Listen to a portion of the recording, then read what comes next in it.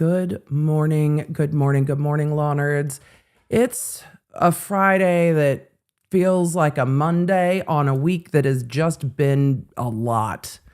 But it's also the last day that the day on the calendar and the day in court line up. So it's December 5th, it's Friday, it's day 5 of the Commonwealth versus Brian Walshe. The Commonwealth has been moving and grooving through witnesses. It's been a really organized trial.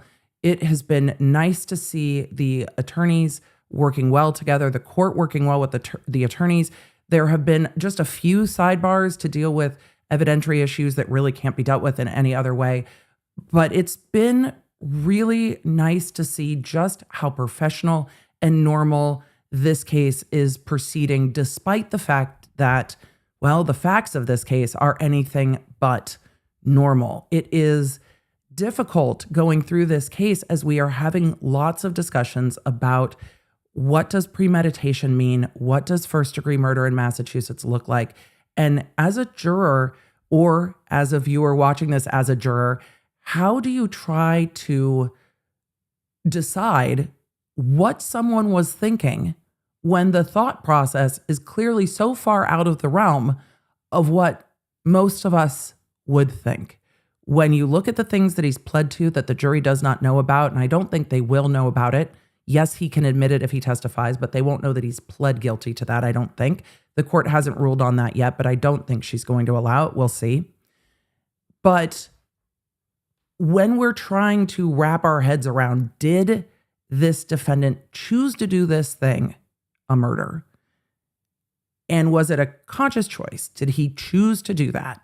Well, how do you try to apply your logic to determining whether or not this was premeditated? And that's really where the jury instructions will come in handy to the jury. But it's the conversation that we're going to keep having. And if you find yourself at this point going, I'm just not sure, it's okay. We're on day 5. And a lot of the evidence we've seen is what he did afterwards. And then we're going to start talking about how to take consciousness of guilt, the things that he was Googling, and where those things can start to apply to the jury trying to figure out what somebody was thinking, because it's real hard to figure out what they're thinking if they don't tell you. And I wonder if a lot of this is just going to end up being a law school thought experiment, because by the time he testifies, all of that might go right out the window, depending on how and what he says. It might all be very unclear. And then he testifies and you're like, nope. So while we continue to have those conversations, I am so heartened by all of your comments in the chat and all of your wonderful questions in the comment section, both here and on the case briefs that we put out for you daily, and to Team Baker. Team Baker, you guys have been doing just crushing. Thank you. Because those case briefs I know are a lifeline for many of you, whether or not your brain just has wandered off during the tech evidence, and honestly, whose hasn't, and whether or not you just want to hear it again in a different way, or you just don't have time all day, every day, and I get that too. So the comments have been really an exploration of, okay, aside from what he did after 3 a.m. January 1st, putting that to the side, how do we use what we know, and how are we legally allowed to use it to determine what we might not know? And those are things that are very worthwhile exploring. Again, I think he's going to have to testify to make the defense that he's talking about work. So, and I think he pled guilty to counts 2 and 3 to make that work. But it's interesting to start to have that legal conversation, almost a little bit aside from how horrific some of this evidence is. And yesterday, again, just evidence that in another case with other facts, somebody walking back and forth to a dumpster might not have the same meaning, but in this case, it's chilling. And that's something that we have to keep in mind as well. So as we get to court today, we will probably explore more, that moment where premeditation comes in. This does not mean extensive planning. It is a conscious choice. I think that is the best summary of it. You have made a conscious choice to take a life. That is, I think, the best way I can narrow it down. It's not that you chose to drive a car Emily, that's going to be a bad example. We'll leave it there and we'll get back into it in a little bit. You guys, it is time to go to court. It's been a week. How are you guys doing? I have a cappuccino. All of you are just channeling Dorinda. You're just like, not well, bitch. I know. It's dark at 4 p.m. It's cloudy. It's cold. It's wet here. It might be snowy there. If all of you are feeling exhausted, this week has been just an absolute cluster. So if you're feeling it, I'm feeling it. We're all feeling it. If this week has sucked, y'all, we're in court together though. Being in court together has been great. Everything else has felt like the most ridiculous, difficult week. We've lived 100 years this week, and also this week has been 7 seconds. All of you are feeling it. Yeah. I'm feeling it too. We'll blame the moon. This week has just sucked. But here we are. So let me know where you're coming in from, what you're drinking. We'll get through it together, friends. We're here today together, friends. Let's roll the intro. Let's get ready to go to court, shall we? Yep. Hey there, I'm lawyer and legal analyst Emily D. Baker, and this is your go-to destination for live court coverage. I break down the law, the strategy, and the evidence in real time, so you know what's happening. No law degree required. So join the law nerds in the chat. They're here for the facts, not and let's get to court. My coffee is precipitously close to the edge of my desk and almost ended up in my lap. That's how my day's going. Oh, good. My computer doesn't want to see my monitor. Good. Did I check it before? No, I turned the monitor on. I queued up court, and then I was like, everything's fine. It's perfect. Everything's amazing, guys. Everything is awesome. It's just that kind of a week. It's just going to be that kind of a week, isn't it? It is. It's all right. You know what? We can only do so much. We're working with what we got. Streaming is apparently dynamic today and every day. For all of you in the chat that are saying you're feeling it this week, I'm glad. We're not alone. Look, when you're feeling it, we're feeling it. The time between Thanksgiving and Christmas keeps getting shorter because time is a construct. So cheers. Cheers. Let's go to court. Let's see if we do the hear ye's. I was able to pick up my car. Things are going fine. Things are going all good. We're good. Everything is awesome. We're all good. Court's a half day today. We're going to, I would like to say it's going to be easier. We're going to be in tech evidence. We're just going to be in tech evidence. Let's see. All rise, jurors entering. I just don't want to miss the hear ye's. You know how I feel. All right, the jurors are coming in. It looks like they didn't put anything on the record then before court. So I guess yay for us. It's a half day. We all needed a half day. I'm ready for it. You're ready for it.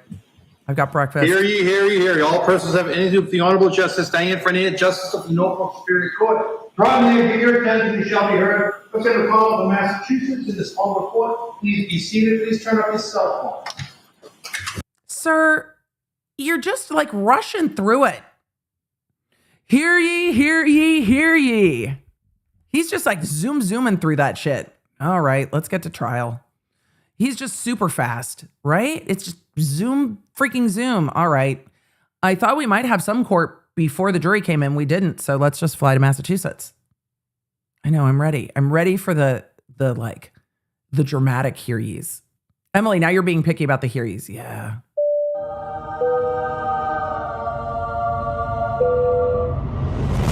Yeah, I am. I'm being picky about the hear ye's. I like the enthusiasm and the drama of the previous hearings. Good morning, jurors. Good morning. Same four questions. Jurors, we'll start today with the questions that we have every morning. Jurors, were you able to comply with my order that you not speak to anyone about this case? Yes. Oh, they're answering verbally. I can hear them today. I think they're nodding and answering. Comply with my order that you not do any research about this case? Yes. All right. I'll be able to comply with my order that you not access any social media or any news I'm media. going to look at you. Yes. Don't watch TV. Catch up on Secret Lives of Mormon Wives instead. Don't watch EDB. They definitely can't do And that. you all still have open minds. Yes. They're just answering out loud, louder than I've heard them in past days. Maybe it's because I have the computer And gained up a thanks bit for your more. obedience to those rules. We're ready to begin today's work. The record should reflect that all jurors have answered yes to all of the questions. That is my cat. Come back on the stand. Thank you, Your Honor. All right, Connor Keefe back on the stand for more of whatever is in the tech things. I'm going to zoom while he walks up to the stand. More text messages, more Connor Keefe, who seems to sit on the witness stand like this. Trooper, you understand you're still under oath. Yes, Your Honor. Please be seated. I mean, if he had bifocals, I would understand. But And you may proceed. Thank you, Your Honor. May I approach? You may. I'm worried this might be our only witness today. There's a lot to go over, but optimistically, maybe we'll get to somebody else too. Fingers crossed. Trooper, do you recognize that report I just handed to you? Yes, sir. And have you had a chance to review that report before coming in? Oh, here my today? mug is Yes. Is mermaid that scales. a redacted version of what's been marked for identification I with some images blurred out? Yes. Fred moved things on my so desk. that would be a collection of text messages between the number identified for Brian Walshe and the number identified for Anna as far as contacts. Is that correct? That is correct. What are the last four digits of the Brian Walshe number? The last four is 8646 And what are the last digits for Anna New? 7966. Your Honor, the Commonwealth would seek to have this redacted as the next exhibit, the redacted version of I. Any objection? No. The Cellphone report between the interactions of the This I want to hear. phone ending in 8646 to 7966 is now in evidence as Exhibit 169. And again, the jury's going to be allowed to determine based on Thank the you. content and the. Your Honor, may I publish 169? You may. Hopefully, you. we'll get to see it. Ms. Gilman, can we have what's been marked as 169 on the screens, please? They are allowed. Is the audio Directing your too? attention to the first text. You guys are like, the audio is too hot. Fair enough. Let me try to gain this down a little bit, which I can too. Oh yeah, it's normally gained up. It was gained up 3x instead of 2x. But thanks for letting me know, Law Nerds. You guys are the best. On the page. That's Which better. phone number is, what are the last four digits of the phone number sending this text message? Actually, I think I can gain that down a 8646. little bit What is the too. body of the text? Hello. And what is the date? All right, as I was saying, I'm going to gain that down just a little bit more. You guys just let me know. It's perfect. We're here to help. Because my in-ears sometimes don't always hear the way it gets pushed out through YouTube. One of the things that jurors are allowed to do when it comes to phones, like obviously it says Anna New and Brian and whatever, the way that they are allowed to determine if those individuals are really those phones, because we heard that the two phone numbers were associated with Brian Walsh's mother's account. How are they able to determine that that's Brian Walsh's phone? The jury's also allowed to consider the content of the text messages and things like photos to say, obviously, this is text between Brian and Anna, right? You're allowed to look at all of those things, including the content of the text. Hopefully In that makes time sense. it was delivered. Oh, that's much better. December 25th, 2022 at 11:53 a.m. And Ms. Gilman, could you scroll down to the next two texts? C.S. Smith said, I'm half deaf for 27 years in dentistry. Dr. B is the same way with one ear, and he wore the specialized ear protection too. But those high-speed drills, man, will do it to you. So I get it. Trooper, which number is sending this text? The number ending in 8646. And what is the body of this? Thomas asked if you were coming today. And what was the date and time it was delivered? December 25th, 2022 at 11:53 a.m. So that is Brian Walsh texting Anna Walsh on Christmas morning. Thomas asked, the oldest, asked if you were coming today. Yeah. So, I will note the one thing that I am looking in this text exchange and the other text exchanges between Brian and Anna, he told police she was supposed to be home on New Year's Eve. I am starting to question whether or not that is true, because he also said she missed her flight. I still need to go back and look at the flight data, and that her flight was canceled, but the Christmas morning flight was canceled. I'm beginning to wonder if the Christmas morning flight was always the flight. And that might be correct, that the Christmas morning flight was always the flight and that one was canceled. And whether or not he was telling law enforcement, well, she was supposed to be home this day and then blah, blah, blah, blah, blah. Here's why I'm wondering. Because he told law enforcement she was supposed to be home Christmas Eve, but worked too late and missed her flight. That's what he told law enforcement. To me, at first, it came across as frustration. The more information we get, my perception of that has changed, and I'll tell you how. Once we see him Googling or searching on Safari, William Fastow, and Googling Fastow on Christmas Eve, or searching Fastow on Christmas Eve. And we have his phone calling Fastow when Anna and Fastow are together. And then he was like, oh, the kid did it. I am wondering if he knew or very well suspected that Fastow and Anna were together Christmas Eve. If that was always Anna's plan to fly in Christmas morning, that flight got canceled, so she drove. And he was saying, oh, she was supposed to be home Christmas Eve, but she overworked and missed her flight, because I just don't see that as a reasonable explanation, that she overworked and missed her flight. So I want to go back to the flight records another time and take a look. I'll do it over the weekend. Because again, him trying to say to law enforcement, she did this, she did this, she did this, is distancing, but it also feels to me like he is justifying his anger. Maybe I'm reading too much into it, but this is the question that I have. So that Christmas morning flight was canceled. I think she was always intending to take that Christmas morning flight. And that he lied about the Christmas Eve missing her flight. But we'll see. So that's where my brain is. That's where my questions are.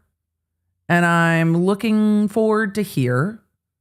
So I wonder, this is leaning me towards he knew and now he's trying to justify things. It's true. Johnny, or she could have lied to him. Absolutely true. And I'm wondering if we will see that in the text. We'll see. So that's one of the things I'm listening for today. My mind can still be changed. But him searching for the paramour changed some of how I see this. And then if you could scroll down, Ms. Gilman. Thank you. Trooper, which number sent this next text in the chain? The number ending in 8646. And what is the body of it? I haven't heard from you at all. And what is the date and time it was delivered? December 25th, 2022 at 11:54 a.m. Now, could you, Ms. Gilman, scroll down to the next text in that chain? Yesterday I was hoping to hear these texts. I was wanting to hear if he was texting her before he started searching things like plane crash and things like that. Trooper, which number is sending this message? The number ending in 7966. And what is the body of this text? My flight got canceled driving up. And what was the date and time it was read? December 25th, 2022 at 12:57 p.m. Ms. Gilman, can we go to page 51?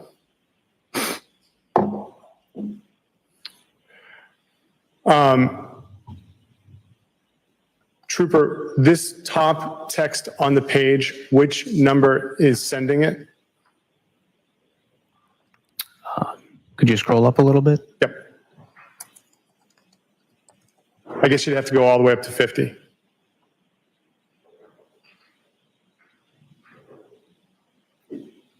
Oh, look, we can Which see the number is text. sending this text, Trooper? The number ending in 8646. That's so And much if we could better. go back down to 51. What was the time in the bottom corner of this text after it says sent? December 30th, 2022, 6:33 p.m. Now, Ms. Gilman, could you scroll down to the next message in the What? chain? Thank you. Trooper, which phone is sending this message? The number ending in 8646. And what is the body of it? Hello, Thomas found the phone playing on William's bed. William said he forgot it was there. Ha ha ha. Okay, call anytime. What is the date and time? Now, this doesn't say delivered, correct? Or is there a time when it was delivered? It does not say, sir. What is I'm trying to move the the closed date and captioning so time you in guys the can see bottom better. corner of the text? January 2nd, 2023 at 2:33 p.m. And so, Oh. It says sent but not delivered because her phone at this point, we are suspecting, was sir, off. if there's no delivered, what does that mean? I don't believe it was ever delivered to the intended recipient. But what does that mean And- about their phone? But there's a date and time. Is that when the text was written? The bottom right, Yes, that's when it was sent. that was when it was sent, because there's a status saying sent. Correct. Okay. Can we scroll down to the next text? Trooper, which phone number is sending this? The number ending in 8646. Could you read the body of this? Hello, where are you? Please call, text, or email. Exhausting day with the boys, and we had fun. Going to bed early. Big day tomorrow for everyone. I still love you. Ha ha ha. And what is the date and time? First of all, the way everybody reads ha-has into the record is just strange. I don't know if there's a better way to do it. It's just, I think we've heard too many texts with ha-ha. But this fucking text, man. Hello? Where are you? Please call, text, or email. Exhausting day with the boys, and we had fun. Going to bed early. Big day tomorrow for everyone. I still love you. Ha, ha.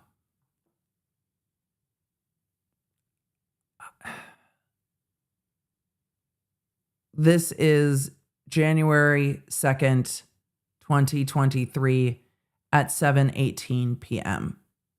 And when they put this in the timeline with the dismemberment, he knows she's dead. Even under his scenario, he knows she's dead. And when we talk about consciousness of guilt, if someone spontaneously died in their bed, why are you texting this? If someone spontaneously died and you freaked out, as he will say, why would you text this? If it's not to cover your tracks or to seed information. But again, I still love you. Fucking creepy. Time in the bottom. January 2nd, 2023, 7:18 p.m. And does this note if it was delivered? It does not. Could we go to the next page, page 52? Where are you? I'm sorry. Which number sent this message? It is a creepy text. But also, I would have been down for more if it was, where are you? And I'm so sorry. Because that's what should be in that text. Sir? The number ending in 8646. And what is the body of it? Hello, And what is the date and the time? January 3rd, 2023 at 6:39 a.m. Does this denote if it was delivered? It does not. Could we have the next text? Which number sent this? The number ending in 8646. And what is the body of it? Where are you?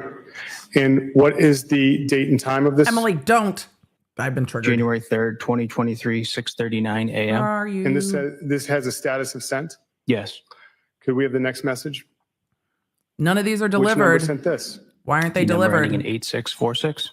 And what is the body of it? I'm worried. Please call or email. And what time was this sent? January 3rd, 2023, 6:39 a.m. Could we go to page 53? Which number sent this message, sir? The number ending in 8646. What is the body of this? Where are you?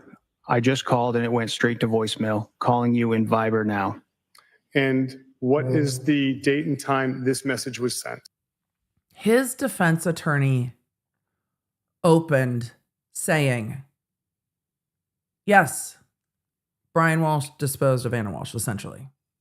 But she was spontaneously dead in bed when he went to bed early in the morning of January 1st.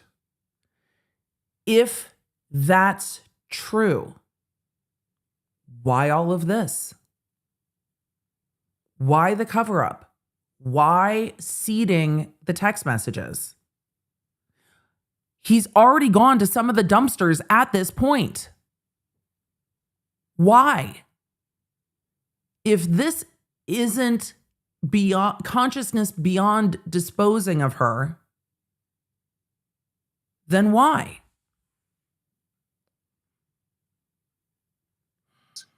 January 3rd, 2023, 8:30 a.m. Can we have the next message, please? Which number sent this? The number ending in 8646. And what is the body of this text? I will call after I drop the boys. If I don't hear from you this morning, I'm going to report you missing. What is the date and time this was sent? January 3rd, 2023 at 8:32 a.m. And going down to the next message, what number sent this message? The number ending in 8646. What is the body of this message? Hello, I texted your sister and Alyssa. I am calling Jeff if I don't hear from you. Where are you? And what is the date and time this was sent? January 3rd, 2023, 12:16 p.m. Jeff Going down is to page 54. Jeff is the my name Jeff. Jeff is the corporate security from her company. Not Sir, William. which phone sent this message? The number ending in 8646. And what does the body of it say? Hello, And what is the date and time it was sent?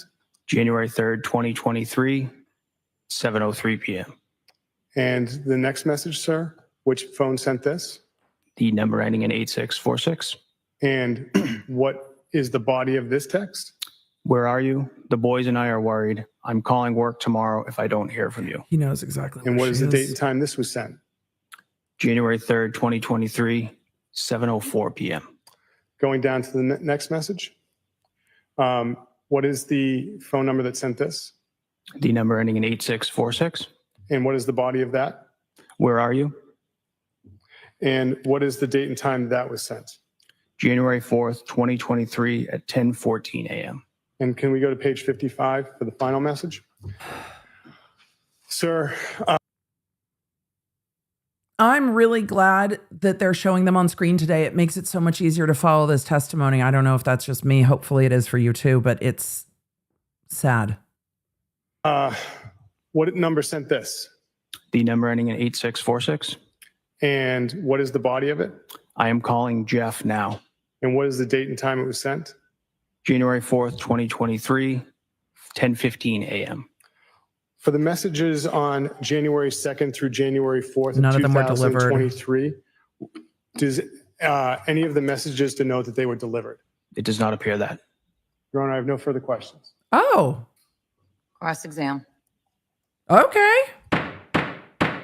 Miguelina, will you let the app know that we are moving on to cross-examination of Trooper Connor Keefe? That went faster than I thought.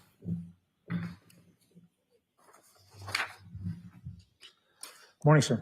Good morning, sir. Chronically imperfect. Anna was killed at the beginning of January 2023. A year later. So that's part of why the disparity in the snow, because this was a year later than the Karen Reed case. It was Yesterday, you Christmas told us- 22 going into testified January to, 23. What Yep, you yep. referred to as location data. Yeah, a correct? year later. Yes. And the location data that was retrieved by apps, various apps that are contained on the devices. Yes. And is it fair to say that with regards to I would also say, just for me, let me know if it's you. But if my spouse was traveling, if I hadn't heard from them, if I was worried about them, my phone calls would look more like Karen Reed's, not like a handful of text messages. My phone records would be call,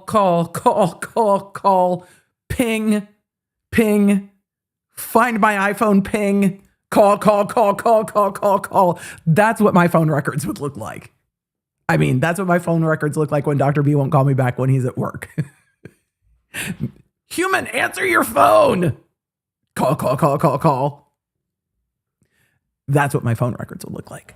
Karen Reed's phone records, to me, look more like she didn't understand where John O'Keefe was than Brian Walsh's phone records. Brian Walsh's phone records really look like breadcrumbs to me. You don't see the, 5, 10, 15, 20 repeated phone calls in a row, hoping that this will be the time that they answer. Also, I'm telling Jeff is, don't make me call Jeff. It's like, dude, what? There's no distress in those texts or phone calls to me. Let me know what you think. I mean, when I'm trying to figure out what time to make dinner, I call more than that. Answer your phone. Where are you? to apps being able to collect location data, that service can be turned off in those devices? If the user decides to. Okay. And if the user Mr. Tipton, sir, I like the direction of your cross already. We'll see how that holds up. Might age like milk, but do you see where Tipton's going already? I love it. You can turn off location, right? You guys, if he was trying to cover something up, why don't you just turn off the location? Obviously, because this is a man that can't use a GPS in a car. Apparently, that's why. decides to turn off Good the questions. location tracking aspect of any app, then that particular app just does not collect the location data, correct? To the best of my knowledge. Okay. So to the best of your knowledge then, I like Mr. Tipton if someone a lot. knew how to turn off the location data for all the apps on any device that they were using to go from point A to point B, you wouldn't have that data that you told us about yesterday.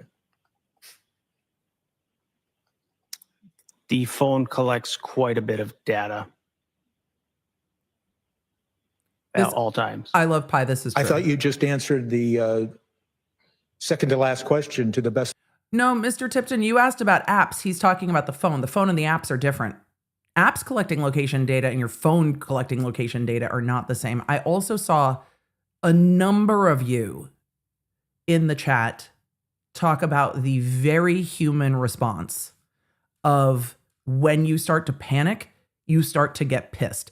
I don't know why our brains do this, but the cortisol spike, that panic immediately can turn to like, I'm like scared mad.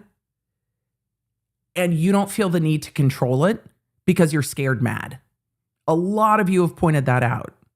Like, just scared mad, and then you'll bring it back down to be like, I was just so scared.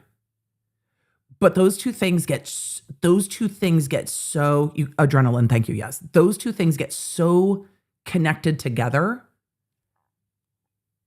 In your response. And when you are scared, you don't feel the need to hide that you're scared mad, right? But that's also, and we saw that to make the connection between Karen Reed and this case. We saw that in Karen Reed's voicemails.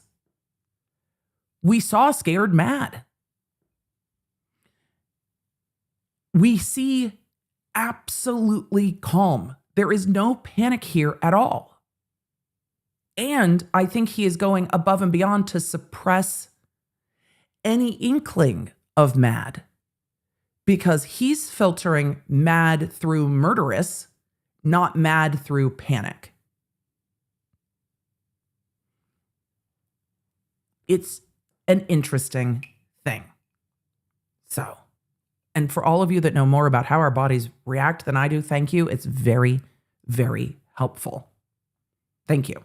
But yes, that adrenaline spike of panic is really, really something. And it's such an interesting juxtaposition. I mean, even Murdaugh tried to sound panicked. But Murdaugh also tried not to sound angry, I think. To my knowledge, if you turned off the apps, the device would not collect location data. Well, app specific Mhm. location data. Yes. I'm sorry, you're going to have to speak up if you don't mind. You're asking about app specific Okay. location data, correct? All right, yes. Okay, yes.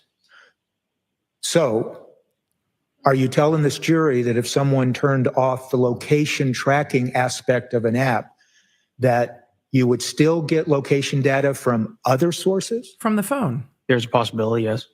Possibility. All right. Tipton, they're different. I like the point you're trying to make, but they're different.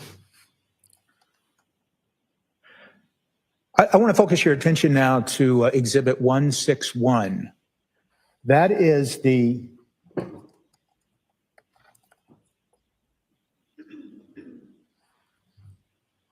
that's the Safari search history. Okay, yes. When you say okay, you mean yes. Yes. Is that what okay. I don't want to confuse you. If I ask, When you say okay, you mean yes. Okay, yes. Okay. Yes. Also, Trooper Keefe, that was funny. Okay, Trooper Keefe, also, if your collar is too tight, just it's okay to get a new shirt so you don't have to sit like your collar is squeezing your head off of the top of your neck. Just get a more comfortable shirt, my guy, so you can just bring your chin back to a normal posture, please. the question, just tell me, ask it again, and I'll. Yes, sir. For the love of everything. That's the Safari search history of the Apple iPhone 13 mini. And it ran a date range of December 25th, 2022 to January 4th of 2023. Is that right? Correct. And then that same exhibit, and I think it was referred to yesterday, contains what was referred to as Chapter 2.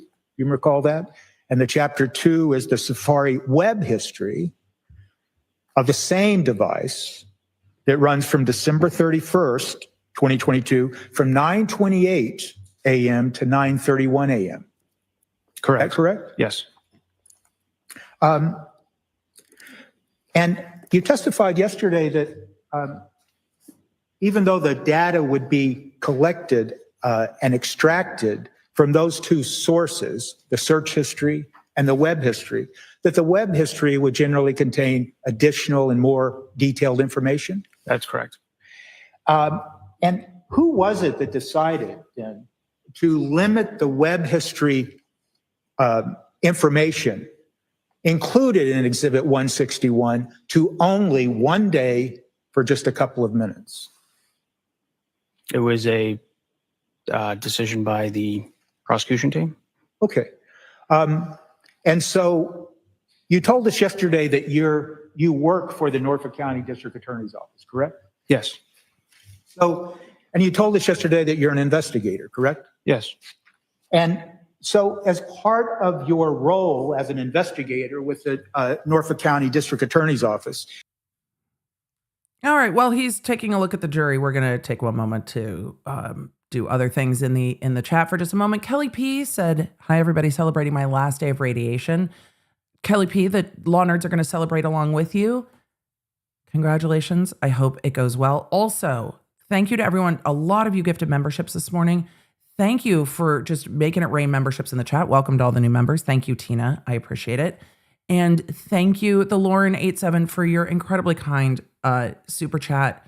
Emily, the amount you've changed my life can't be expressed. Since I started watching you, I realized that I've been diagnosed with ADHD and an anxiety disorder. See, it's not you. Our brains fuck with us. Don't blame yourself.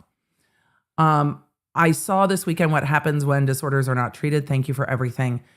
Lauren, I am so glad. Look, it is okay to ask for the help that we need. It is not our fault. Just like you would not blame yourself if you had carpal tunnel. You didn't do it. Things happen. So it is not on you.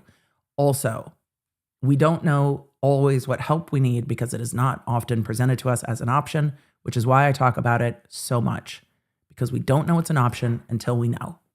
So there is also a grieving period when you're like, this would have been really helpful information 20, 30, whatever years ago. Agreed. I feel you. So thank you, chat. All right, let's continue. Is it fair to say that you take direction from the district attorney that's prosecuting a particular case? Not really. More collaboration. We bring the investigative piece and they bring the legal advice and piece to the case. Do you ever then inform the district Lauren. attorney, whoever it is that you're working with on a particular case, that, for instance, web history would have additional information that might help explain entries that were found in the search history? I present the data that is extracted from the device. So my question was, do you ever take the time to explain to the district attorney assigned to the case you're working on with them that the web history would contain additional information in addition to the search history? Yes. So in any event, with regards to Exhibit 161, you were instructed or advised to only include the web history for one day, December 31st, and only for a few minutes. That's a good point. Tipton is, for those of you that have just gone, wait, what, want, I get it. If you're hearing Charlie Brown's teacher, yes. Tipton's point is, hey, isn't there more information here than you provided us? Why did you narrow it down so much? Where's the rest of the information? Isn't there more? There's web history and there's search history. Why are these things narrowed down so much? Because what he'll say to the jury is, this is his normal, Googling or whatever. But we don't know because the DA's office just wanted to make it look a certain way. It's out of context, y'all. Good questions. Well, that particular searches were on Apple Maps, which were contained on Safari history, search history. That Were you wasn't the told, question at were all. you instructed not to include certain information in Exhibit 161 then?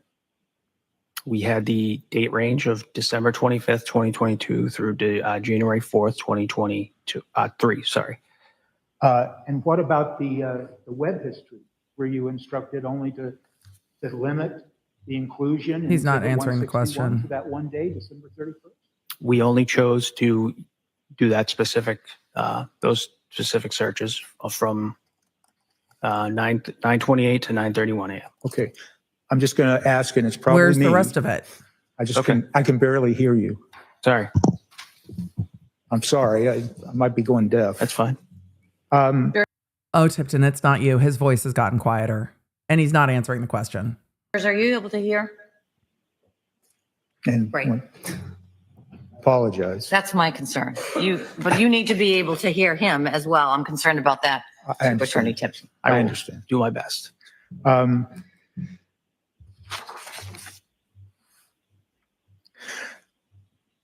Yesterday, you were asked,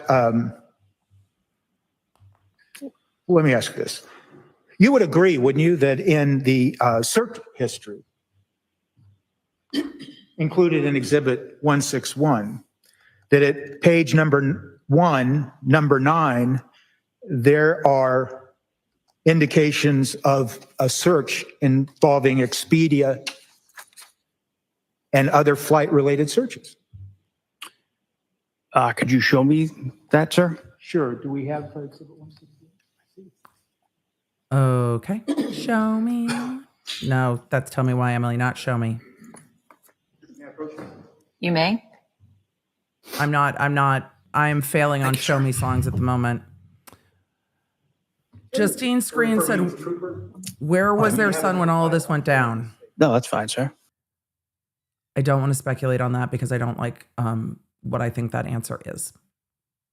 Sorry. There were times when the kids were at school on January 3rd and 4th. There were times when the kids were at their kindercare school. So I'm going to go with that.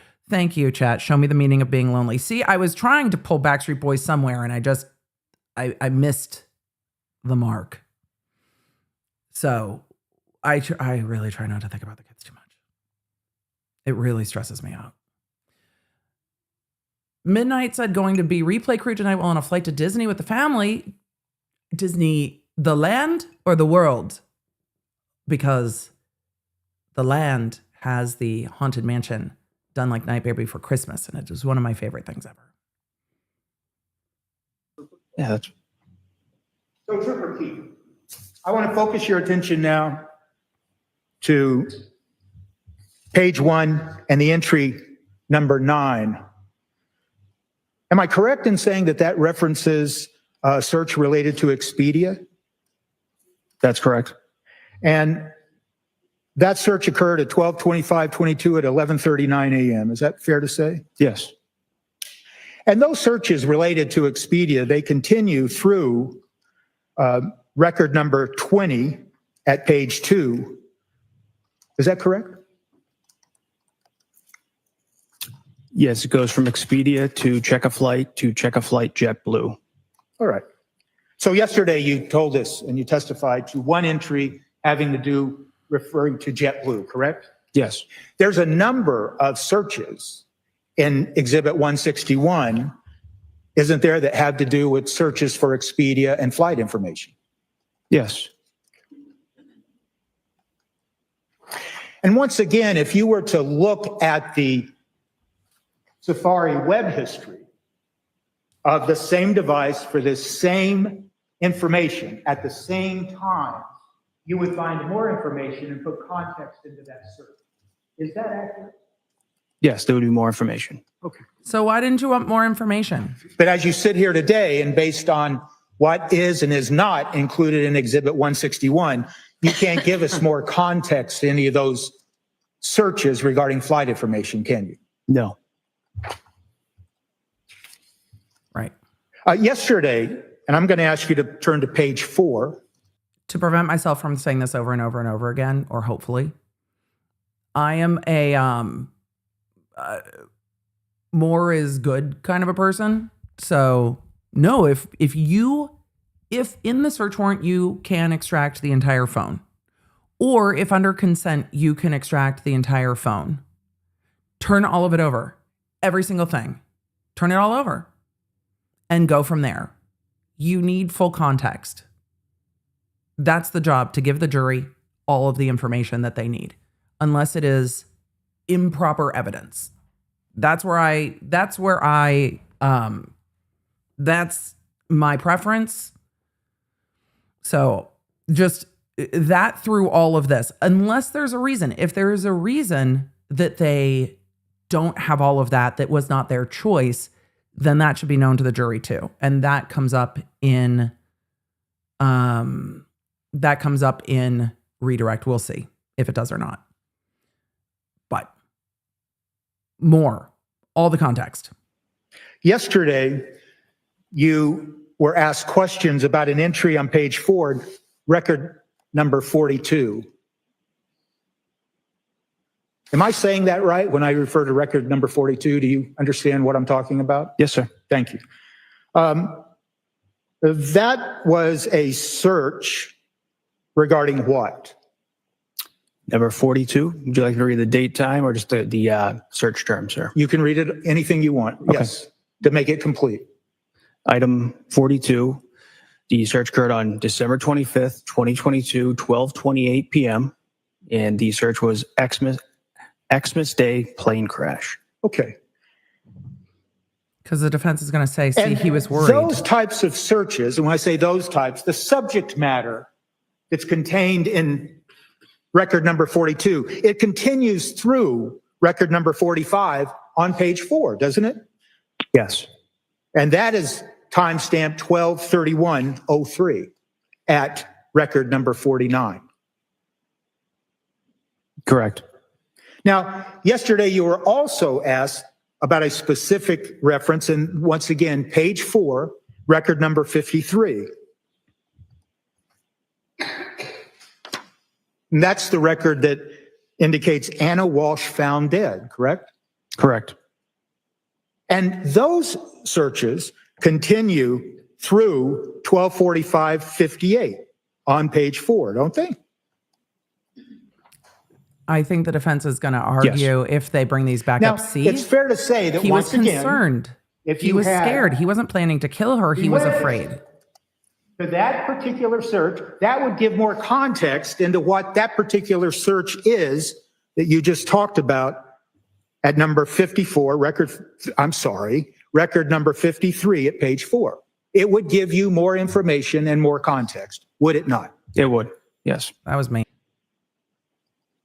You have no idea, do you, as you sit here today, what the user was thinking when he or she inputted that search that you just testified to, do you? I do not. I know the content of it. I do not know the intent of it. Okay. Right. Are you aware of the fact, given the fact that you're an investigator, and I presume You investigate. you conducted some investigation in this case on behalf of the Norfolk County District Attorney's Office, are you aware of the fact that that Mrs. Anna Walshe, her flight was canceled on 12/25? Yes. And did you investigate the circumstances of that cancellation? I personally did not. Okay. So you're unaware of the snowstorm or anything like that that caused canceled flights? I don't know the particulars around the. He's like, I can presume, but I didn't research it. That's fair. I want to focus your attention once again at Exhibit 161 He's not going to presume anything. to a number of searches that began at record number 445 at page 30. Page 30, sir? Page 30. And it's record number 445.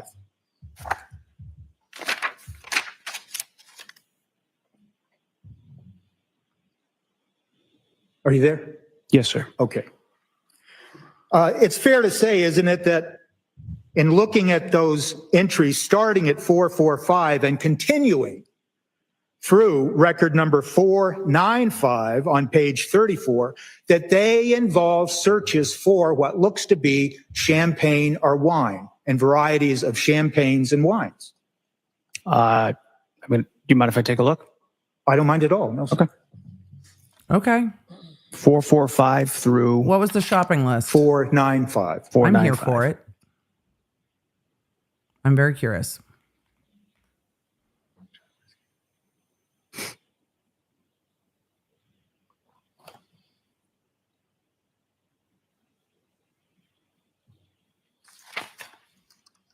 I mean, I don't know if I'm curious enough to sit through the page flipping.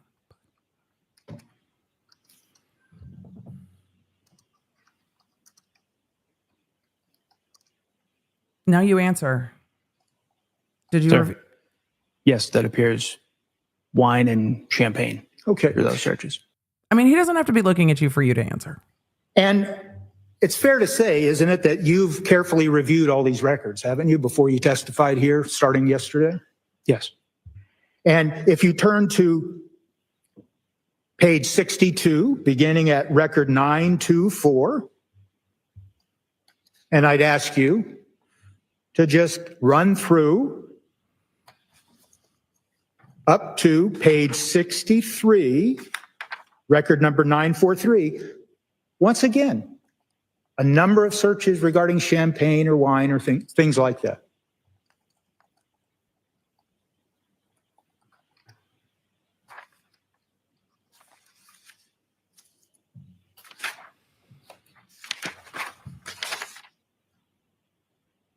Yeah, I'm going to 1.25. Yes. Okay, you agree with that, right? If we're going to take this long in between looking back and forth, yeah, we're just fine. Yes.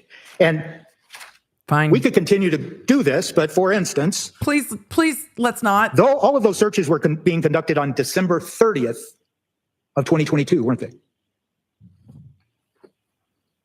I think the defense is going to show, see, everything was The normal ones from line 924 before the through first. 943, yes, they were on December 30th, 2022. I don't know. And the searches between record 953 through 1016 on page 68. Do you have those in front of you? What was the beginning item, sir? Record number 953, page 64, Okay. through record number 1016, page 68. Once again, those searches occurred on December 30th, correct? I'm still looking, sir. I'm sorry. You tell me when you're ready. Yes, sir. And don't let me rush you. Chat was that snark because he's taking so damn long to look at these pages? That was right. That was snark, right? It had to have been. Don't let me rush you. I think it was sass. It was so well delivered. It was so well. I like Tipton so much because it was really good. Yes, those searches occurred December 30th, 2022 between It wasn't heavy-handed. 7 p.m. to around 7:15 p.m. Right, on December 30th, correct? Yes. Correct. And you're aware in the investigation of this case that Mrs. Anna Walshe had planned a New Year's Eve party to be conducted in the Cohasset home on New Year's Eve, correct? Yes. And you're also aware that, or maybe you're not, but there are additional searches throughout this as you continue to go down these searches that, once again, someone is shopping for expensive champagne, someone's shopping for champagne or items like that, all in the same. Also, for those of you that might have a predilection towards expensive champagne, I will say Costco this time of year has some pretty good prices on some very nice champagne. I like some champs very much. Just saying. Time period, correct? Yes. Now, yesterday, you were asked specifically by the government to testify to an entry number, record number 1069 at page 72. Can you find that? It's at 8:38 p.m. on 12/30/2022. Record number 1069 at page 72. Yes. Leah And in you the chat testified said, yesterday. why are we talking And you were about asked wine? what that search was. And For all of this, here is my speculation with what the defense is doing. Notice the defense is focusing on before the early morning hours of January 1st. I told you yesterday, and I will continue to say, the defense is going to try to expand what premeditation means. And the defense is going to try to embiggen that frame to say, look, he's searching for champagne. He's getting ready to celebrate New Year's Eve with Anna. Everything's good. These searches are all going to go to the defense argument. It's all good. It's all good. Everything's good. Look how normal. So that's where I think we're going to hear about all of this. These are normal things. They did. They wrote on the champagne box too. So, I think that's why we're hearing so much about this. you stated to the jury, I'm good. Correct? Yes. And you didn't give any other context to that, correct? Correct. And it was As confusing an as investigator fuck. in this case, you are aware of the fact that there is a movie named I'm Good, correct? There is? Yes. Okay. And What? you're also aware of the fact that if you were to look at the search web history related to that search, He probably doesn't know that. it would further explain and give context to that search and that I'm Good is a movie. Is that fair to say? I would have to see the web history itself, sir. Okay. So You could have looked. you would agree, wouldn't you, Trooper, that search that you were asked specifically about yesterday, I'm good, at record 1069 at 8:38, that search regarding a movie occurred in between all this shopping. Do you see what Tipton just did? Let's slow that down. Just because we're going to take a moment to appreciate the strategery, the strategizing. Emily, you haven't even seen Wicked yet. Stop making up words. I know. I haven't had time. The strategery. He just said, and I have no idea if I'm Good's a movie or not. Tipton just said, well, this is a movie. Do you know that this is a movie? I guess. Well, the web history would have more information about that, but you didn't pull the web history, did you, Trooper? And then Tipton takes the answer that he wants and weaves it into the next question so that it now just becomes, oh, I'm Good's a movie. I don't think we've established that, but it doesn't matter. I mean, ultimately, it's not going to matter all that much. It's laying the groundwork, much like I think Brian Walshe was laying breadcrumbs in those text messages. Tipton is tiptoeing breadcrumbs of, they're not telling you everything. They didn't give you the full context. How can you decide what Brian Walshe was thinking when we don't have the full context? How can you know? What else did the Commonwealth not show you? What else did Connor Keefe not show you? He could have answered this question for you about I'm good if they had just pulled the web history, but they didn't pull the web history for you. They didn't want to show you that. How can you make a decision to a moral certainty if you don't have it all? This is the groundwork that he's laying for later. And Tipton, I just like him so much. I really do. I am, day by day, I am just growing ever more impressed with the attorneys in this case. I like the prosecutors too. It's so nice to just not have an attorney stand up and immediately go, oh, fuck, not again. It's really delightful. I'm very happy. Sir? Okay. So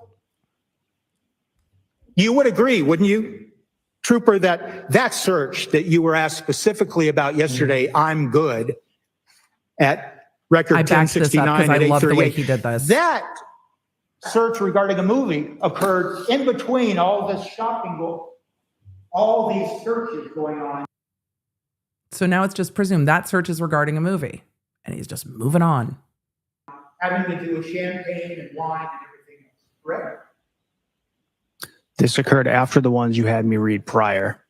I would have to look if there were searches containing wine and champagne after, sir. Well, let me focus your attention then, and that's a certainly fair and accurate response. Why don't you look at page 72, the same page, Keefe, and record number 1078. if you go toe to toe with Tipton, you're Have you had a going chance? to lose. Yes, sir. And once again, that's champagne-related searches. Yes. So it's fair to say, isn't it, Trooper, that when you were at I think Keefe can be hard to say. I think he's saying trooper because often you would just say officer.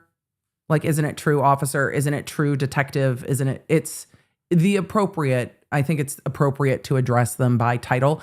And when it came to scientific services, you saw Tipton ask scientific services if he could refer to the scientific services individual by last name, because generally title is a sign of appropriate respect, though sometimes you can say trooper with derision, I would think, but it seems to be Tipton's habit. So no, I think it's just a sign of respect instead of, isn't it true, Mr. Keefe, over and over and over again? Because then it would be like, well, he's a trooper. Why are you calling him Mr. Keefe?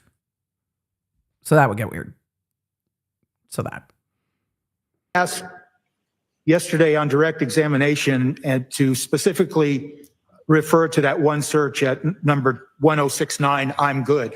There's certainly nothing nefarious about someone conducting a search for a movie entitled I'm Good, correct?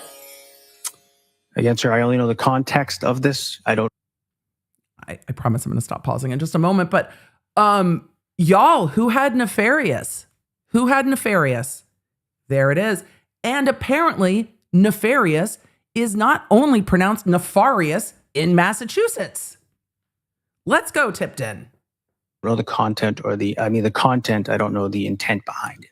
You would agree that these records that you have in Exhibit 161, if you know, they have multiple searches related to movies and movie titles, correct? We've seen some of the movie title, Council. We've seen some of them. We saw some movie titles. Law nerds.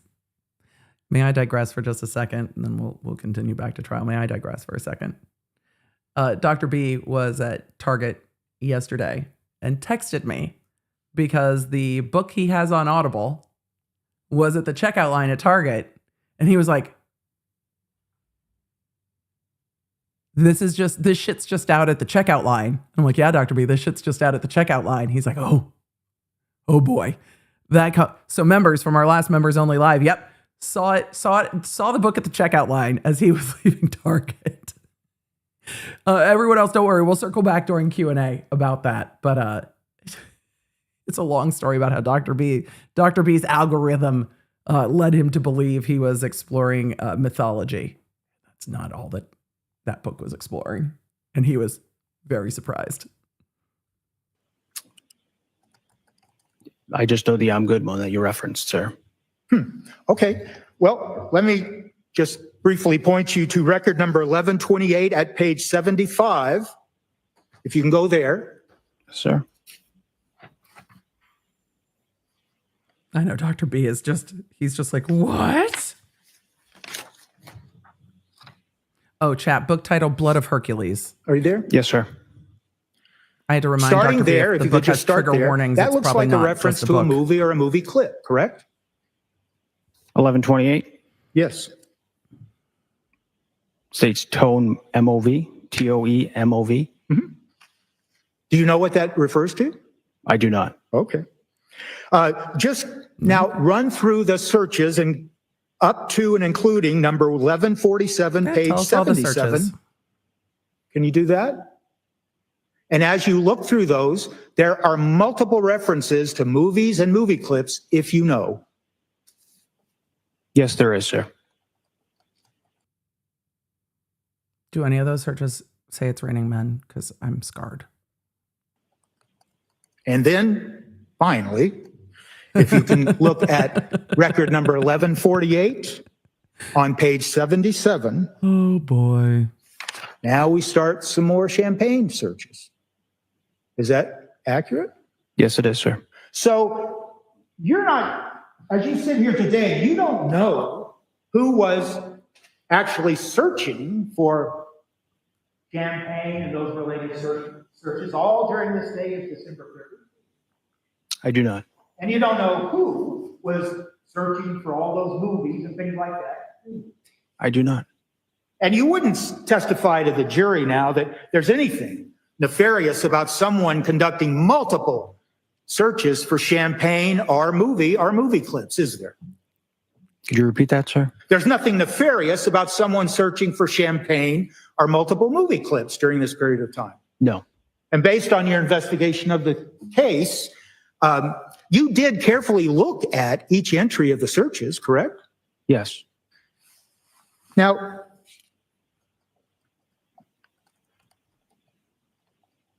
once again, yesterday specifically, and you can turn to record number 1271, page 85, you were asked specifically yesterday by the government to look at that search. Can you look at that one again and tell us what it says?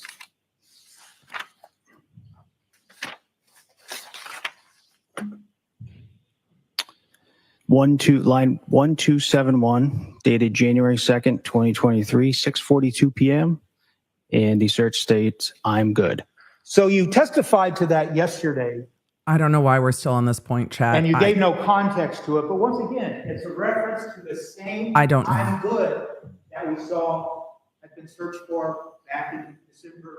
It feels like the defense thinks this is more significant, and I don't know why they feel it's more significant, but I'm curious. 30. There's a point here. Someone is- I don't know what it is yet.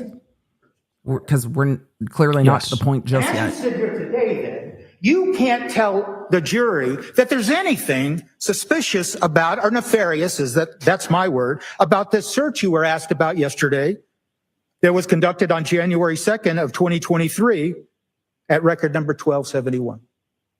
No. It felt to me yesterday, and let me know, Chad, if you disagree, because I can only see from my own perspective and genuinely would love yours on this. Yesterday, it seemed like the prosecution was just going through searches linearly. I didn't get the sense that the prosecution was cherry picking searches. Maybe they were, but I got the sense that the prosecution was just going linearly. There was this search, then this search, then this search, then this search. Not saying that all of the searches had some greater point or nefariousness. It was just like the phone was doing this. So this I'm good search, I really thought like, I wonder what that's about. But I just, it's like, that's odd. But it just felt like they were just kind of running through them. Not that they were being like, and his search said, I'm good. No, it just felt like search, search, search, search, search. It seems that the defense is trying to counteract something that I have not yet perceived with this search. So I don't know why just yet. I'm curious. Because Tipton's stayed on this topic for quite a moment. Trooper, I'd like you to look at record number 1170 at page 78. That occurred on December 30th at 11:16:34 p.m.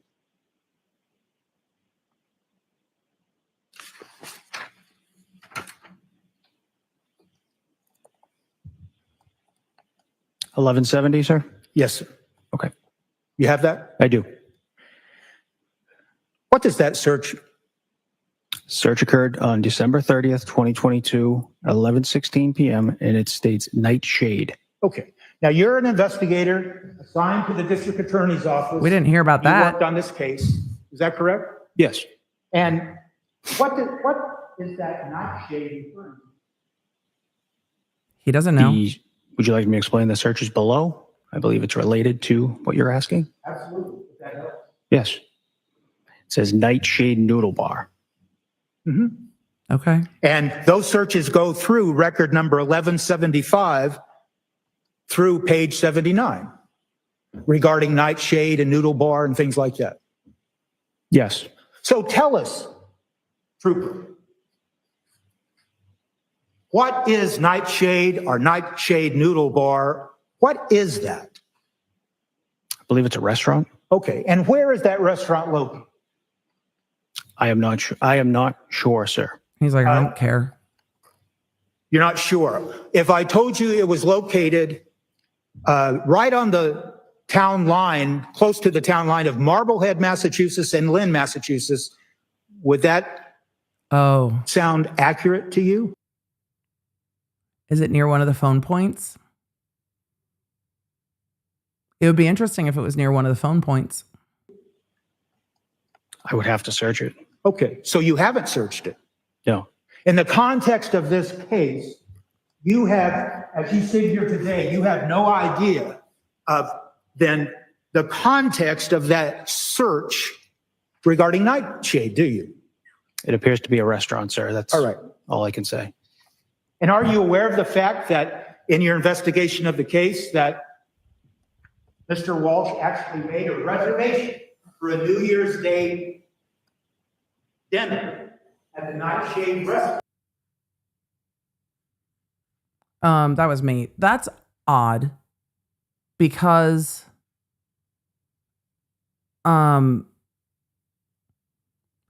didn't they talk about the fact that Anna at the nail salon was talking about the fact that they were going to a party on New Year's Day together. So, okay. for himself and Miss Anna Walshe for New Year's Eve. I was not aware of that.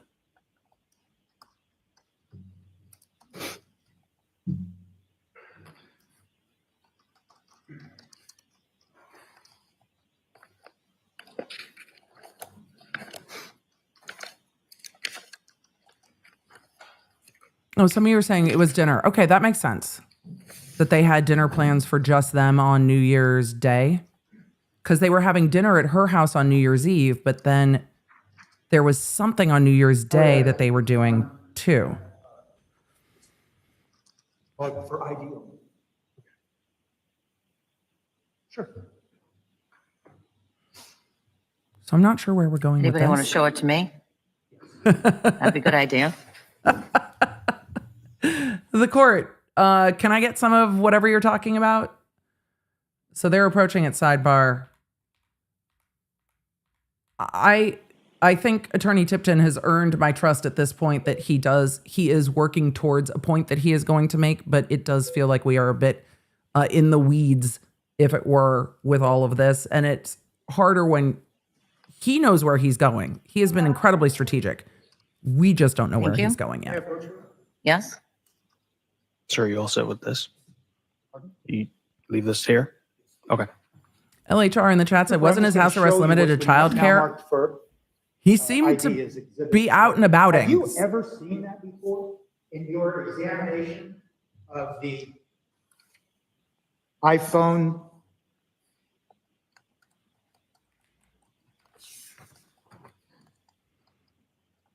The iPhone version?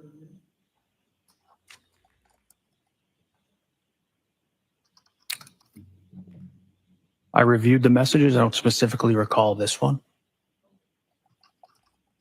You would agree, wouldn't you, that that message indicates in its context that it's a reservation at the Nightshade Restaurant?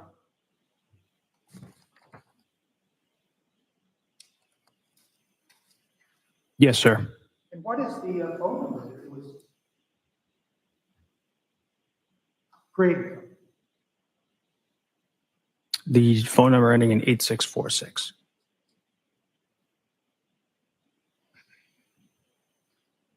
I apologize. Did you tell us that you had or may have seen it? You just don't recall as you sit here? Yes, I reviewed the text through the past few years. I probably have seen it in the past, but I don't recall it. At this time, I move to have that text put in there. Any objection? No objection, Your Honor. Okay. The so- text message that's previously been marked for identification as J is now in evidence as Exhibit 170. The reason they mark things for identification, just so we can have continue with our Leonard University moment, the reason that they mark things for identification before they come in evidence is because not everything comes in evidence. So it still needs to be marked for the appellate record so that when the appellate courts, remember, the appellate courts don't go back through the videos. The appellate courts go through the typed record from the court reporter and the packet of exhibits that they get, and everything is stickered. So that if J, for instance, did not come in as evidence, the appellate court can still go review J, and if the court didn't let it in and that becomes a point of contention later, they can see exactly what it was. So that's why things are marked for identification and then marked for evidence, because they don't always come in. And they don't always come in at that time. But yes, this is moving methodically today. Thank you. So is it accurate to say then, Trooper Keefe, And I have that them back at normal speed. with regards at least to this particular text and the information that it contains, that to the best of your knowledge, nobody from the Norfolk County District Attorney's Office, such as yourself, as an investigator, went up and talked to anybody at Nightshade or tried to get records of any reservation that had in fact been made He didn't say that. on it had. 12/30 for a dinner date? I did not, sir. Okay.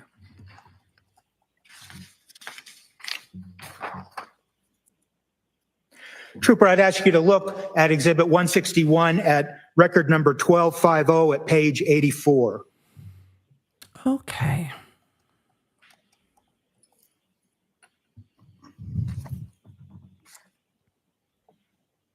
It's a search conducted at 12/31/22 at 10:26:16 a.m. Is that correct? Yes, sir. And if you will, sir, follow that search up to and including record number 1270 through page 85 that ends at 6:42:54 p.m. What was the ending line, sir? Record number 1270 1270. Okay. at page 85. Yes, sir. What do those searches involve based on the content of the search?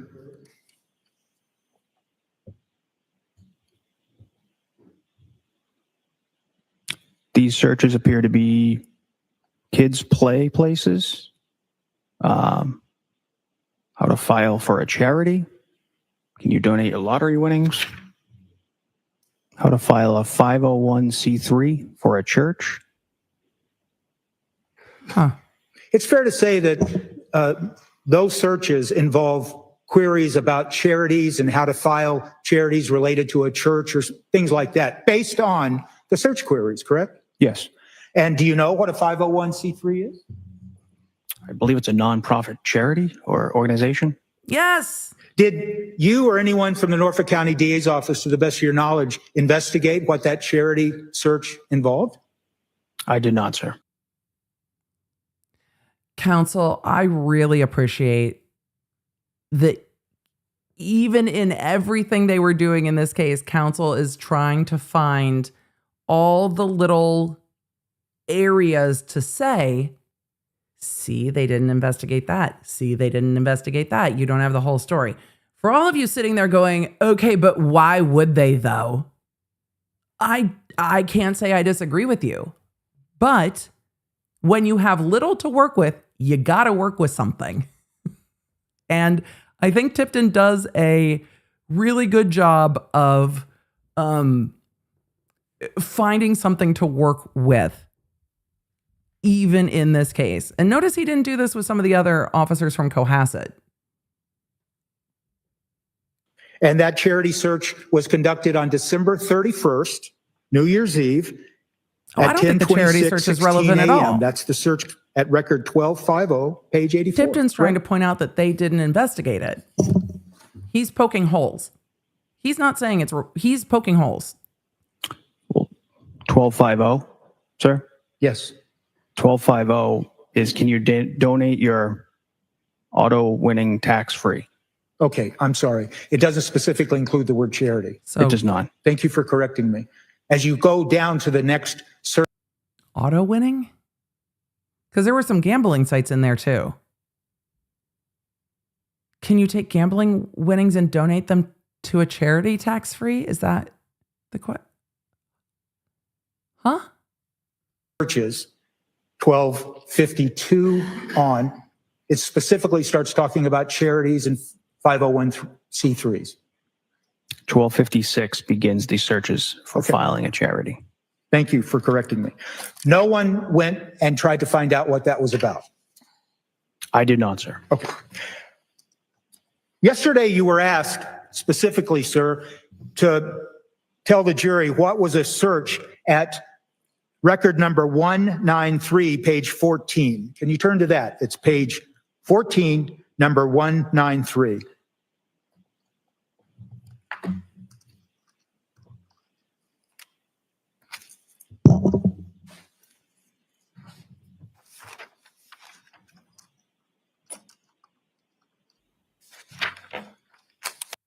Chad, I'm making a sua sponte motion to go back to 1.25. I thought we were getting to maybe going through these texts faster. We're not. We're just not. Are you there? Yes, sir. And you were specifically asked what that search was about, and you told the jury it was about Autobahn, correct? Yes. And you were asked nothing else about any of the related searches that go through record number 198 regarding Autobahn, correct? Correct. And some of those searches specifically state Autobahn USA, correct? Yes. What is Autobahn USA? I believe it's a car website or Autobahn, like in Germany, or auto? How is it spelled? I can't see the search, but what Autobahn? Like, I don't know. But also, where's her car? Okay, vehicles, so, motor vehicles. okay. And are you aware, based on your A lot of you are saying it's a dealership chain. Thank you. investigation of this case, that Or like Audubon. Isn't there an Audubon in Pennsylvania? I don't know. Either way, dealerships. and based on the content of the text messages between Anna Walshe and Brian, that Anna Walshe has Brian Walshe to buy her a Porsche? Yes. J. Michael, good to see you. Thank you. Talked about him buying her a Porsche in the text messages? Yes. And are you aware of the fact that he sent her pictures of a Porsche? In fact, 2 Porsches that were for sale? Yes. Are you aware of that? Yes. And are you aware of the fact that that took place on December 25th of 2022?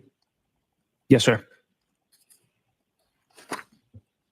Did you ever go out in the context of the investigation of this case and talk to anybody at Autobahn to see if Mr. Walshe had appeared and was talking about buying a Porsche for Anna Walshe around Christmas time of 2022? Why would I did they? not, sir. Okay. There's no indication that he was So I want to doing focus that. your attention to record number 418, page 29.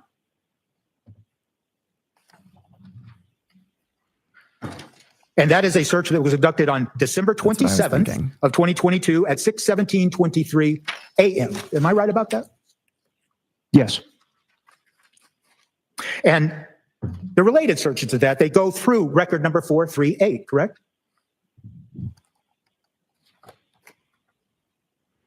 Correct. Those searches are related to a Verizon store, correct? Yes. And they're actually location searches in some instances of a Verizon store, correct? Yes. And it's a Verizon store located in DC, correct? That is correct. It's not a Verizon store located in or around Alaska, is it? No. And are you aware of the fact, Trooper Keefe, that on or around December 27th, contained in the text messages that have now been introduced into evidence, that Ms. Walshe stated to Mr. Walshe that her phone wasn't working properly at the same time, at 12:27. Yes, I do recall those. And then she told him words to the effect of, it just literally stopped working, or words to that effect. All right, I'm going to slow down. I don't know if we've heard a ton about the phone not working. I'm curious There was something to that effect. Yes. about the phone. He texted her back and said words to the effect of, do you want me to get you a new phone, or do you need a new phone, correct? I believe it was something like that, sir. Then in the early morning hours of December 28th, Mr. Walshe sent her information about, well, here's a Verizon store in DC that you might go to if you need help. Yes. And she responded back. Do you remember that? I remember the messages about the Verizon store.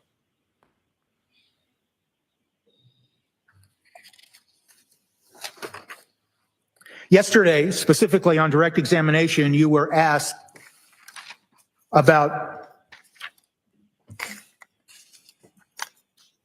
a search conducted at record number 1368, page 92.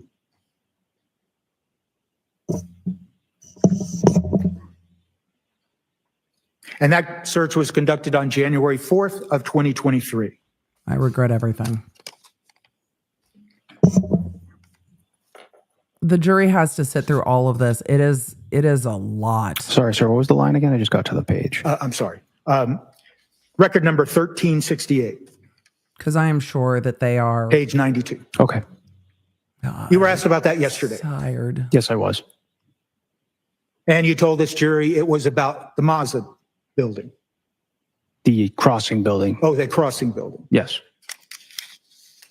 But you weren't asked for the context or anything of the sort. You just simply told the jury what the search query was, correct? That's correct.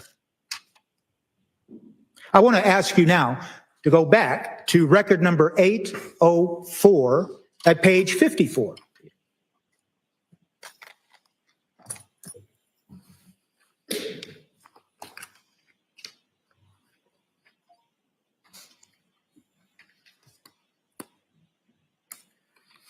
Are you there, sir? Yes, sir. Is it fair to say that beginning at 8:04, page 54, on December 29th of 2022, at 9:13:47 p.m., that those searches are related to the Mazda building also? Yes, sir. And those searches go through record number 825 at page 55. Yes, the Mazda building, crossing building. Correct. So yesterday, you weren't asked about those searches that go back to December 29th. You were only asked about the search on January 4th. Is that correct? No, I believe I was asked about those searches prior to. All right, fine. Then I'm Yes. wrong. You know what the Mazda building? It's a building in DC, I believe, near where Anna Walshe works. What about the crossing? I don't know the specifics, just building in DC. As an investigator in this case, and since you were asked specifically by the government yesterday to tell the jury about those searches, you went and investigated what had been occurring at the Mazda building, Tipton Spire, regarding their management of the Mazda building and that area. I don't know the specifics, sir. Are What- you unaware of the fact, Trooper, as an investigator connected to this case, that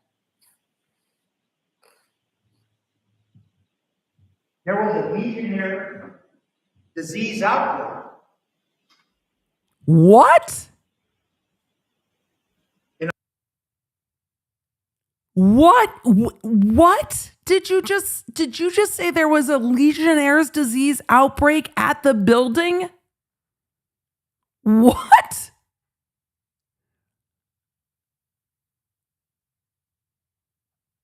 Okay.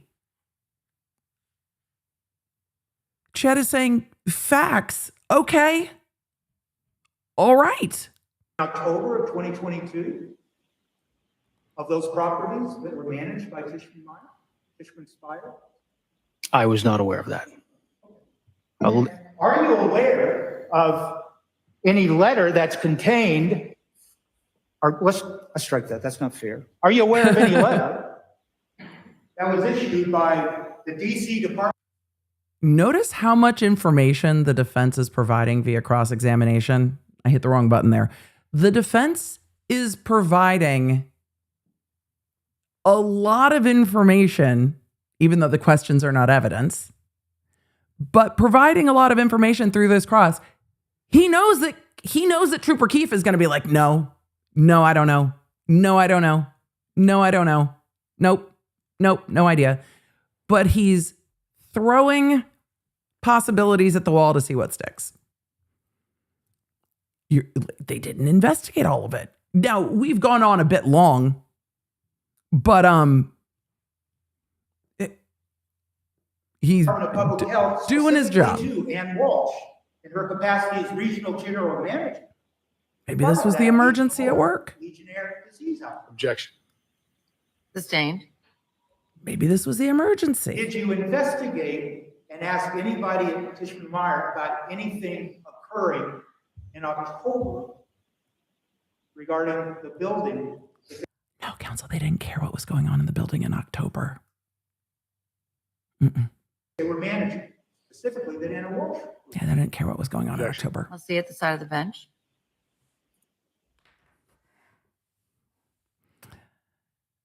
Yeah. We're getting far afield. And they are at sidebar. I'm interested to see what this email is. I don't know if it's going to come in. I don't think what was going on in October is relevant at all. I don't think they can insinuate that somehow she contracted Legionnaire's disease. I think they have a better opportunity to go the other direction and say, this was the emergency. See, there were emergencies happening. That's why he's Googling the building or searching the building. The defense is trying to close the doors of reasonable explanations or nefarious explanations. Also, for those of you that have asked, yes, we have started a little holiday decorating. And yes, this is a pickle from the Law Nerds. I'll show it to you on screen. I'll have to grab it maybe if we take a break today.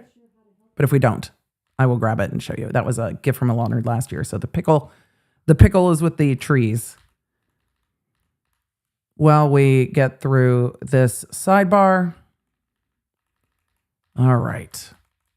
But I don't know if that is going to come in or is relevant. That was a longer sidebar. I would ask. That was a longer sidebar, for sure. I don't think they're trying For to. identification. Oh, it's coming in. I don't think they're trying to say she contracted Legionnaires. I think maybe they are. Who knows? I think they're trying to keep all possibilities open for as much argument as they have. And I think they're also trying to point out, look at how much they didn't investigate. I mean, they can't investigate everything. Feet are getting cold. I need to change my shoes.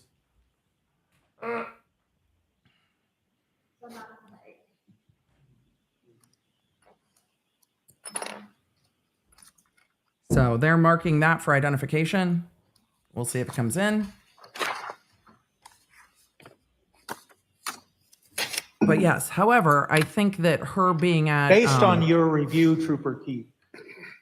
I think her being at her bar class, and again, this is why the prosecution brought in all the bar class, right? Her being at her bar class earlier in the day, seeming completely healthy and fine, would indicate that she was not under the weather in any way. And that's, I think, why the prosecution brought that in. Part of the reason. On the iPhone that is the subject of Exhibit 161. It's fair to say that in the searches running from... Makes a little bit more sense why the defense attorney was saying, but you're not a pulmonologist, right? It gives us a little bit more context for some of those questions yesterday. The date of December 25th of 2022, up and including the end of December 31st of 2022, you saw no evidence of searches in the Safari search history regarding any searches for things like tools or searches suggesting how to dispose of a body or anything like that, correct? I did not see any of those December 25th to the 29th. Okay, and it's fair to say that based on your review of the search queries that were made and are contained in Exhibit 161, what you see for the search queries, it's fair to characterize them as there's multiple searches for various actors and actresses and music and movies, piano lessons, kinder care, and even a dog barking toy. Do you recall those? I do, sir, yes. And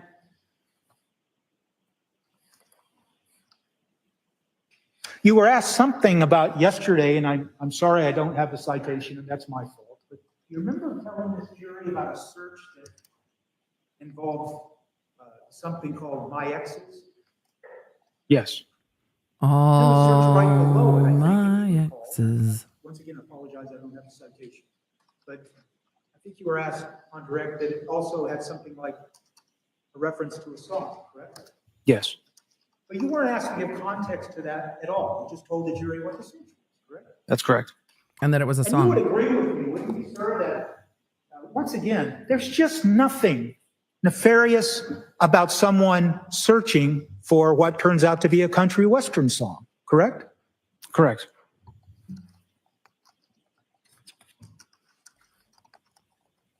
The defense is trying to distance things that happened before, how to dispose of crime scene clothes and how to get rid of a body and murder.com. The defense is trying to distance themselves from all of that. And I think we are seeing the defense strategy in full swing here with have the defendant plead to the 2 counts with the weight of the evidence being incredibly damning, and focus on, but what do we know from midnight on December 31st to 3 a.m. January 1st? What do we know about that? And this is them focusing on that. So that's what we're seeing. Trooper Keefe, you in the past applied for search warrants, I have, sir. and you know what the procedure is, correct? Yes. And you understand that, are you familiar with the phrase probable cause? I am, sir. And can you just explain briefly what probable cause means in the context We're going to get through the line of questioning. I think if you had probable cause to search for more, would you do it? of getting a search warrant? Are we sped up? Objection. No. No. Overruled. We're speeding back up. The facts and information pertaining to your investigation in order to charge a crime, Yeah. more or less. Well, no, not just charge. Trooper, he's asking about search warrants. He's not asking about charging a crime. Incorrect. How can you not give an accurate definition of probable cause? I mean, honestly, he's asking you about search warrant probable cause, not charging probable cause. And that is not, the charging standard is not probable cause. More likely than not that this crime had occurred. And it's fair to say that once you start an investigation, your experience tells you that you might get a search warrant that covers a particular time period. And if you get information, either based on the content of what you discovered pursuant to the search warrant or your continued investigation, you can return to a court and apply for an additional search warrant. It depends what the search warrant is for, what the search warrant is. Yes. The answer is just yes.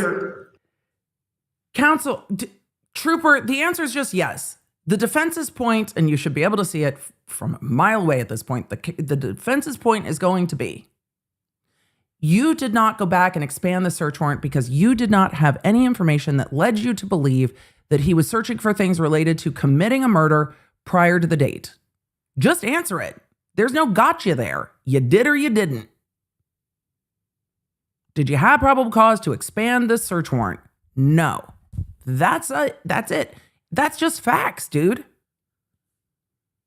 Investigating what happened, such as this, what happened to Anna Walshe. Wouldn't it be important to you to look back beyond 12/25 of 2022 to see if there was any evidence in the iPhone Mini or the iPhone SE or the iPad or the MacBook to see if there were any other entries that indicated that the person using those devices had planned to do any harm to Anna Walshe? At the time, we did not have probable cause to expand that search warrant, sir. Well, you That's certainly had it. at the time. I'm sorry. During that investigation. You got to speak up a little bit. Sorry. Could you repeat the question again? I'm sorry. Yeah, it was. You would agree. Objection, Your Honor. I'll see you both at the side of the bench.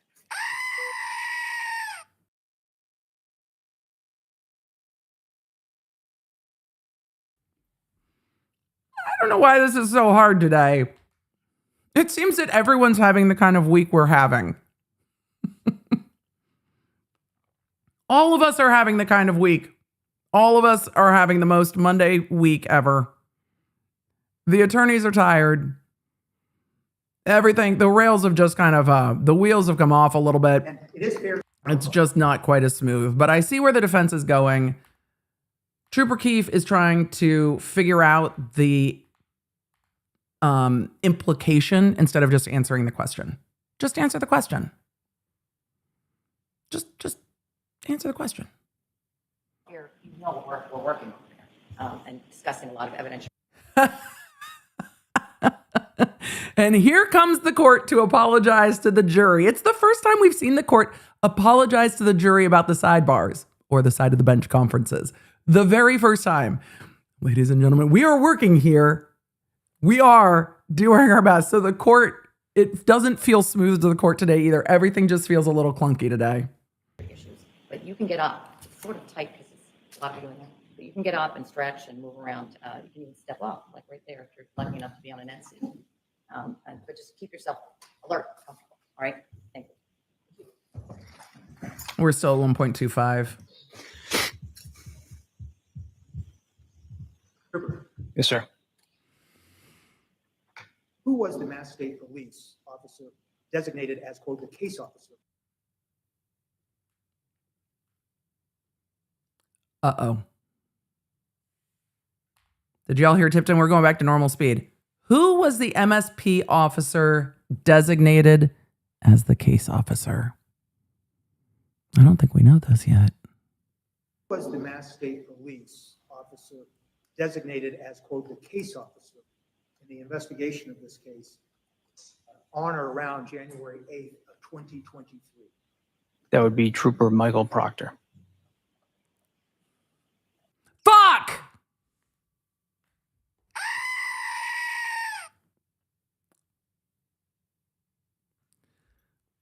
Of course it was. Of course it was. Of course it was. Former Trooper Michael Proctor. Well, there's that answer. The defense is like, so he's the case officer? He's the case officer?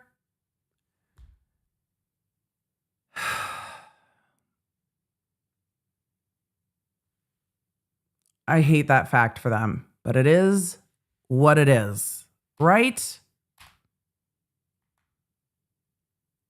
The lead investigator for this case was the Cohasset police sergeant that we saw testify day one.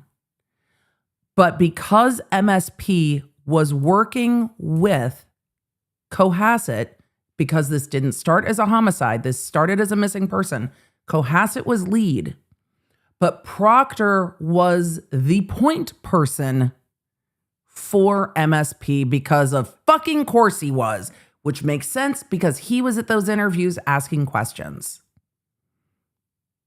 Of course it is. Former Trooper Michael Proctor. Of course it was. Police officer designated as, quote, the case officer in the investigation of this case on or around January 8th of 2023. That would be Trooper Michael Proctor. And what does case officer mean in that context? You manage the case. So you're the lead case officer. What did you say? It means you're the lead.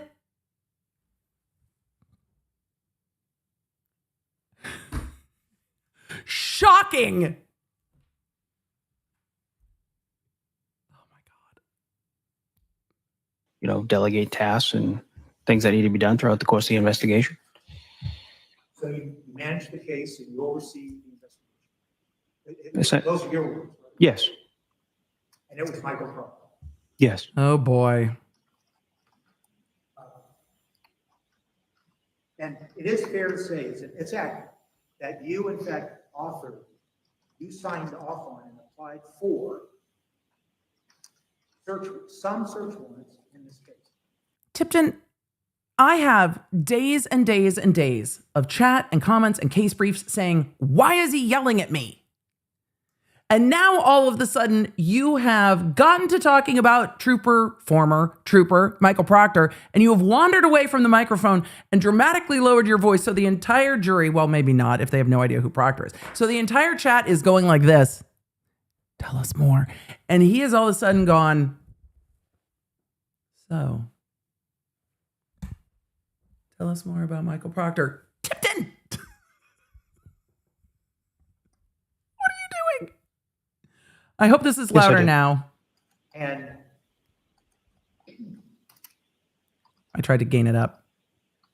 you were the trooper in charge, being a forensic digital specialist, to analyze the data on the iPhone mini, correct? The iPhone 13 mini, yes.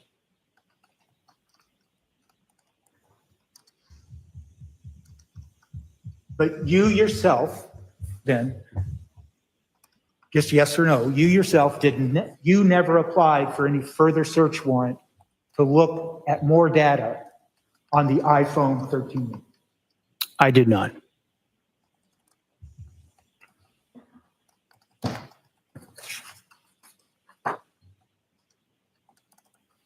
I kind of regret slowing it down, but I think it was needed. Trooper Keefe, yesterday, you were asked to show what was referred to as a PowerPoint presentation, correct? Yes. And in that PowerPoint presentation, what you did was you compiled, with the use of the Lexis software, you compiled a bunch of All right, data points we've dropped a Proctor grenade and now moved on. and believe that you were able then to explain the certain locations of those two phones, the iPhone SE and the iPhone Mini, over a period of time, relevant to the investigation of these things, correct? That's correct. And correct me if I'm wrong, but one of the reasons you compiled that PowerPoint presentation, Because I otherwise call it's it a presentation, but you compiled a PowerPoint, was really to try difficult to to assimilate say. and get a lot of information together so you'd have context for the information, correct? Yes. Within that GPS data set, there's thousands of points. So this is just one specific point within that data set for those two different devices. That's fair. He saw where Tipton was going with that. Tipton was going to the importance of context. And that's why you're trying to help the jury with context, but only the context you want to add. That's clever. When I use the phrase to give context, in other words, once you start using that location data, and based on your review of the digital data, then you can make further conclusions about what a particular data point means when it shows up on the location data, right? Unsure of the question, sir. Well, it was a terrible question, so let me try it this way. You know, if you just look at those data points individually without any context, you don't know what data point came before it, you don't know what data point came behind it. All you have is a bunch of individual data points that really don't tell you much of anything. Correct? No, Well, they tell you something. I'm not correct.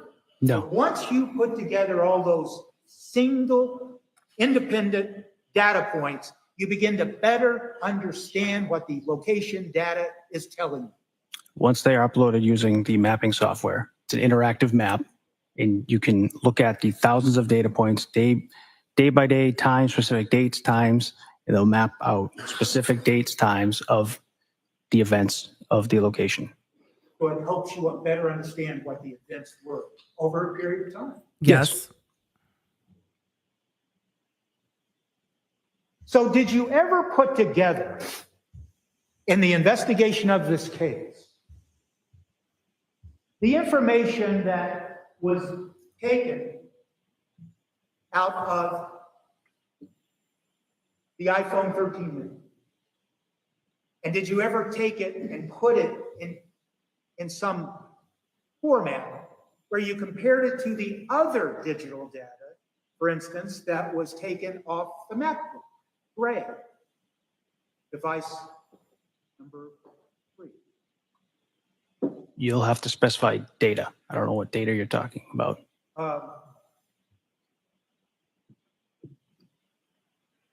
No. The data on the MacBook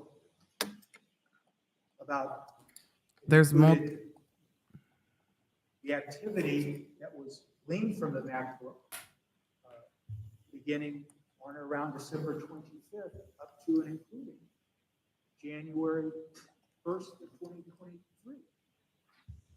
I thought he took it from the phone, not the Is there MacBook. anything specific? There's a lot of data contained within both devices. I'm not sure what you're asking me to compare. Well, I think you told this jury yesterday that with regards to the location data, you had something like over 40,000 data points. From the phone. From the iPhone 13 mini, yes. Yeah, from the phone. So then you decided, out of that 40,000 different data points, you decided which ones you would use to help better understand what events occurred during that relevant time period that you testified to yesterday, correct? Yes. So I guess my question is that, did you ever make an effort to get all the data information from the MacBook Gray searches and then compare it to the data that you took off? Did you cross-reference the Google searches and the location data? That's what he's trying to ask. The iPhone 13 mini and To look at that data, see if there was line up and see another what explanation. happened over a period of days, 12/25, 12/26, 12/27 through January 1st, I almost forgot to according feed to my the Snorlax, times you guys. of when each event happened on each one of those days between those devices. So Trooper Nicholas Guarino did the MacBook extraction and analysis. Are you asking specifically about location data? No, he's asking if you cross-referenced the location data and the search data to see if he was searching something on the MacBook and then went to that location IRL. He's trying to ask if you cross-reference them, but he's not asking it quite that way, which is causing maybe willful confusion, but causing some confusion nonetheless. Talking about the data that was gleaned from the MacBook Gray and, for instance, the data that you gleaned from the iPad, from the iPhone mini. I did not compare the two, if that's what you're asking. Would you agree with me, Trooper Keefe, that if you lined up all of the data that showed what happened on those two devices, for instance, the information, the activity on the MacBook, and you combined it with the activity on the iPad, on the iPhone mini, I apologize, the iPhone mini 13, that you would have a better understanding of exactly what was going on during the day. Yeah, that's not his for job. Instance, 12/25/22 and 12/26/22, that would help you better understand. That's not his the job. context of the information. Objection. Overruled. They're two different devices. They'll be used at two different times. Well, That's not you the point of the used two question. different Devices used at two different times to compile your location data. No, his job is not to determine what the data means. His job is to tell the prosecution what the data is and then represent the data in a way that can be understood. It is not his job to take all of the data and decide what it means. That's for other investigators. But it is a solid defense strategy to always ask the person whose not job it is to be like, you didn't do all these things. It's like, well, not job. But no, he didn't do all those things. That was not his job. So would it be helpful for the jury? Yes. Do I think we'll see that juxtaposed in closing argument? Yes. But it's not for him to decide what the relevance of any given piece of data is, just to express it in a way that's understandable, if that makes sense. Yes, for different days throughout that time frame. Right. So it's not, the issue isn't two different devices, is it? It's the fact that you have two different devices operating on the same day. You actually can combine all the activity that happened on device A and with the activity that happened on device B and have a better understanding of what was going on. I did not compare the two devices, sir. Not his job.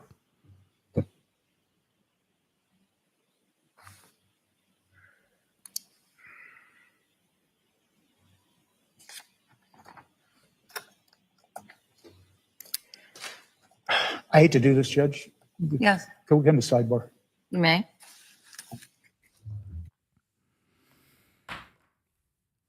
Today's been clunky. I don't think that's anyone's fault. I think today is just todaying. The Friday is Fridaying. I said yesterday that I hope that we would see the prosecution take a look at a timeline and put that together. And I hope we will see the prosecution put together a timeline. Oh, what is the judge telling the jury? I hope that they will for closing. I'm not sending you on a break. You can stand up and Another investigator might have. move around a little bit because we need to do a little work. Well, we're still here in the forum. But, Nikki said, what's with today? Mm-hmm. You can stand up if you want. The judge says we need to do a little work and then said to the jury, you can stand up. So are they going to redact something? They're looking for something. I'll stand up. Lawnards, you heard them in court on the hot mic. Stand up. Today's just been a bit clunky. It's the first time we've had a sort of clunky day in court. So, Joanne said a Mike Proctor drop if you wish. It for sure was a Proctor jump scare today. But we knew that we were going to have some Proctor in this. We know he's on the defense witness list. We knew he was involved. We heard him in those interviews. I didn't realize he was the assigned case agent, though. I probably should have figured, but I didn't.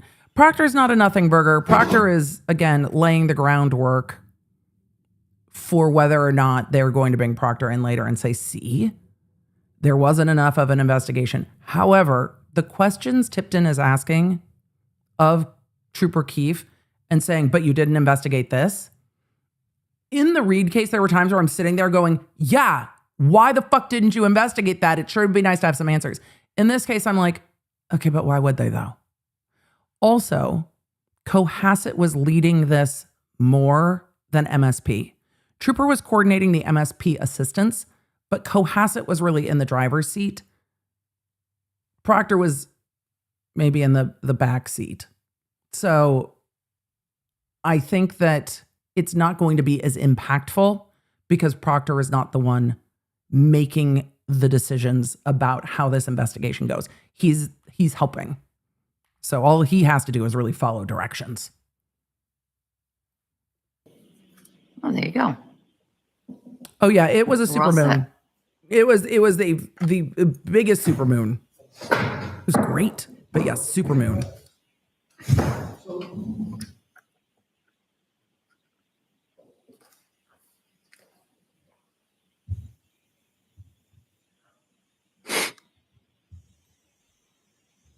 I think if I could. What's happening? Quickly ask the exhibit number 169 you brought up on this. Then Trooper, you have your exhibit, Kelly asked, why would they call lead investigator and Reed Proctor was not called lead investigator? Because in Reed, they were trying to distance themselves from the obvious fact that was the truth. And the truth is, he's a lead investigator. They tap danced up one side and down the other to say case agent doesn't mean lead investigator because they were trying to distance themselves from Proctor fuckery. But the fact of the facts are that the case agent is the person who's in charge. It's probably less impactful here because he was just in charge of coordinating some search warrants from MSP and going to the interview.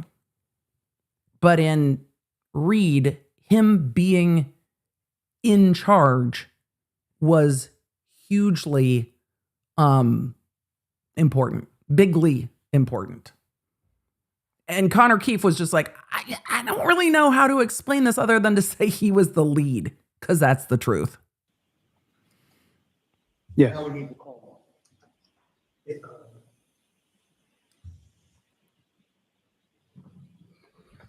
It was the last exhibit. For those of you that are like, Emily, what's happening in court? 168. I don't fucking know. There are exhibity problems. However, I honestly feel a little bit better about how discombobulated I've been this week. Watching them May I approach you? also have the briefest moment of discombobulation in court. It just reminds us that no matter how well you try to plan and execute, everyone can be discombobulated. And I'm not going to give counsel a hard time for it because this seems to be the rare exception, this trial. But it just reminds us that best laid plans, humans are still humaning. You may. But it's going to be hard. I'm presenting you with what's been marked Exhibit 168, Okay. characterized as the call log. Yes, sir. I had a cord that was fighting with my feet. This is a very good question. Just so the record's clear, 168 and 161 is before the witness right now. Okay, just want to make sure. Yes, 161, 168. I wanted to pull this Right. up, but a few of you have asked in the chat Text messages were introduced this morning as exhibit 169. if a crucial point is being made here. That's the difficult thing about trial. We don't know if it may become crucial. We just don't know because we don't have enough context. So I don't know what point they are trying to make. It's going to be easier in hindsight, but the jury is sitting there while all this is happening going, what is happening? The jury's still there. I'm going to ask you, Trooper, to look at exhibit 161. Tipton is looking for something, and it is just becoming tedious. I'm sure he has a point. 161, page 2, record 16, sir? Yes. What it is yes, yet. Trooper. Okay, yes, Have that in front of you? yes. Is it fair to say that that's one of the references that you testified to yesterday, check a flight, JetBlue? That is correct. So we are looking at, thankfully, we are looking at a search. No, we are not. We are looking at a text message. I wonder if Tipton is going to try to juxtapose he was searching check a flight JetBlue at the same time he was texting Anna, where are you? The defense is focusing heavy on things that happened before the early morning hours of January 1st. So Tipton is trying to show that there was genuine concern here. Tipton is going to try to embiggen the time of premeditation, which can happen in a moment. But Tipton's going to say, look, on Christmas, he was worried about her. He's looking for her. These texts are the same as the texts we see later. I tend to disagree, but you got to work with what you have. And he's going to say, this is somebody who's worried about their spouse, not planning to kill them. Well, right, but Tipton's circumstances can change. I agree. I do not think on Christmas Day, Brian Walshe was sitting there figuring out how he was going to murder his wife. I don't think he was doing that on Christmas Day. I don't at all. I think he was mad that she wasn't home yet, but I don't think he was planning anything at this point from what we've seen. Agreed. Now, I'm going to Sure. ask that Sure. in exhibit 169, page 2, dated 12/25/22 at 11:54:05. The top of the page, you see that? Yes. Do you see that, Trooper? Oh, I agree you don't need planning, Yes. but the defense is going to try Yes. to muddy those waters. At 11:54:05 a.m., the text message from number 8646 to phone number 7966, there's a message of, I haven't heard from you at all, correct? Correct.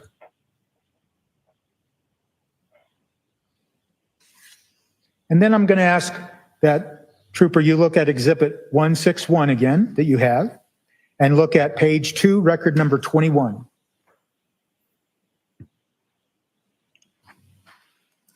Yes. That's an entry at 12:09:24 p.m. And it is one of the searches you testified to yesterday regarding William Fasto, misspelled, William Fasto, DC Real. Correct. Oh, what time was that? And so then you go down to, I'm going to ask you to continue to look at. I think Tipton is trying to build a little bit of a timeline. And I think him addressing the William Fasto searches, it seems like on Christmas, makes sense. I had forgotten if those were Christmas Eve or Christmas. Because if Brian Walshe suspected around Christmas that she was having an affair with Fasto and then saw text messages or iMessages on New Year's, it changes the context a little bit of what he knew and when. And I think the defense is trying to, again, close those doors on, no, he said, he's texting, I haven't heard from you at all. And then he's Googling William Fasto because he's trying to contact her friend. Not her sister, not her family, but Fasto. So also questions. Now, page 3 of Exhibit 161 at record 27 at 12:09:28 p.m. Looks like 0.4 of a second. And that is a search entitled William Fastow, DC Real Estate, correct? Yes, that's correct. And now I'm going to ask you to look at what was marked as Exhibit 161, the call log, at page 11, record 137, a search dated at timed at 12:15 The p.m. defense is overlaying the text and the searches Sir, based on that was time. Exhibit 168 is the call log. Oh, I've already messed Exhibit it up. 161. I did. 168. 168. Okay, I'm gonna have to take it out of the binder here. It's stapled. So Take your time, and I apologize. search versus versus texting to try to distance the question of, did Brian Walshe know that they were having an affair? It's just not being done Okay, sir, very could you smoothly. go again with that? Yes, absolutely. 168.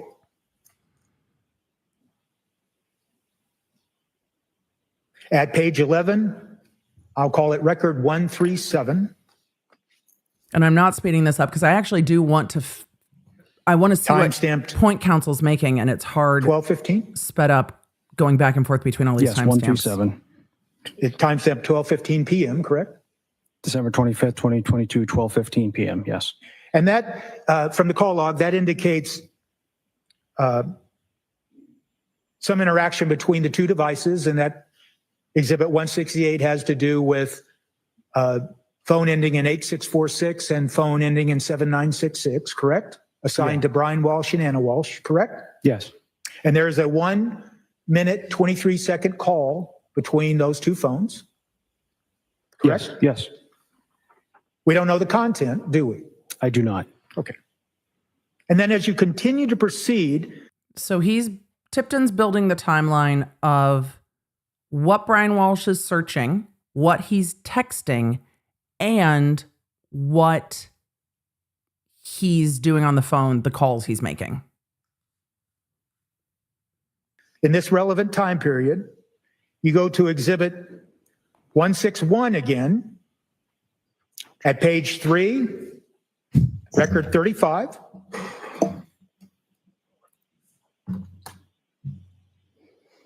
Yes. And that is a search conducted at 12:22:06 p.m., correct? Yes.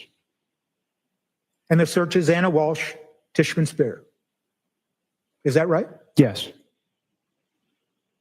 Now we And get, then those plane crash searches, I would imagine. stay on Exhibit 161 for the next 5 requests. 161, page 4, Stay there. record 43. Timestamp 12:28:57. Yes. Search Christmas Day plane crash. That's correct.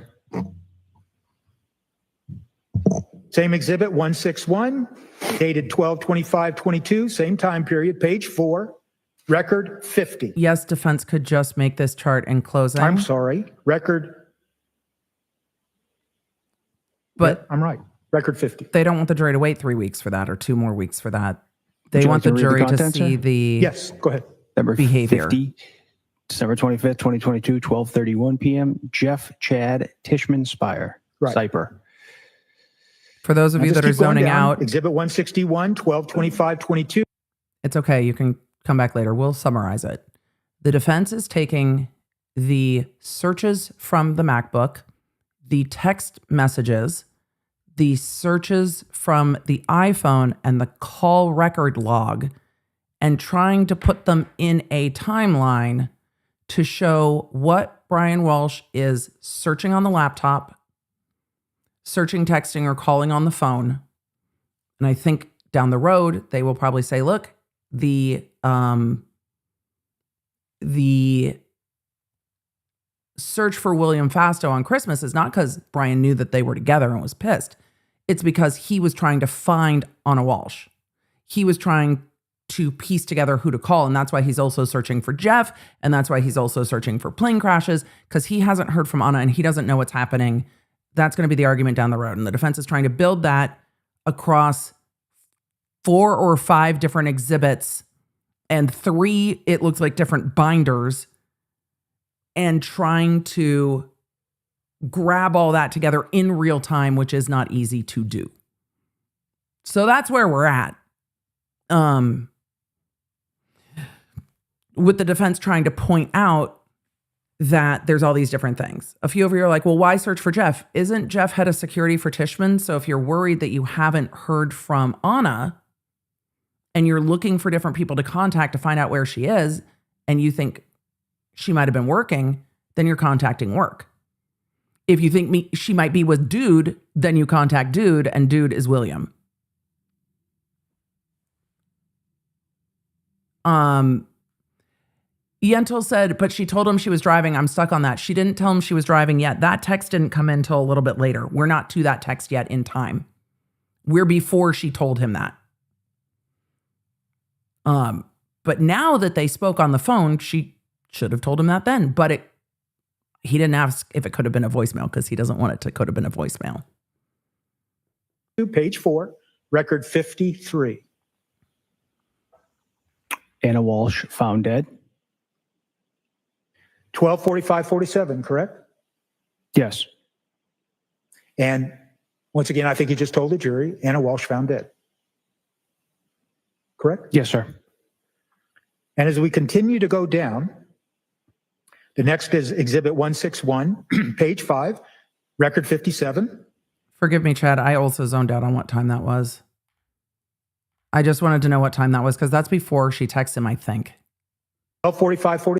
But they had, at 12:15, there was a 1 minute, 23 second call. It makes more sense if that goes to voicemail, that he's then Googling if she's found dead or not. 7, correct? Yes. I got to back up the time. Sorry. 12:45:47, correct? Yes. And once again, I think you just told the jury, Anna Walshe found dead. Correct? Yes, sir. And as we continue to Okay, but if they talked, if you're saying they talked at 12:15 p.m. for 1 minute and 23 seconds, why would he be searching if she was found dead at 12:45? Unless that call at 1 minute and 23 seconds, unless that call went to voicemail. So if you had talked at 12:15, why are you searching whether she has been found dead at 12:45?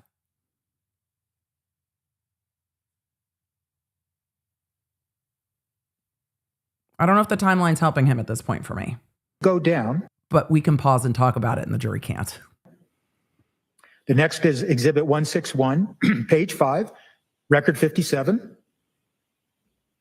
I'm trying to keep notes so I can At summarize this for you later. 12:46:10 p.m.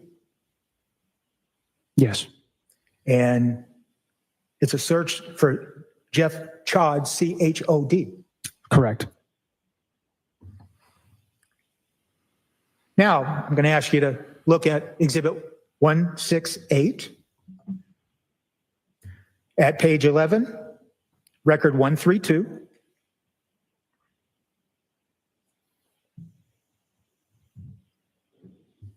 Timestamp 12:57 p.m. Yes. It indicates a phone call between these two phones Yes. that lasted 4 minutes and 45 seconds. Yes. It's an outgoing call from the device ending in Brian. 8646 to To Anna. the number 7966 Anna New. Okay. And you don't know what they were talking about, if they were talking at all. You just know that there was a call that lasted 4 minutes and 45 seconds between those two phones at that time. Correct. I mean, the two phones were connected. And then if you That's not a voicemail. go back to, I'm sorry, So if we that's at could have- 12:57 p.m. page 2 on the Exhibit 169. We've had one For voicemail so far. 12:57:26. 12:57:26. And the entry is, as seen on the screen, my flight got canceled driving up. Is that fair to say? Yes. So just stopping there. Huh? Between 11:52, we started. He's going to summarize it. Thank God. But why would she text him at 12:57:26? My flight got canceled driving up if they're on the phone at 12:57 for 4 minutes. All right, he's going to summarize. For all of you, I saw Rando from Iowa said, I need a visual. The defense didn't make one. They are pulling this from the different records contemporaneously, but they're trying to distance themselves from some of those searches that might be more shocking. Okay, summary. With 1152 Exhibit 161, we're now down at the time period of 1257. Is it fair to say that what looks like is that Anna Walshe, at least Anna Walsh's phone, texted the phone assigned to Mr. Walshe and told and texted, my flight got canceled and I'm driving up? Yes. And before that, those texts that you read to the jury, where they're entered, Anna Walshe found dead, or plane crash. Or correct? before. The ones you testified to just a moment ago? Those searches, they appear to be searches to see if some harm came to Anna Walshe. Calls for speculation. Again, I can read the context. I don't know the content of the search. Other way around, Trooper, you can read the content, but you can't explain the context or intent. But he wants the jury to think about it, so he doesn't really care what the trooper's answering, I don't think. Did you consider that in your investigation of the case when you looked at all this data together? No, because she was alive on Christmas. That specific search and text message? All this data together that you just now told the jury about. Did you look at all that data together at one time, like you've just done for the jury, and created a context for all of those communications in those three different sources of information? No, because she wasn't dead yet. What three? The call log, 3 sources? Did you ever cross-reference everything? No. That's it. I'm not sure what. Did you do it? I've looked at all 3 of them multiple times. He's Did you confused. ever look and compare them and see that there were searches that looked like someone was concerned about the harm that may have come to Anna Walshe, and then when Anna Walshe texted and said, my flight got canceled, none of those alarming texts occurred. Objection. So you agree they're alarming? Counsel, so you agree that they're alarming? This calls for speculation. But counsel, you agree that they're alarming? Then? Because I thought they were odd. I didn't think they were alarming. But you think they're alarming. You know why you think they're alarming? Because he's searching for Anna Walshe found dead. But no, law enforcement didn't necessarily think they were alarming because it was before she was killed. But counsel, you think it's alarming. Good to know. Come to Anna Walshe, and then when Anna Walshe texted and said, my flight got canceled, none of those alarming texts occurred. Objection. As to the characterization, Yes. sustained. Did you see, I understand. Did you see any other text after the 1257 text from Anna Walsh's phone saying my flight got canceled driving up? Did you see any text after that where there were any searches about plane crash or is Anna Walshe dead or anything like that? Tipton, no. No, bad question. Did you see any texts with searches? No, he's not going to see texts with searches. Yeah, you didn't see anything like that, did you? Text or I would have to searches? review them again, sir. Fucking hell. Make him do it. Just make him do it for that answer. I want to ask you to look at, No, don't torture the jury. But make him do it just for that. Oh, I'd have to look again. Did she text after 1257? PNW Dog Mama asked, was it confirmed that the flight was canceled? Yes, it was confirmed 2 days ago that the Christmas morning flight was canceled. Exhibit 168. beginning at page 11, Oh, he's going to make him do it. record number 129. I would too. I would too. I would make him do it. I need to look at him again. Great. Look. What is that time stamped? You said 168? Exhibit 168. I'm sorry, Trooper. No, 168, record, I'm looking at record 129, page 11. I do think the witness is genuinely confused at this point. I really do. I think he's like, wait, what are we talking about? I do. Sorry, what was the line again, sir? Sorry. That's okay. All of us are with you at this point. Do you see on page 11 a call that lasted 1 hour, 22 minutes, and 33 seconds? Yes, An I do. outgoing call. Do you see that? I do, sir. And that is a 1 hour, 22 minutes, 33 second call. That's an outgoing call from the phone assigned to Brian Walshe, correct? Correct. What time? And then do you see another call on page 11 that lasted 3 hours, 2 minutes, and 37 seconds? At what time? On page 11, sir? These are on Christmas Day. Yes? 3 hours? I do If you do not, we can say that. not see a call. Do you see a call that lasts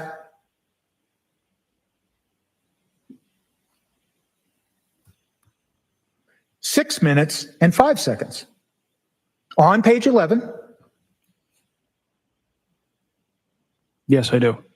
and then do you see another call What that time? lasted 1 minute, 1 hour, 27 seconds and 27 seconds and 07 seconds. Do you 20. see that? And that call originated on the phone assigned to Anna Walshe. I'm not sure what. Can you repeat that? Yes. Do you see a phone call that lasted 1 minute, 27? Did I say this morning that everything had gone smoothly and this was refreshing? Did I do this? I spoke too soon. I spoke way too soon. Just way too soon. 7 seconds. On page 11, sir? Yes. I do not. Then this might be a good time to stop.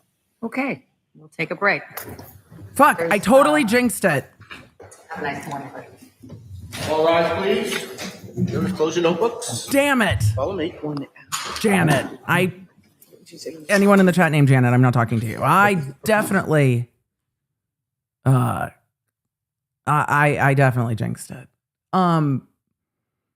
But also, I think Tipton is trying to get Connor Keefe to overlay the things, and Connor Keefe is like, what? Not that I don't think there are times when Trooper Keefe says, I'm not quite sure what you're saying, when we know that he does. I think at points in this, he is genuinely confused, because what Connor Keefe has in front of him on the stand is the text messages, the phone record log, What do you need, Ethan? and 2 other logs. He's got like I'll 4. take advantage of this time to take a look at the search warrants. He has like 4 different things in front of him. There seems to be a question with the search warrants, and the court's going to take a look at those. We're going to zoom through the morning break. I'm going to try to summarize as best I can. So everybody come on back for a sec. Let's try to summarize together. I think I probably spoke too soon and forgot that there's a super full moon when talking about how smooth court has gone, because today, as we have gotten into the cross-examination of Trooper Connor Keefe, things have been a bit clunky. You know what wasn't clunky, though? Tipton asked Trooper Connor Keefe who the case agent was for MSP for this case. You know what the answer was. You already know that pit in your stomach. You already know who the answer was. Former Trooper Michael Proctor. And no, they did not call him former Trooper Michael Proctor on the stand. And I don't know if now is the time in trial to get into the former Trooper Michael Proctor-ness of all of it. But former Trooper Michael Proctor was the case agent for MSP on this case. And that's the first time the jury has heard this in court. And, well, when asked what a case agent is, do you know what Connor Keefe said? He's the lead agent on the case. Right. That's exactly what everyone has been saying. I mean, except for Trooper Buchanan in the Karen Reed case, because Trooper Buchanan was like everything but a lead agent. Yeah, it's the lead investigator. Here's how that may or may not matter. Cohasset Police was lead on this case. Trooper Proctor was organizing some of the search warrants and the digital evidence, it seems. But Cohasset was more in the driver's seat of this investigation than MSP was. MSP was support because this started as a missing person. MSP has jurisdiction over homicide cases. This was not a homicide case yet. And I think Cohasset did a fantastic job. Will the taint, for lack of a better word, of Trooper Proctor be a problem? Well, the defense is going to try to pull everything up in arguing that this was not a murder and this was not a first-degree premeditated murder. And Proctor is on the defense witness list. And now, as they take the morning break on this half day of court, we are slogging through a juxtaposition of what was going on Christmas Day. The searches from Brian Walshe, the texts between Brian Walshe and Anna Walshe, I keep saying Anna because the defense did, and Anna Walshe, the phone calls between Brian Walshe and Anna Walshe, and each of those things are in separate reports and separate data sets. And so the defense has Trooper Connor Keefe on the stand with just binders and stacks of things and trying to go through what was Brian Walshe searching, what was he texting, and what were the phone calls, and trying to set out a timeline of searching this, then this, then this. Could this part go smoother? Oh, yes. Yes, it could. Yes, it could. Is it intentionally clunky, or is it a difficulty with the witness or the fact that all these things are in different spots? I do not know, but it's been clunky. I think the defense's point is that Brian Walshe Googled, and the defense actually called them alarming searches. Brian Walshe searched also Jeff. Brian Walshe searched William Fasto on Christmas. And I think a lot of us went, oh? Anna Walshe spent the night Christmas Eve with William Fasto. Why was he searching for William Fasto on Christmas? Did he know that there was an affair? Does that change the context of conversations they might have had on New Year's Day? I think the defense is trying to distance that and say, no, he was looking for someone to get in contact with because he couldn't get in contact with Anna Walshe. And then there were also those searches of plane crash and Anna Walshe found dead. And so the defense characterized those in their question as shocking searches. I think the reason the defense is going through a timeline is to show that he was looking for JetBlue flights or trying to find JetBlue flights information. And then he's texting Anna, hello, I haven't heard from you. And then Anna finally texts him back. My flight got canceled, I'm driving. So there was texting back and forth and then phone calls. And I think he's trying to take some of the oddness out of those searches. I had thought that they were just that. They were odd. But I hadn't thought that they were horrifically shocking. But maybe it's because we saw all the really shocking searches before that. But they are focusing on Christmas Day and the time leading up to January 1st. I don't know if they'll focus on after January 1st or if they'll just be like, we're going to let it be. But I think he's trying to show more context for the plane crash and for the Anna Walshe found dead to try to close the door on any jurors that might think, oh, well, he was already searching if she was dead. Maybe he wanted her dead. Maybe he was hoping that something happened to her. I think the defense is trying to close the door on those thoughts and trying to push forward on, he was worried. He was Googling these things because he was worried. building up to their argument that after Brian Walshe found Anna Walshe dead, this is what they said in opening, that he freaked out. I think they're trying to lay the groundwork for that argument down the road. It's just been a little difficult to follow this morning, but I think that's where we're at. Let's see what happens, because this is a half day, and I don't know if we're going to get to another witness today. I really don't. All right, let's try to zoom. And I haven't even gotten to my croissant this morning. I left it in the, it's going to be very crispy this morning because I accidentally left it in the stove a little bit too long, but that's all right. It's still going to be delish. So they took a morning break. Take a moment for the other only fan, the OOF, if you will. And we're going to zoom past the morning break. Almost memories. They are ending early. What's the court going to put on the record? I'm imagining that this is before the jury is back. Is this about the search warrants? Unmuted. I feel you, counsel. I needed the lip gloss too. I get it. Cassie, these are wild grain croissants. They are also a sponsor of the channel, but they are also divine. And they come frozen, so you can just pull one out and make them kind of one by one. They've become my trial comfort food.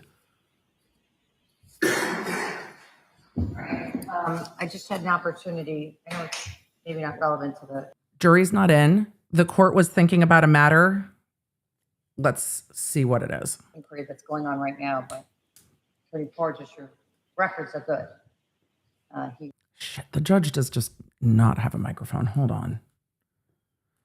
The judge has a microphone, but the judge is standing, and I can understand judges sit so much in their I day. just had an opportunity. I'm going to try to gain us up a Maybe little. not relevant to the inquiry that's going on right now, but Attorney Porges, your records are good.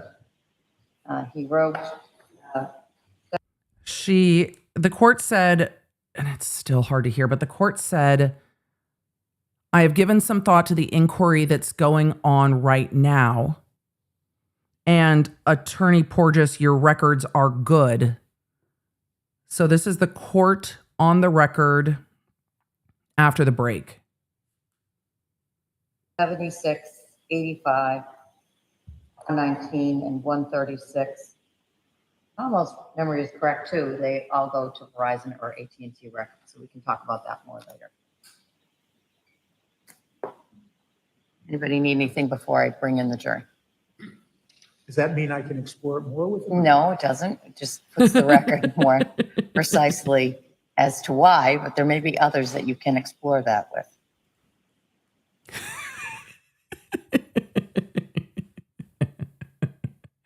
I need to back this up one more time. First of all, the judge's collar is just giving everything. I love it. I love a collar added to a robe. I think it's great. Not all judges do it. It's a choice you get to do. I'm backing this entire interaction up. I'm still having a little bit of a hard time hearing the court, but I want to know what those numbers were just to give us a little more context about what the court is contemplating. And then I'll have to gain this back down. Porges, your records are good. He wrote 76, 85, 119, and 136. Almost memory is correct too. They all go to Verizon or AT&T records, so we can talk about that more later. Anybody need anything before I bring in the jury? Does that mean I can explore it more with them? No, it doesn't. It just puts the record more precisely as to why, but there may be others that you can explore that with. Not the right witness. All right? I actually don't get it, Judge. Not all right. You don't what? I don't get it. I'm trying to understand the rulings. I don't. All right, well, you can make your pitch. So you're telling us that I can't explore getting further. Oh, thank goodness. I don't understand what the fuck's happening either. Thank you for letting Tipton explain. So you're telling us that I can't explore getting further search warrants to go back 1225 with this witness. I think you can with regard to his sort of, I'll call it area of expertise, but that's not what you really want, right? You mean with the Verizon records? Yes. Yeah. No, I don't. I mean, as I look through back to go through, I think you have to have the filter that I'm placing right now is you have to have a good faith basis for all your questions, both sides. This, I won't call him expert. You- This trooper's expertise. You know that he didn't do this. As is revealed by those search warrants, is in a particular narrow focus. Okay. Now, you set the foundation for some broader thing, maybe Ken, I don't know, making reasonable inferences from what I know about the case, then I may come in. But with this witness, and there may be other witnesses, to include Trooper Proctor. Yikes. Seems like Trooper Guarino had a slightly different role than even Trooper Keefe. So I think there are proper inquiries or proper individuals that you might be able to make these inquiries to some depth. I don't think this is one of them. Okay. That makes sense. I understand the Based question. on the record that's before me, you can ask probing questions if you wish to, and you know something that I don't. Again, I'm the consumer of the evidence, just like the jury in that regard. And us. And I certainly do have a lot of learning from the time that I've spent on this case, but on what I know right now, I don't think it's a proper line of inquiry, I understand the court's ruling. right? Okay. Let's bring it back in. Don't worry. Give me 1 second. I'll explain. All rise. Jurors entering. Bring the jury. Okay. That helped us. So before the jury came back in, the court asked and clarified with counsel what they have been going back and forth on at sidebar. And from what I can glean from the conversation between Attorney Tipton and the court is that Attorney Tipton wants to get further into the area of questioning, but Trooper, you didn't have probable cause to go back further and look at more records. The defense has done this with other witnesses, and I think they're trying to say, look, even the police couldn't find any evidence to indicate that he murdered her.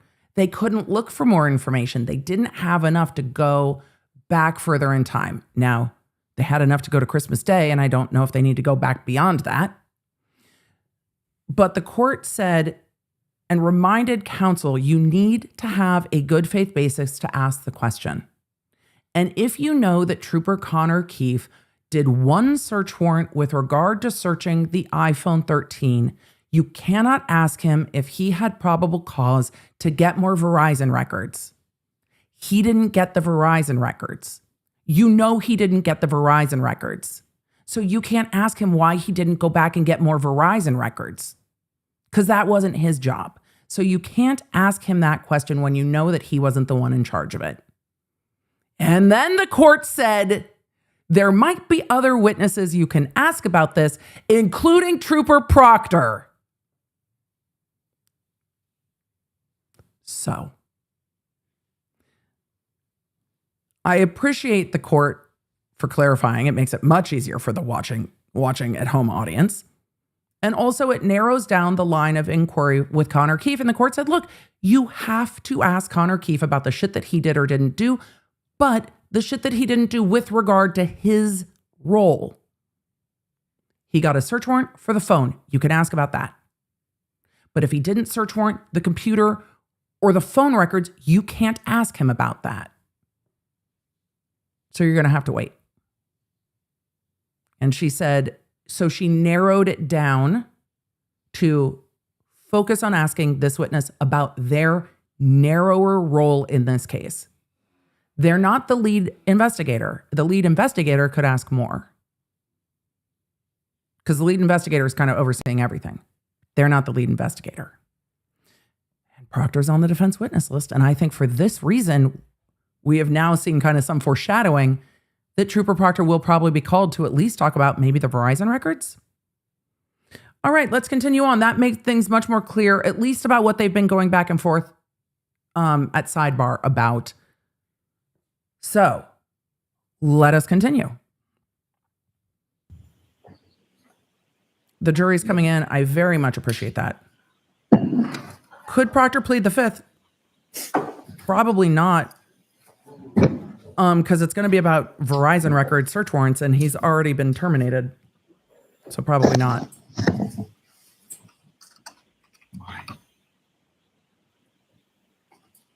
May be seated. All right, jury's in. Oh, now that's loud as all get out because the court stands up, which I understand why, because the court has to sit all day and it can get long. But now I need to go back down. Otherwise, we're going to just be peeking all You over may the place. proceed. Thank you. It was way too loud. All right, better. Tipton's just walking up to the stand. I just wanted to make sure that I didn't get distracted trying to change the volume. Connor Keefe's barely sat. Tell us, Trooper, that Exhibit 168, the call, that call log is arranged beginning at late dates going to early dates, correct? It starts at January 3rd, 2023. It's log. Yes, it starts January 3rd, 2023 to December 25th, 2022.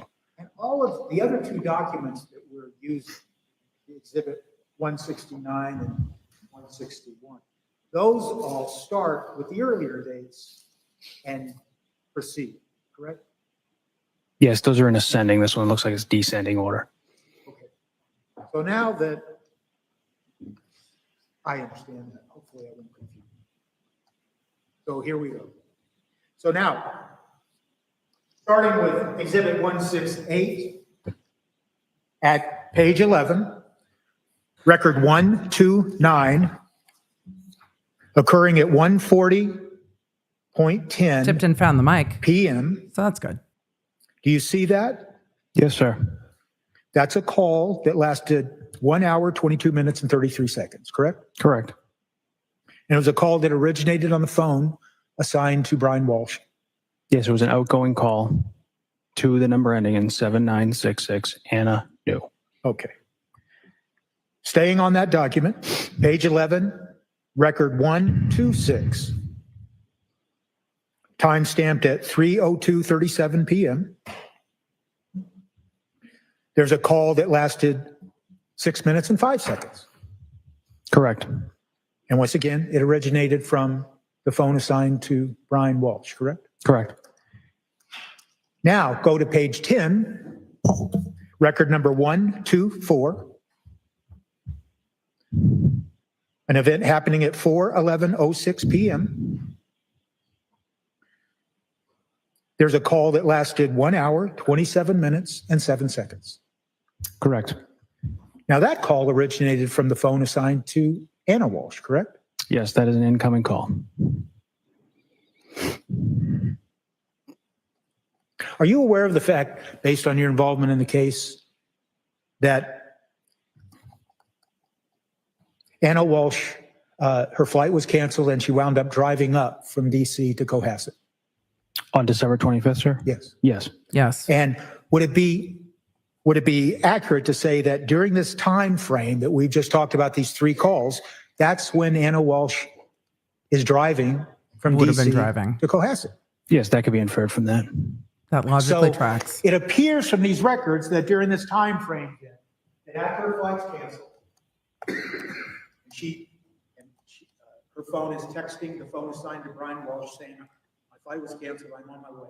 It tracks for me that she is driving in a snowstorm on Christmas Day and has 3 young kids at home, that it's very possible that they just put both phones on speaker and let the kids do Christmas morning with mom on speaker, or even FaceTime, which is not advised while driving. But, you know, I'm not going to say it didn't happen. It could have. So it would be interesting to see if anybody explored that for FaceTime. But it wouldn't be surprised to me that they were on the phone for those periods of time because it was just speaker to the house. So, or because the kids were having Christmas morning and it was just open line phone so they could talk back and forth. That they're having no less than 3 phone calls between themselves, between their phones, as she drives up. Yes. And then, if you can, look at the screen, and I'm referring to page 2, and the text time-stamped 6:37:46 p.m. on 12/25. It looks like Anna Walshe, or the phone assigned to her, texts, I'm an hour and a half left. Correct.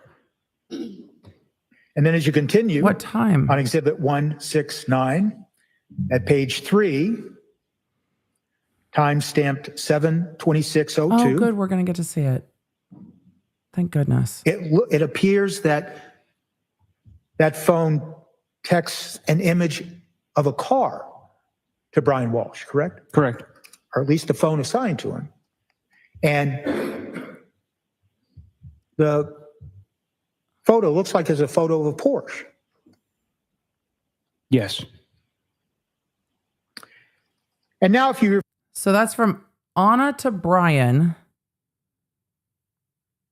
And it was read, and they have his phone, not hers. It was read on December 25th, 2022 at 7:26:16.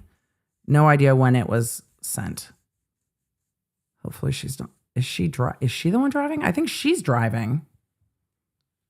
So it looks like a screenshot of, I can't say if it's like CarMax or Carvana or whatever, but it looks like a screenshot of a car refer to buying Exhibit website. 161 at page 14, record 193, time stamped 8/28/12 p.m. Wait, no, go back. Just show us the things on the screen. 193, sir? Yes, Yes. Okay. that's one of those Autobahn searches, correct? Correct. Where it appears that someone's looking for a luxury car, or at Yes. least searching the Autobahn for a car. Yes. Oh, so is it a screenshot from the Autobahn?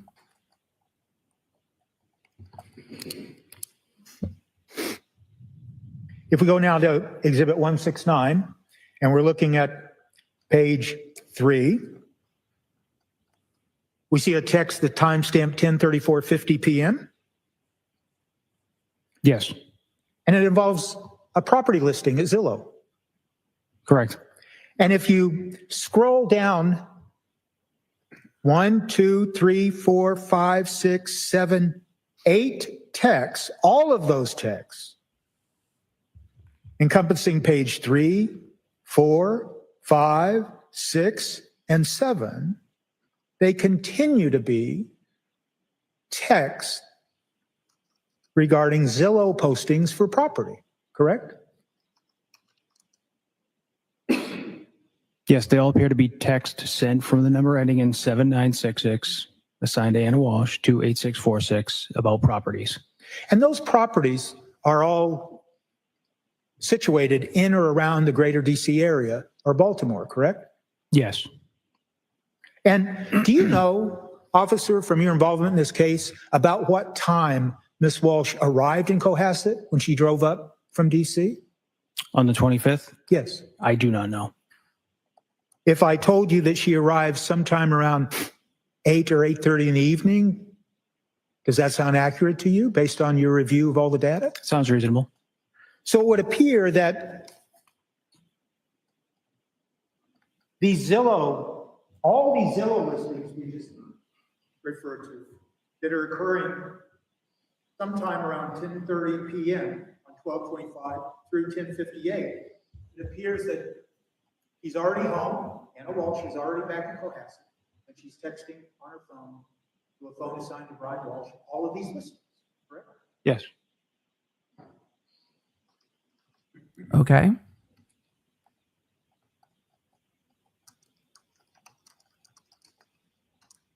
Now we're referring you to what's been marked Exhibit 168, the call log. I'm going to refer you to record number 114 at page 10. And it shows that there was some type of phone connection for 5 minutes and 19 seconds between the phone assigned to Anna Walshe and Brian Walshe, and to the phone assigned to Brian Walshe. Correct. Okay. And we can go down and just follow that on page 9, record number 112. We see a 36-minute phone call between the phones assigned to Anna Walshe and Brian Walshe. Correct? Correct. Once again, you don't know what the content of the phone call was, but that's what it appears, that there was a 36-minute phone call between them. Yes. And we continue to go down. Page 9, record 106. Now there's a 21-minute phone call, correct? Yes.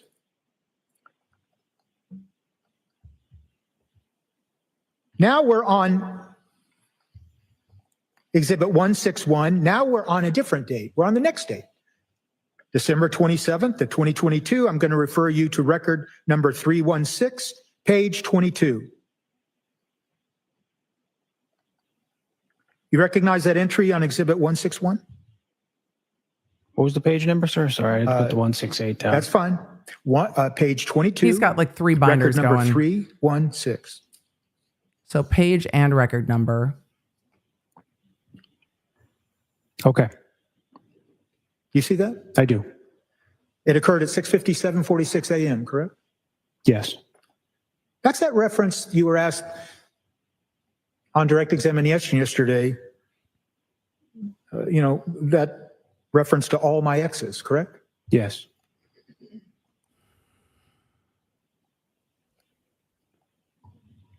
And then on the Okay. same day, Counsel, you've and now been we're looking at Exhibit methodical. 168, the call log. I'm going back to 1.25 speed. So if you are watching me in multiple speed, you will notice that I have now sped court up. As we are going, some of this we are just repastrating the same ground again. We're going to refer you to page 9 and ask you to look at record 104. They begin a series of phone calls, 3 phone calls, And they are jumping 10 minutes and 4. They are jumping between phone records and extractions and text records. So the slowness is part of, you see Trooper Keefe at this point looking at the phone records or the binder on the top of the bar where the witness stand is, or the one on his lap. So there's just too much going on. It's a lot. 43 seconds, 1 minute and 1 second. A third one, 26 minutes and 21 seconds, all originating from the phone assigned to Brian Walshe, Hannah Walshe. Do you need me to tell you exactly what the records are? I apologize. Yeah, could you go again with the record number, sir? Yes, 104, Okay. 102, and 100. Okay, yes. Okay. And then there is at record 98 on page 8, 98 at page 8, there's a 23-minute phone call. Correct. And that originated from the phone assigned to Anna Walshe. Correct. Now, I want to refer you to now the text messaging that's been entered as Exhibit 169 at page 7, and it's timestamp 10:59:32 a.m. And it appears that the phone assigned to Anna Walshe texts, when can they have the thing signed? Do you see that? I do, sir. And immediately following that, in the call log, Exhibit 168 is a phone call that lasts 6 minutes from the phones assigned to Anna Walshe and Brian Walshe. And it originated from Anna Walshe's phone, didn't it not? I'm just checking the call log now, sir.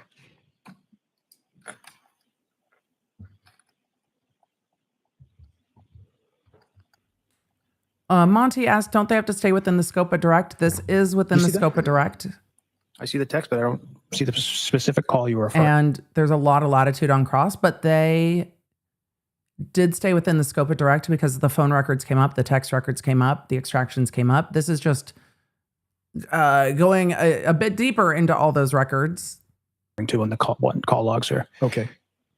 Let me try to give you page 8, Yep. record number 96, timestamped at 11:05:17 a.m.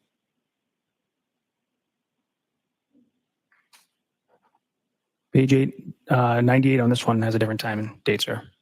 All right, what is it? Just tell the jury what it is. This one is December 27, 2022, 10:41 a.m. That's number 98. Okay. This one. And it lasts for 23 minutes, 10 seconds. Yes. Go on down to now, page 8, record number 96 on the same exhibit, 11:05:17 a.m. I want to know if anyone was phone also call that lasts calling 6 minutes and Baton. 54 seconds. Was anyone Correct. calling Baton Rouge? Who else were we calling? Now, we're going to jump down Are we going to jump around? a little bit, and at exhibit 169, the text messages on page 8, Emily, you've the disassociated text into message song lyrics timestamped from the at 90s. 6:36:44. Yep. There's a text that reads, "Did they sign?" Who's they and what are they signing? Yes, I see that. And then you see a text following that, the very next text, timestamped at 6:39 p.m. in Exhibit 169. And it looks like it originates from the phone assigned to Anna Walshe. And she says, I emailed Stephen to see if he helped with the paperwork, correct? Yes. And then as we go through these text messages, the next text message is the phone assigned to Brian Walshe. She said they signed. That's the text message. Yes. Then the same phone text immediately thereafter, let's get this deal done. That's correct. And then there's a text. Are they talking about the federal case? Like, are they talking about whether prosecutors signed a plea deal? What are we talking about? Are they talking about rental property? Who's Steven? Like, what are we talking about? From Anna Walshe, apparently, or the phone assigned to her immediately thereafter. Did she text you? You see that? Yes, I do. Then the phone assigned to Brian Walshe says yes. And then the next text is on page 10 at 6:39:36. Anna Walshe texts, at least her phone does, I didn't see it. Yes, correct. And then a few seconds later, that phone texts, great. Yes. And then that same phone assigned to Anna Walshe at 6:40 texts, let me have Stephen confirm and I'll Venmo them. Yes, correct. Okay. And then there's a text that says, great, from the phone assigned to Brian Walshe. Then immediate text about an hour and a half later that says, hello. And that's at page 11 on Exhibit 169 at 8:03:04. Correct, yes. What are we talking So about? based on your investigation and based on your review of this data, What the now fuck here's did- the text where they're talking about a deal and I'm slowing this down to normal speed in case we get an answer, but I'm guessing that the answer is going to be, do you know what any of that means? And I am concerned the answer is going to be, nah, not at all. Venmo and everything else. It appears to you, doesn't it, that they were involved in the sale of property or something? Is that fair to say? It appears they were looking at, Conclusion. Oh, withdrawn. You can answer. There was an appears objection. they were looking at properties and possibly have sold the property or something based off those text messages. He has no idea. Did you, That's speculation. as one of the investigators in the case, did you have any He has no idea. assignment to go try to explore what this sale was? I did not. Okay. Let me ask you something, Trooper. You're assigned to the Norfolk County District Attorney. Nope. Yes. There's a number of other troopers that are assigned to that office specifically to investigate serious felonies, allegations of serious felonies, correct? That is correct, sir. And is it fair to say that, I think earlier in your cross-examination testimony, you said that you collaborate, you talk to each other, you Correct. share information, correct? Yes. And so one of the reasons you share information, Counsel, no. The correct phrasing of this question is, so do you stop, collaborate, and listen? That's the proper phrasing. I will accept nothing else. amongst your fellow troopers that are assigned to the district attorney's offices, so you can all learn more about the case and make a better understanding of what the data means and what the information you're getting might be, correct? Yeah, we collaborate, share information about any investigation going on. Based on your collaboration with your fellow troopers in connection with this case, are you aware of any one of your fellow troopers assigned to investigate this case that ever went out and tried to determine the nature of that sale of property that we just went through based on the information that's in these three different sources of information? I believe so. Okay. And do you know what the sale of property was? I don't know the details of it. Do you know where the property was that was sold? I believe the North Shore somewhere. Do you know how much it involved? His face is giving IDK. I don't know, dude. Not it. I do not.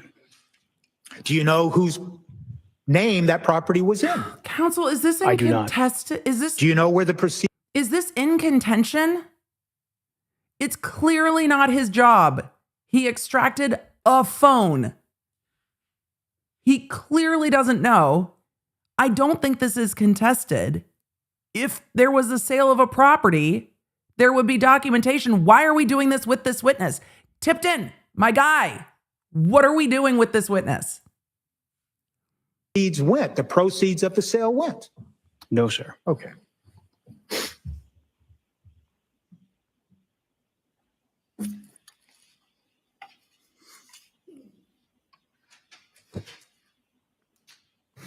Like, this I want to is not the right ask witness. you, What are we doing? refer to Exhibit 169 on the screen. It'll be at page 11, a text timestamped at 8:03:04 p.m.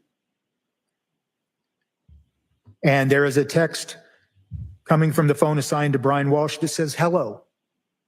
Yes. It's followed by a text that says, from the phone assigned to Anna Walshe, phone died. Correct. There's a text that immediately follows that, indicates a screenshot of a phone. Yes. Is that correct? Yes. And then a text that immediately follows, literally, that's the word that's used. And that's coming from the phone assigned to Anna Walshe. Yes. Okay. And then a text that follows about 2 minutes later, This might explain the new coming from number. the phone assigned to Brian Walshe, where he simply says hello. Yes. Then Oh, no, an this was immediate after. text after that from the phone assigned to Brian Walshe. Do you need a new phone? Correct. And then there is that text where it appears at 6:18:55 a.m. at page 14 on Exhibit 169, where Brian Walshe, the phone assigned to Brian Walshe, is texting location data to 1001 Connecticut Avenue Northwest. We already a covered Verizon this. store.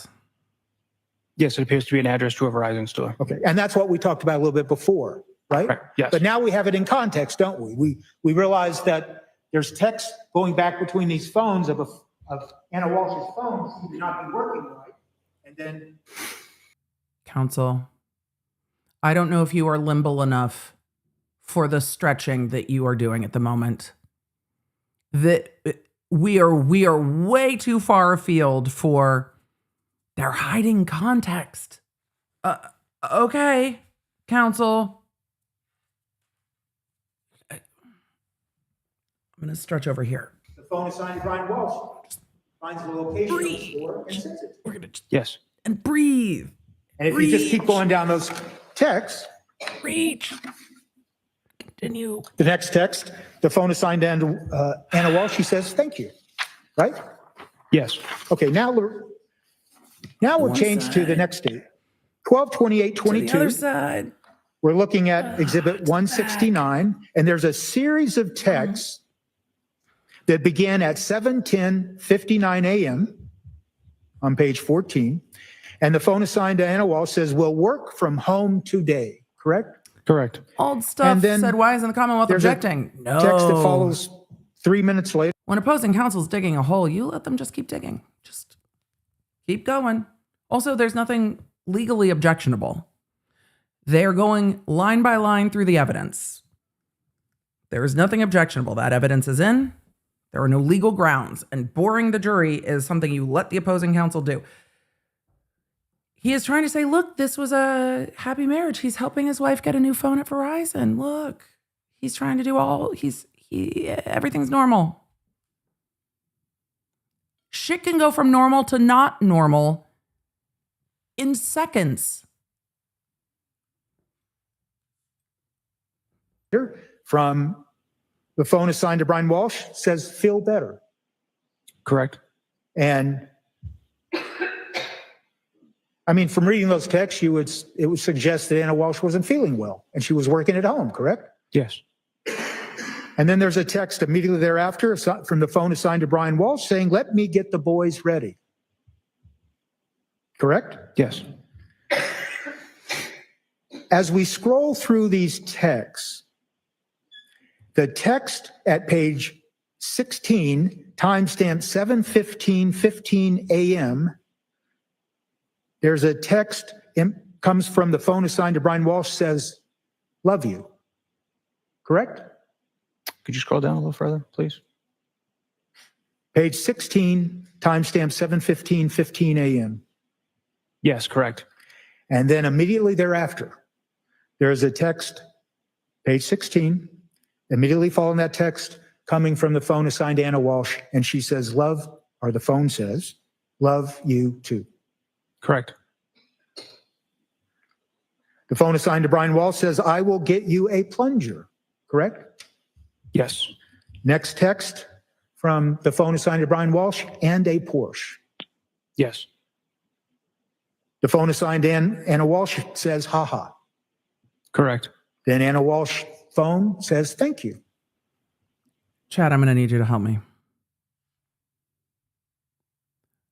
Where is the differential on who texts haha and who texts LOL? Can we discuss that, chat? I know that the mods have worked so hard, mods, thank you, to keep everyone on topic, and I am just throwing a curveball. But there have been so many haha texts. Like literally never. Where is the difference?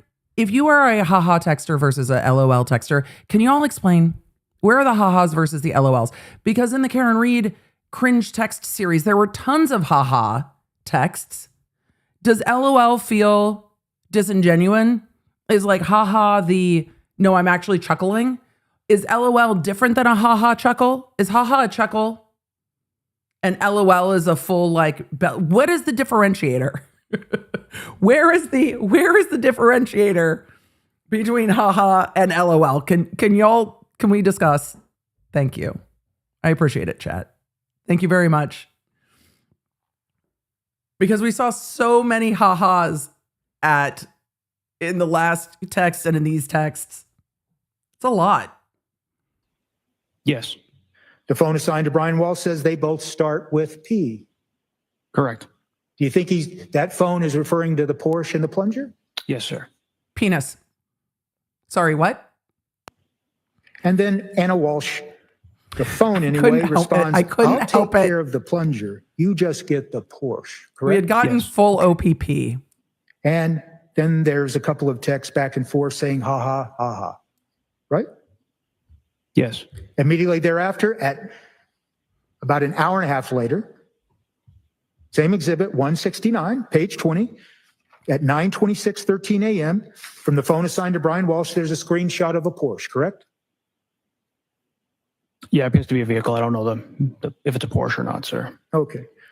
And then there's a second text and another screenshot. And can you tell if it's of a Porsche? Don't believe so based off the picture. Okay. Then at 9:30 on 12/28, page 21. A number of you in the chat are like, what the fuck is the plunger all about?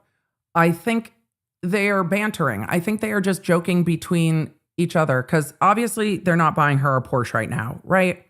That's literally not happening. They are having an incredibly stressful time before the morning of January 1st. They are having an incredibly stressful time about whether or not Brian Walsh is going to go to prison, what the art fraud case means, if he's going to have $400,000 or $500,000 of restitution. So I think a reasonable interpretation of the text is they are just marital banter of get you a plunger, get you a Porsche. She's like, I'll get the plunger, you get the Porsche. I think it is just some lighthearted banter, but also she had texted that she was working from home for the day. So perhaps also relating to the bathroom could be. The reason he is showing it is because we are going to hear the defendant, if he testifies, and we've already heard the defendant say that everything was great. Everything was fine. Everything was all good. And so this is trying to show, look, things are all good. That's what he's trying to say, I think. Or that's what he will try to say later, is things were all good. This was just bantery, normal texting. Okay. Everything is awesome. Everything is obviously not awesome. I mean, the facts that we already know indicate that everything is not awesome. But look, they're joking about whether or not they're buying a Porsche. Everything is great. Still the text. The phone assigned to Brian Walsh says hello. Correct. And about 3 hours later, The phone assigned to Anna Walsh texts back, fix the phone. Correct? She then Huzzah! continues. Fix Her the phone. goes, SIM card died. Correct? Yes, sir. Now, I'm going to jump down to the next text at Exhibit 169, page 22, timestamp 3/22/23, and it contains 3 more images of property, correct? Could you scroll down, please? Thank you.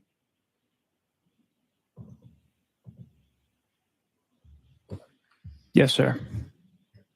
And then there's a text of 3 movies being sent from the phone assigned to Anna Walsh. It's 3 movies, and if you can read the related data to those movies, does it indicate to you, based on your experience as a forensic digital specialist, that those movies have to do with the property postings? Yes, could you scroll up a little, please? Just I have no idea if Anna Walsh's phone had a physical SIM card, if the SIM card died, if she was switching SIM cards when she traveled internationally. I have no idea. I don't know if it was a digital SIM card. I have no idea about the SIM card. Sorry, chat. I can't help. I'm going to just let it. The texts are what they are. They're not offered for the truth. It is what it is. okay, yeah. So they're attachments to a text. Yes. Okay. I'm just letting And it. then, letting right it at be. the same time, Just- there is a reference made to 3 family brownstone from the phone assigned to Anna Walsh, correct? Yes, correct. Then what happens is, on the call log, Witness's face is just like, what are we doing? Exhibit 168, You're just getting shaded a little bit, sir, just on occasion. page 6, record 66, there's a phone call between the phones assigned to Anna Walsh and Brian Walsh. Back to 1.25. I literally can't. Record 66, sir? Yes. Yes. And then when we go back to I'm Exhibit scarred by 69, order right in the same 66, time so, frame, you know. now there's here we text are. being exchanged between the phones assigned to Anna Walsh and Brian Walsh, including a text, looks good, then 1 minute. And the phones continue to text. And then there's another phone call that we can find at Exhibit 168, page 6, record 64. Yes, And y'all. it's a phone call between the phones assigned to them. So We're so in those the phones weeds. are I've stopped communicating taking together. notes. That's And where we don't we're know what at. they're saying, right? Correct. And then if you go back to the text, we're still on the same day, 12/28. Now there's text about from the phone assigned to Brian Walsh, then the numbers work. It's a timestamp 3:50:19. Yes. Now there's a couple of phone calls that immediately follow that text. Phone calls between the phones assigned to Anna Walsh, and that's from Exhibit 168, first at page 6, record 62. Yes, sir. And then page 5, record 60. Yes. Then what happens? Same day, 12/28. On the call log, Exhibit 168, at page 5, record 56, there is a 21-minute, 47-second phone call between the 2 phones assigned to Anna Walsh and Brian Walsh. Yes. Incoming call from 7966 assigned to Anna Walsh. And then about 30 minutes later, another phone call, this time originating from the phone assigned to Brian Walsh, that's for 15 minutes and 11 seconds. Yes.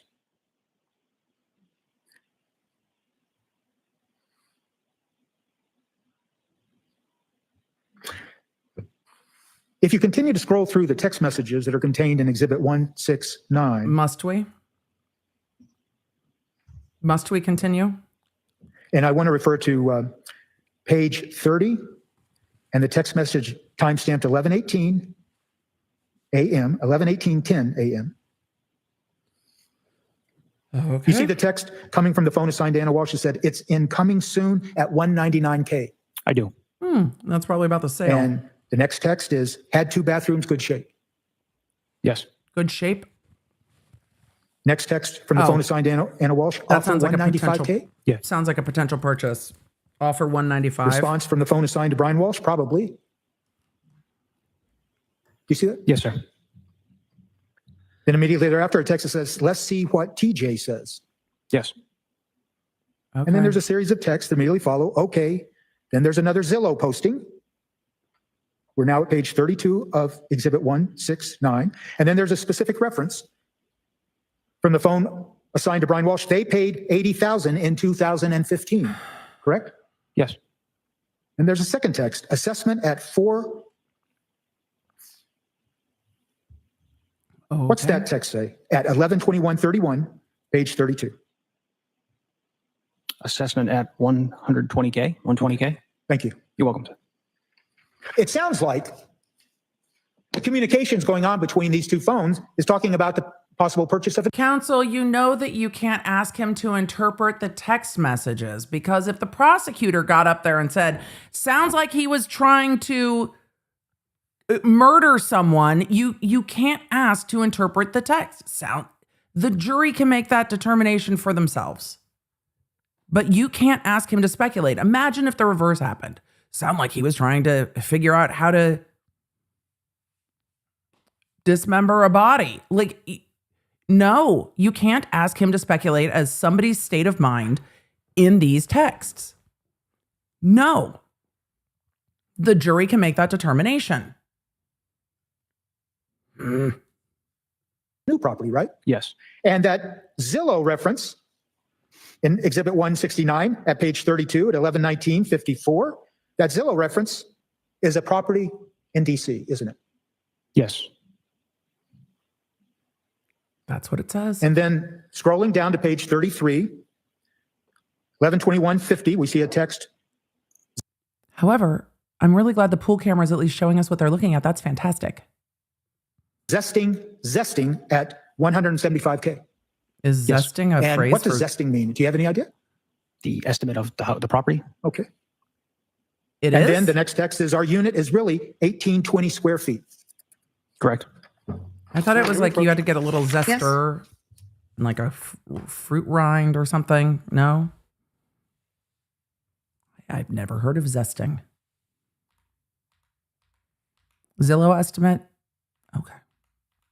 A zestimate? So zesting is the I can't I'm not going to try to conjugate Zillow. December 29th. A lot of you are like, "No, it's zest is a Zillow term." Fantastic.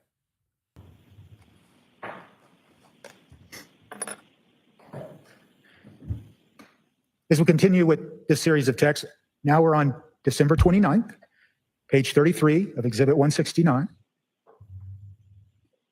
At 11/21/59, the phone assigned to Anna Walsh text, and this one as well. Yes. The next text from the phone assigned to Anna Walsh, 1320 above ground, 500 under. Correct. Do you have any idea what the reference or the context is for that text? 1320 above ground, 500 under. The possible square footage of the property. Okay.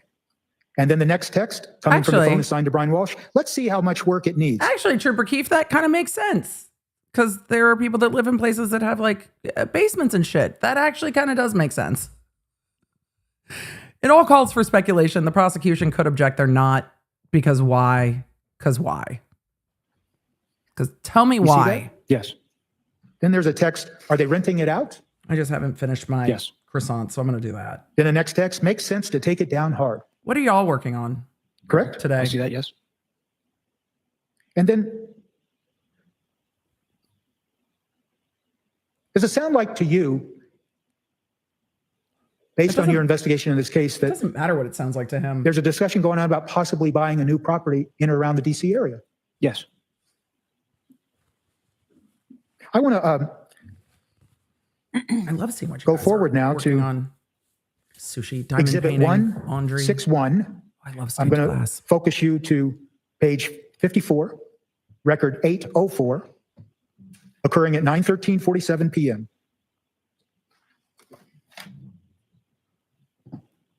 And there's a reference once again to the Mazda building in Washington. Oh, I'm sorry.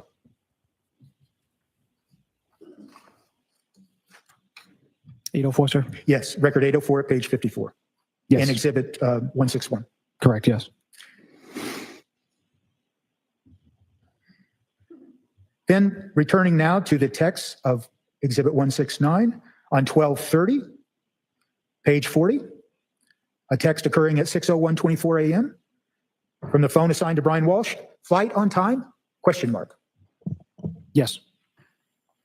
From the phone assigned to Anna Walshe. Hi. Yes. Phone assigned to Anna Walshe. Next text so far. Correct. Next text, yes, from Anna Walsh's phone. Correct. Next text from Anna Walsh's phone. Boarding now. Yes. I love seeing what y'all are up to. Next text from the phone assigned to Brian Walshe. Great. Correct. Next text from Anna Walshe. Signed. Ha. Correct.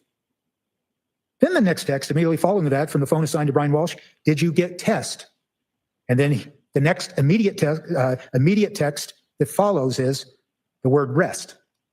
Yes, correct. Does it appear to you that the texter intended to say, did you get rest, and change text to rest? Objection. Good God, calls for Sustained. speculation. That was sustained. Then the next text is awake early, I see, and that comes from the phone assigned to Anna Walshe. Correct. And at page 43 in exhibit 169, the phone assigned to Anna Walshe simply says a little. And then that phone says it was a big Thursday night. You see those texts? I do, sir. And those are at 6:02 a.m. The on jury, December 30th. Correct. there we go. December 30th. I said that counsel wanted to cover everything leading up to January 1st in detail. I was not saying, counsel, that that was my desire. I was just saying that that's where the defense was going to go. And Tipton said, bet every moment. We are going to cover every moment leading up to January 1st. It's a solid defense strategy. It's painful to sit through. But the point, I think, for Tipton is A, we're going to get to Friday, or we're going to get to the end of the day with this witness. But B, does all of this feel like a nothing burger to you? Right. That's how he wants the jury to feel. There was nothing going on. Nothing out of the ordinary. Nothing was amiss. Nothing was strange.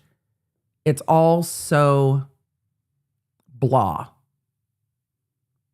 Because the defense is going to try to embiggen that premeditation, try to expand that time and say, look, everything was fine. And then he found her deceased. I think that's what he's going to testify to based on the opening. So his point is, look, all of this leading up to January 1st is just very mundane. Nothing was amiss. And then after she passed, then shit gets real weird. But nothing's weird before because he wasn't planning to kill her and he didn't kill her. He's going to try to conflate those 2 points. But 2 things can be true. Everything can be good until it's not. And that until it's not can happen in seconds. But that's his point. It's all just mundane. And God, it feels mundane. Right?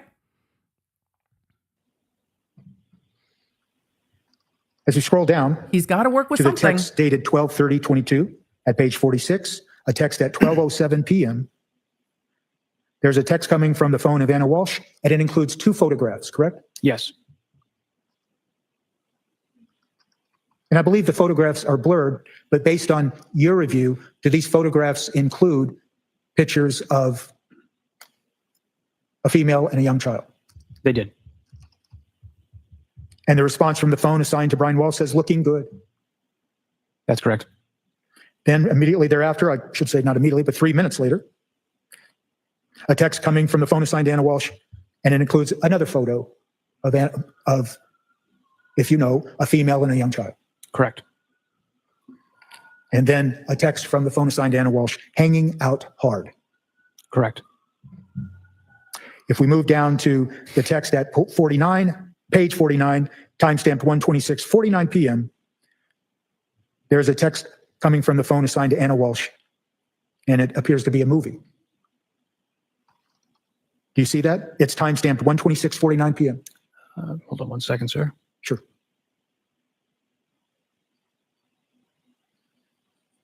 Yes, there appears to be a movie attachment. Okay, a movie attachment. I'm sorry. Correct. Should have been more clear. And then we see I had to check if we were sped In the up. call log, We're still sped up. They've Exhibit slowed down so 168. much that even sped up feels at fucking page slow. 2, record number 20, record number 18, record number 16. They're all on page 2.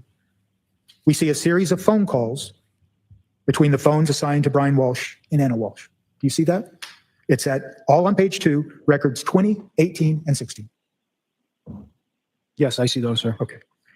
And then back to Exhibit 169 at the relevant time period, about an hour later, at page 50, there is a text coming from the phone assigned to Brian Walshe that contains 7 photographs, correct? Yes. And if you recall, and I understand that the photographs are blotted out, but if you recall, they're photographs of a woman and a boy. Yes, sir. So what we have here, what you just described to the jury, is when we put all the data together from primarily 3 sources: the call log, the text messages, and the data from the work you did in extracting the data from the iPhone. We see that all of those data, when looked at, they help frame a picture of communications about buying property and selling property, shopping for a Porsche, trading pictures between each other, all in the time period encompassing December 25th, leading up to December 31st of 2022. Is that right? This shows communication between Brian and Anna Walshe from December 25th through December 30th. We only went to the 30th, sir. To be fair, it shows communication between phones at Yes. time. Text message, phone calls, communication between those 2 devices during that time period.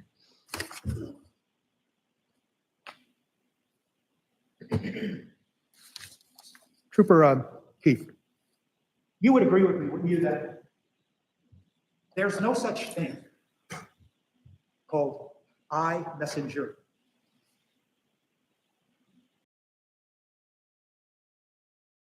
I'm putting this back to normal speed because there's probably going to be an objection, but this is one of the defense's main points. All of you are like, wait, what? What main point? What did we miss?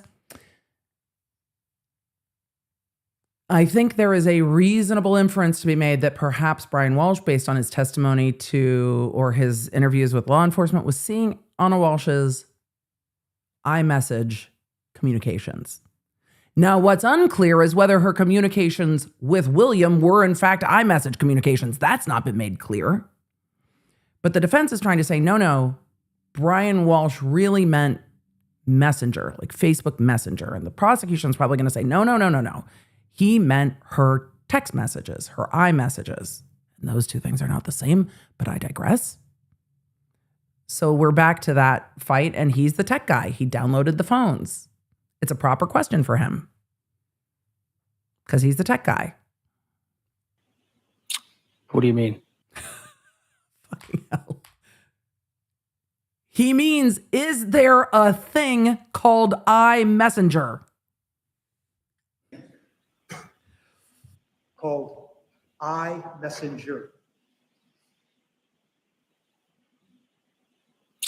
What do you mean? What? You're familiar with Facebook, correct? Yes. And Facebook has a communication or texting act associated with it, and it's called Messenger, correct? Facebook Messenger, correct? It's not called iMessenger.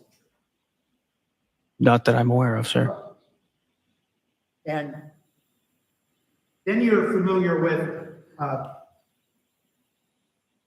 text messaging that originated with Apple, and it's referred to as iMessage.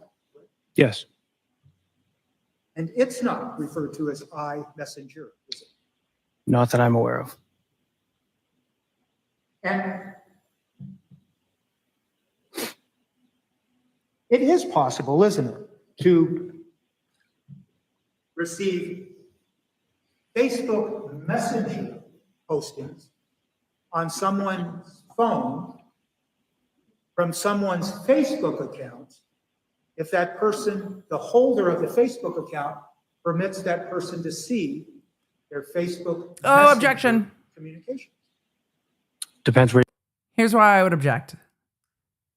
It assumes, well, the question calls for speculation about whether a person would allow it.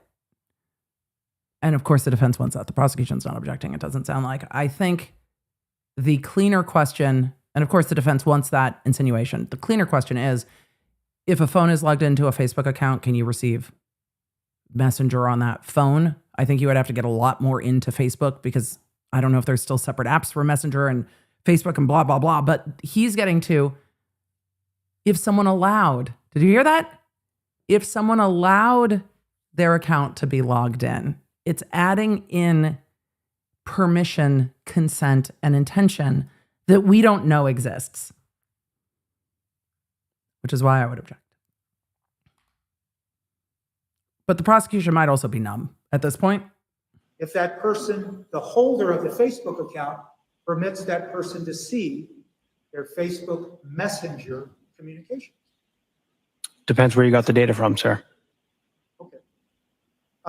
You did not find anything on the Apple iPhone 13 mini of any Facebook Messenger postings between Anna Walshe and a person named William Fasto. Specifically Facebook Messenger Yes. between those two on the iPhone 13 mini. Yes. Not that I recall.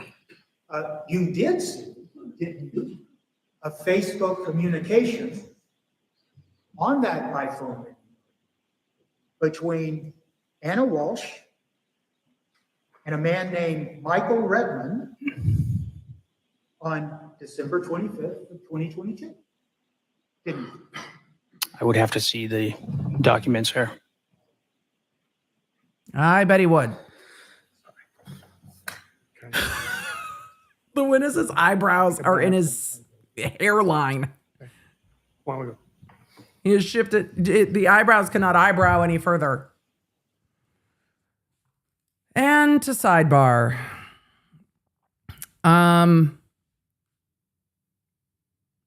The defense is trying to close the door on Brian Walshe knowing about the affair. That's what they're trying to close the door on. So they are going to sidebar. I'm going to try to zoom past sidebar as best I can. I think we're almost past sidebar. So that's what they're trying to close the door on. Did he know? And they also want to say he was seeing the Facebook messages, not her text So messages. may I approach you? Honor? You may.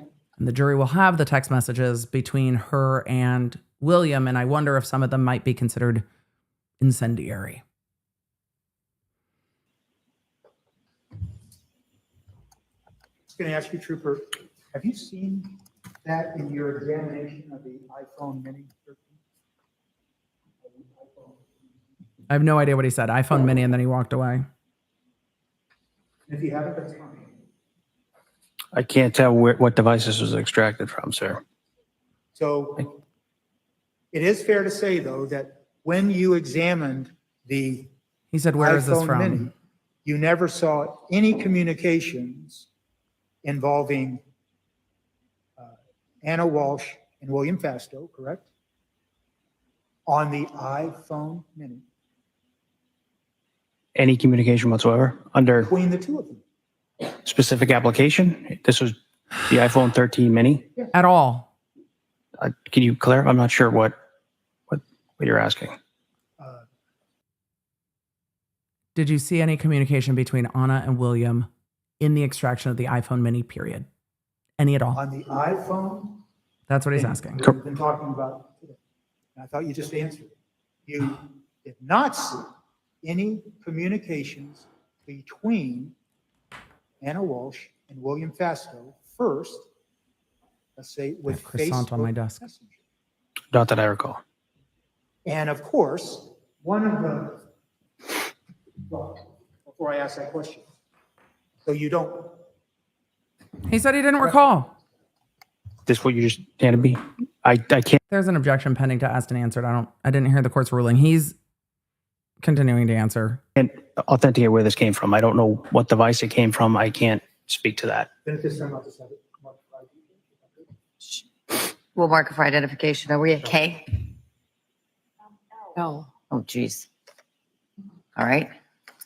We're not at K? I thought we were at J. Thank Did you. something else get marked? I'm also confused. They're marking whatever that is for identification. The trooper's like, I don't know what the fuck that is.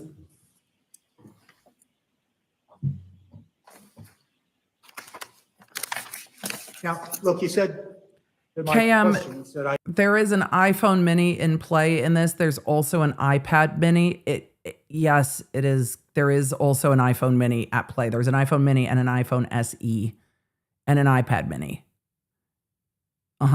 It's gotten confusing for sure. I don't recall if you saw communications on the iPhone mini between Anna Walshe and William Fastow using Facebook Messenger. Correct. You don't recall. I don't. Of course, in the nature of this case and the fact that you are assigned to the Norfolk County DA's office, and it would be pretty important, wouldn't it? If in fact you found messaging that was between Anna Walshe and William Fastow on the phone assigned to Brian Walshe. That'd be pretty important stuff, wouldn't it? Yes. And as you sit here today, and I asked you a very simple question, did you see any Facebook Messenger messages between Anna Walshe and William Fastow? You said, I don't recall. But that'd be right, that's what you said. Yes. You would agree that's pretty important. That would be pretty important evidence. Calls for speculation. Yes. And you would agree that with regards to Apple, the text message, you didn't find any iMessages appearing on the phone assigned to Brian Walshe, iMessages between Anna Walshe and William Fastow, correct? No.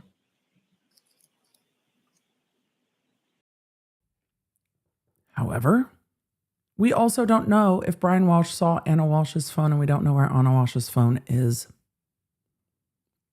So the fact that it's not on Brian Walsh's phone is well, they haven't gone to the SE yet, is helpful to rebut that he was seeing her messages with William Fastow on his phone.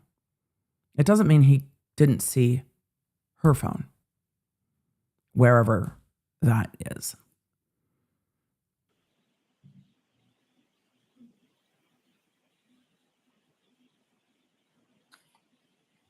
And of course, Gretchen, they didn't talk about the victim's Apple ID. They did talk about the two of the defendants' different Apple IDs being logged into different devices. that will be pretty important evidence. If you found any communications, whatever form, on the phone assigned to Brian Walshe, communications between Anna Walshe and William Fastow, wouldn't it? Yes. Counsel, it could have been that simple. And the other thing It could have just been that simple. you did not find We could have been champions. is any evidence of deleted messages using Facebook Messenger on the iPhone. The Mini. That's specific. I would have to take a look, sir. I don't recall specifically. Okay. But once again, that software you use, whether it be Cellphone or Magnet Gray Axiom, it's able to detect deleted materials. In fact, that's one of the forensic tools, one of the forensic reasons it's used, to see if there's deletions of data that might be important to a case, correct? Well, it all depends. The software Deleting things off of the device natively and deleting things out of an app are different, though. that company has published at the time, the software the device is running. So never do they get all the data extracted from a device. So the deleted data may never be parsed out and read. Well, There's a lot of factors that go into that. Right. but if you wanted to find messages, whether they be Facebook Messenger or Apple iMessages between Anna Walshe and William Fasto, and you thought it was, as you told us, it would be very important evidence to find, you would do everything you could as a forensic digital specialist to try to find them, wouldn't you? Well, I mean, well, after they found everything in the dumpster, I could see them being like, well, that's pretty compelling. her device was never recovered, sir. I'm sorry? Her device was never. There's the answer. You would do everything you could to extract that. Well, her devices were never recovered. That part. And we have not heard that for sure yet. If she died mysteriously in her sleep, y'all, why would her phone be gone? Maybe the health data on her phone would help determine what happened. There's the answer that we did not know yet. We suspected. And you thought it was, as you told us, it would be very important evidence to find. You would do everything you could as a forensic digital specialist to try to find them, wouldn't you? Well, her device was never recovered, sir. I'm sorry? Her device was never recovered. I'm talking about the phone assigned to Brian Walsh. You just said messages on her device between. If I did, I apologize, and I might very well. Thank you for correcting me. I would have done everything I could to find messages from her device, but we didn't have it. Messages between Anna Walshe and William Fasto appearing on the phone assigned to Brian Walsh. That would be pretty important evidence, correct? Yes. And you would do everything you could as a digital forensic specialist to try to find that, wouldn't you? Yes. And Okay, this is now asked and answered.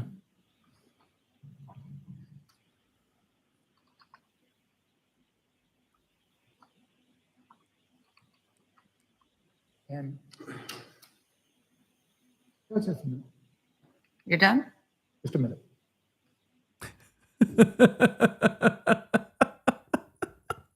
Did you hear the eagerness in the court's voice?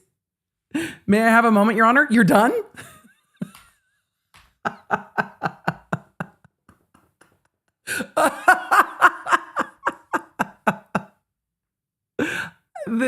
I just wanted to hear the court again, but we stumbled across a great pause face from the witness.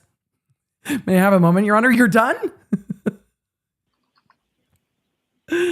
Oh, the court. Thank you, Your Honor.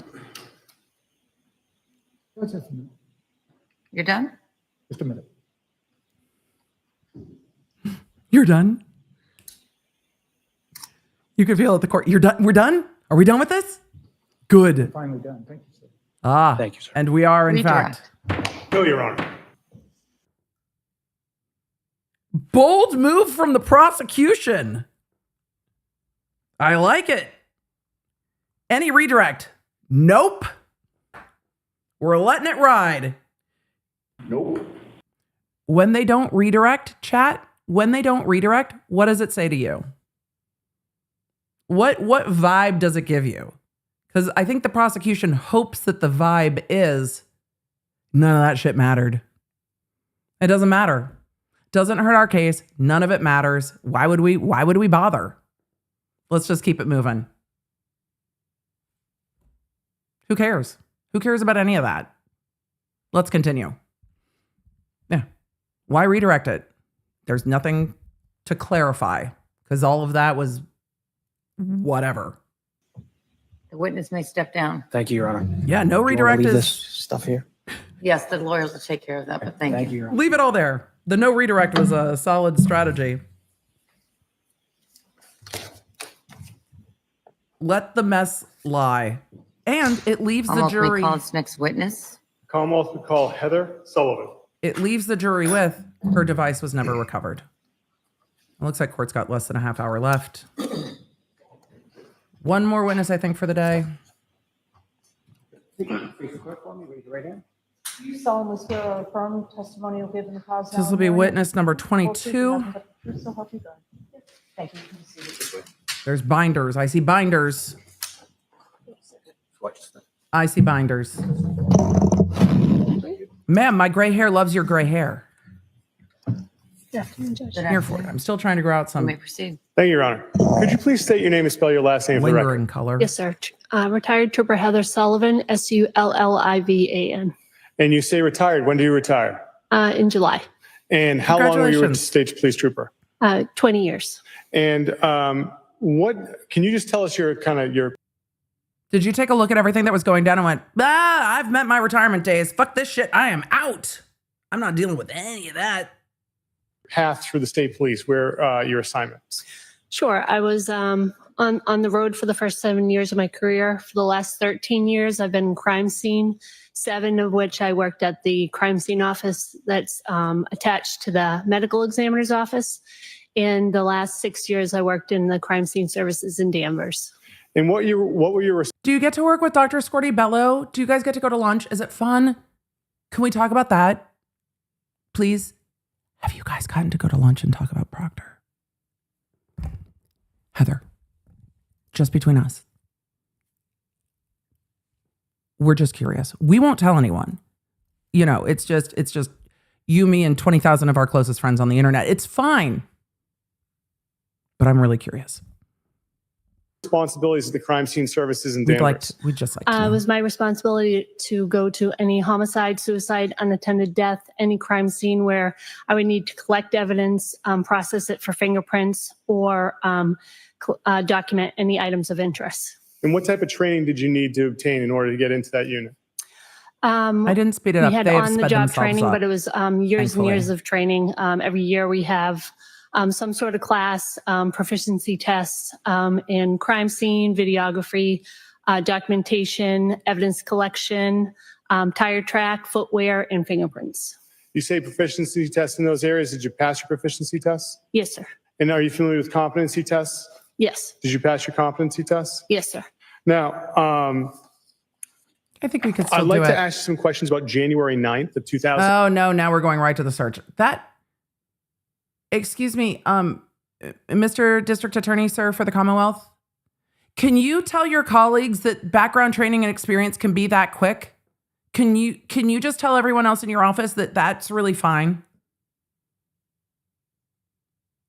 Does Adam Lally work on the same hallway as you? Can you guys have a combo? Just asking. Trying to help everybody out for future. In 23, did you have the opportunity to be involved in an investigation that initially started in Swampscott that afternoon? Yes, sir. Where did you respond to in Swampscott that afternoon? 330 Paradise Lane. It was an apartment complex. And The dumpster. I was called there by Norfolk County Detective Unit. And about what time do you think you got there? About 1,400 hours.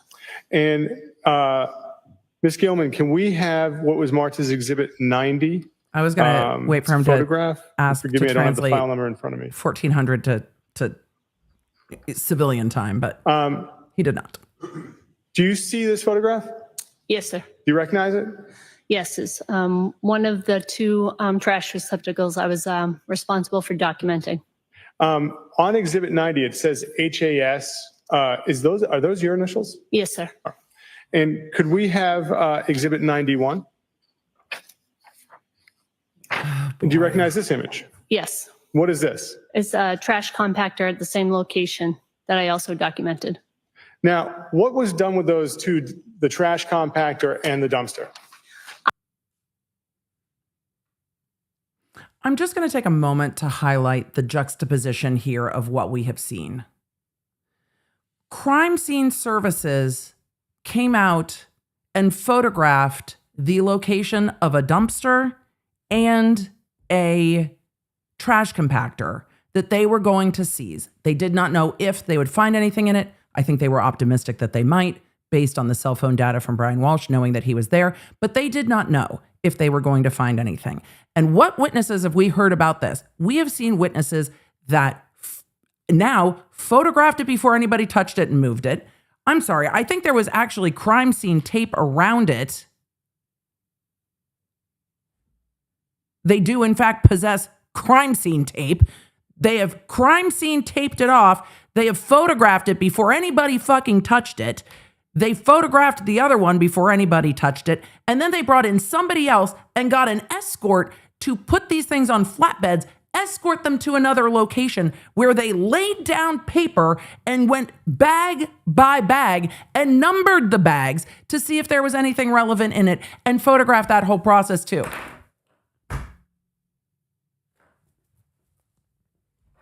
I think I'm getting more mad because it is such a stark difference when you see the resources that were available and not chosen in the Reed case and not used. The difference is so drastic. It's the same unit. It is MSP in Norfolk. And MSP called her and was like, can you come out and document this shit before we move it?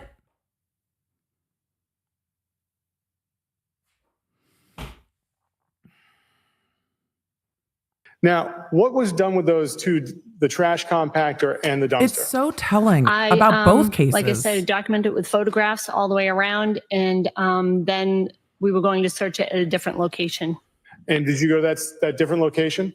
Yes. Where was that? 300 Forest Street in Peabody. It was Greenworks Republic's transfer station. Ms. Gilman, can we have Exhibit 107, which was, I believe, file number 6556? Thank you. Now, does this look like where you went to in Peabody? Yes. Okay. So once you got to Peabody. You're telling me you photographed the location before anybody entered the location? To document it before you started doing anything?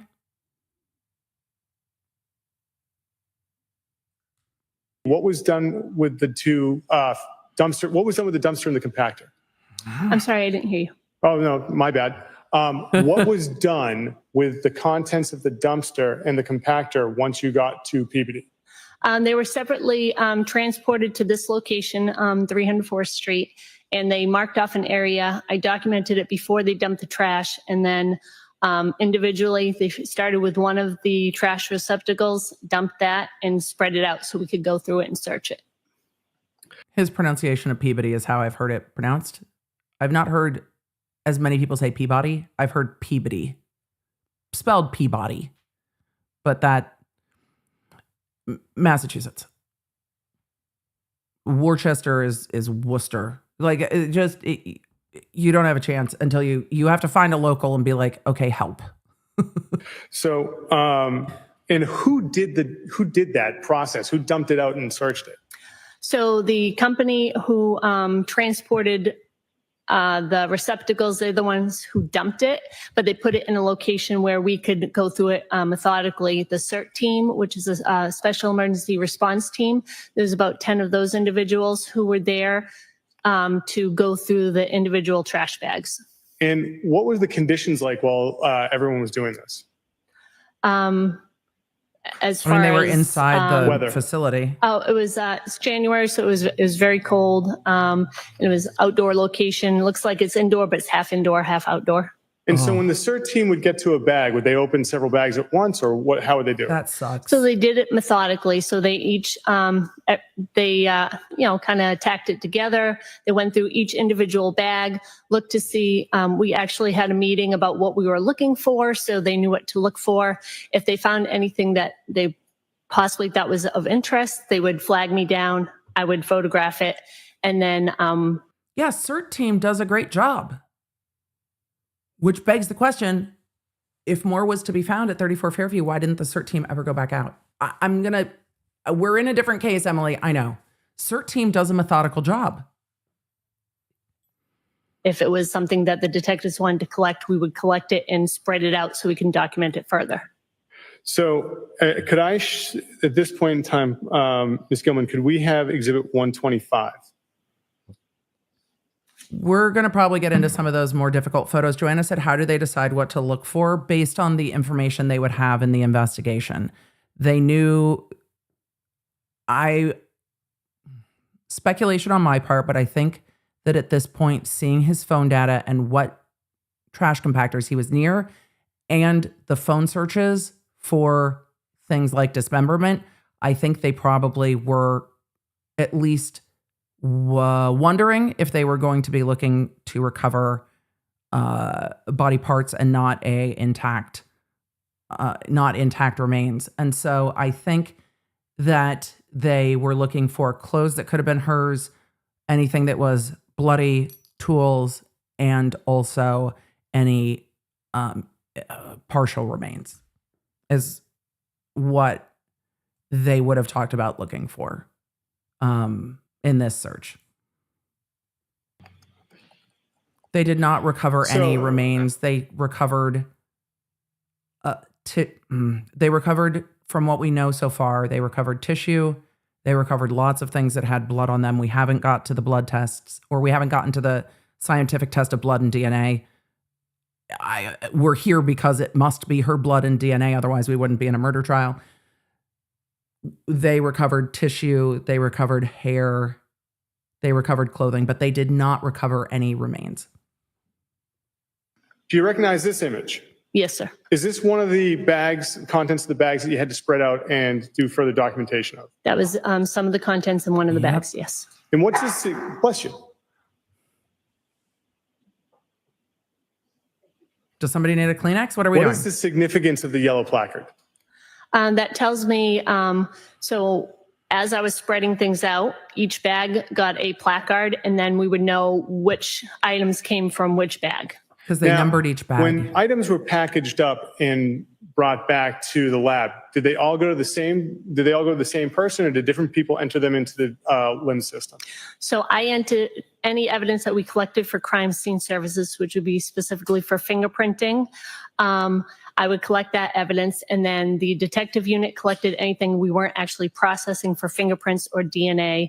And then another person from the forensic scientists unit, also in the crime lab, they collected anything that they would be testing for DNA specifically, and only that.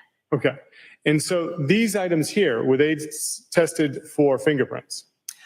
They were collected by my lab and sent to the Boston lab because it was their, basically their area that the incident occurred. So they took that evidence and they fingerprinted it. Now, but you were able to enter these into the LIMS system, correct? I entered anything that I collected, documented it, collected it, tagged it, and put it in the LIMS system.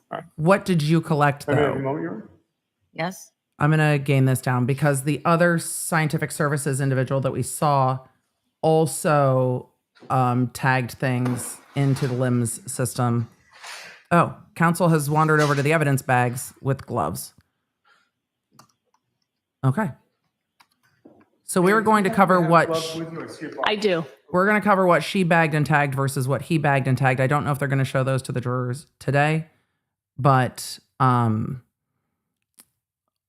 a lot of you are asking about the disposal of the victim, for lack of any more accurate way to say it.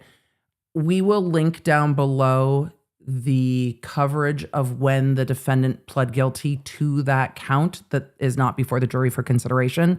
The prosecution lays out more of their factual basis of what they know happened about her being disposed into multiple different, or they believe she was disposed into multiple different dumpsters that were emptied before law enforcement can search them or could search them. I think we'll hear some more about that because the jury's going to want to know. All the jury has seen so far is what they recovered out of this dumpster. This dumpster, by the way, at his mother's apartment complex. So, and the watch that she was wearing in some of the photos we've seen of her was recovered out of this dumpster as well. It was a Hermes watch with a black strap, not a digital watch. I gained that down a little because everybody was right in the microphone.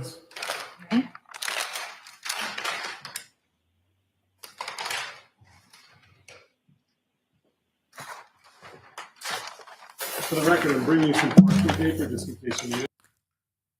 I very much appreciate, by the way, when people relanguage themselves to not call the bench paper or parchment butcher paper. I think that there's room for that to be made an error in this case. And I think if the prosecution did it, the defense would take issue that it could be unduly prejudicial in front of the jury. So I'm just making a note because I appreciate it that they have referred to it consistently as parchment paper and bench paper. And then this is, I think, one of the first time we've seen the prosecutor actually bring bench paper up to the witness stand before they take things out of the evidence bags. I appreciate the thoroughness. I'm really glad I gained this down if we're going to be opening bags at the microphone for the rest of the day. Do you recognize this object? Yes. What is it? It's one of the bags of evidence that I had collected because I can see. Some of you are asking about whether landfills were searched. It's my understanding that that would not have helped in this case because things were burned instead of landfilled, but they're going to have to address that in trial. That's my understanding. From the very brief amount I looked at things going on with this case in discovery, but we're going to have to see what happens when we get there. So no, they did not search. They did not search a landfill because it would not have been fruitful. The handwriting on it. And what does it say on the exterior of the bag? Tin snips by placard 8, and I itemized it 7-9. The limbs number is 23-00596 with my initials and the date that I collected it. Could you put some gloves on and open that bag and make sure that the snips are inside?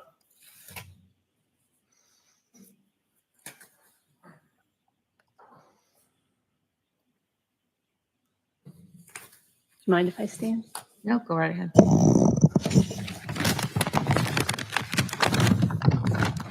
I'm going to do my best to gain this down when they are opening the bag at the microphone. Yes.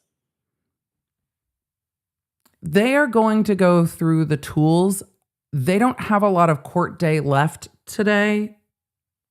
I wonder if the defense knew that this was the next witness on the stand. But they are going to go through the tools. So I imagine when we resume on Monday, they are going to go through the fingerprinting and blood testing and what have you. So if anybody needs to nope out, it's totally fine. It's a Friday. There will be a summary on the Emily Show podcast. It's completely fair. You can place them back in the bag. There's Your Honor, you have this mark.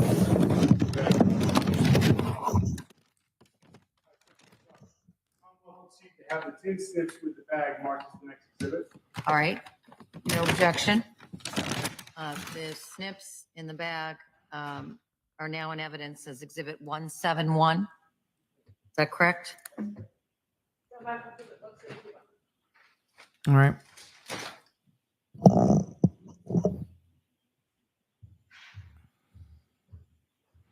The reason they are bringing them into court is exactly what we were seeing in the chat from Andre XT.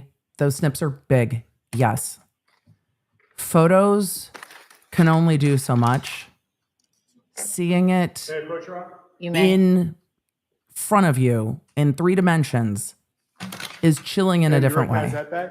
I do. Photos What do is not that? give you great scale for it's size. a brown paper bag, item 7-10, which I itemized in limbs, and it's a hacksaw, and it was by placard 8 as well.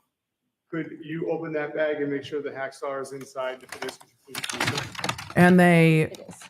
want the jury to see Make anything of a mess, but thank you. and understand the scale of these things. Thank you. Could you return it back? The prosecutor is standing right in front of where the camera is, but you can see how large the hacksaw is as she is pulling it out of the bag. So in the photos, you might not have scale for things because everything's large relative to each other. So, yeah, it's a fairly large hacksaw. Thank you. Could you return it back?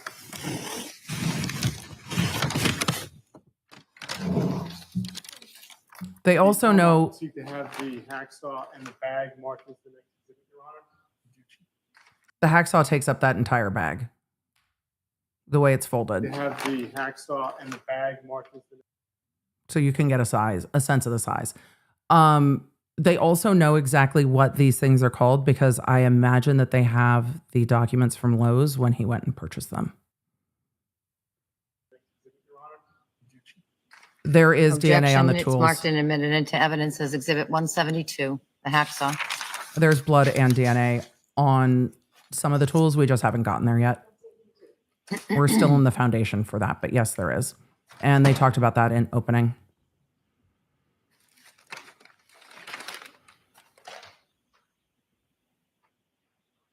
May I approach, Your Honor? Yes. Thank you, Your Honor.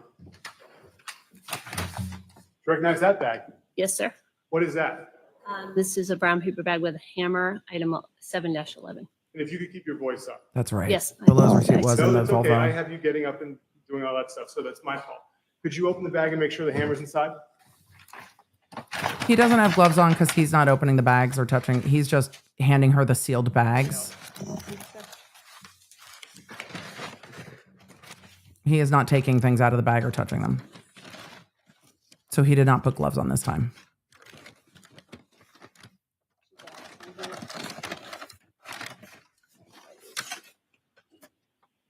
And that's the hammer you saw that night? That's the hammer. The Commonwealth would seek to have the hammer in the bag marked as the next exhibit. I don't think the Hearing no DA. objection, it's in evidence now as 170. I don't think the DA is intentionally standing in the way because he's making sure the jury can see it and he's holding down the paper while they open these bags. So the jury is to the side of him, so the jury can see these things clearly.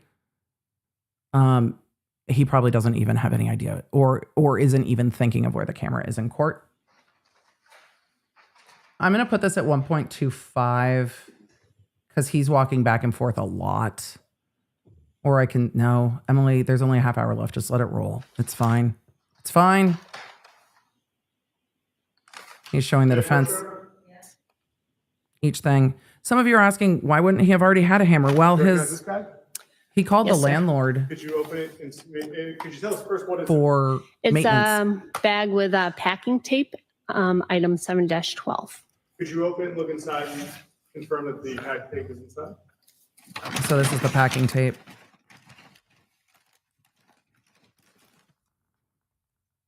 Does that appear to be the pack tape that you found at the PVD at the trash site that night? Oh gosh, that was unexpected. The Commonwealth would seek to have this bag with the packing tape marked. It was jostled back in much differently. It is now, the packing tape is now in evidence as 174. Steph said, what was the packing tape for? Do we know? There was a bag that was a larger bag that was taped together, and there were larger tarps that were taped together to make the tarp bigger.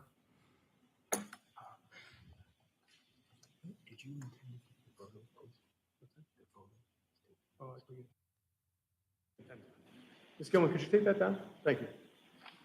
The defense asked to take the photo of the You may. tools down off the being displayed to the jury. Ma'am, do you see that bag? I don't know if Yes. that's going to lessen the Do you impact. recognize it? Yes, it's brown paper bag with a hatchet in it, item 7-13. Could you open that bag and confirm the hatchet's inside?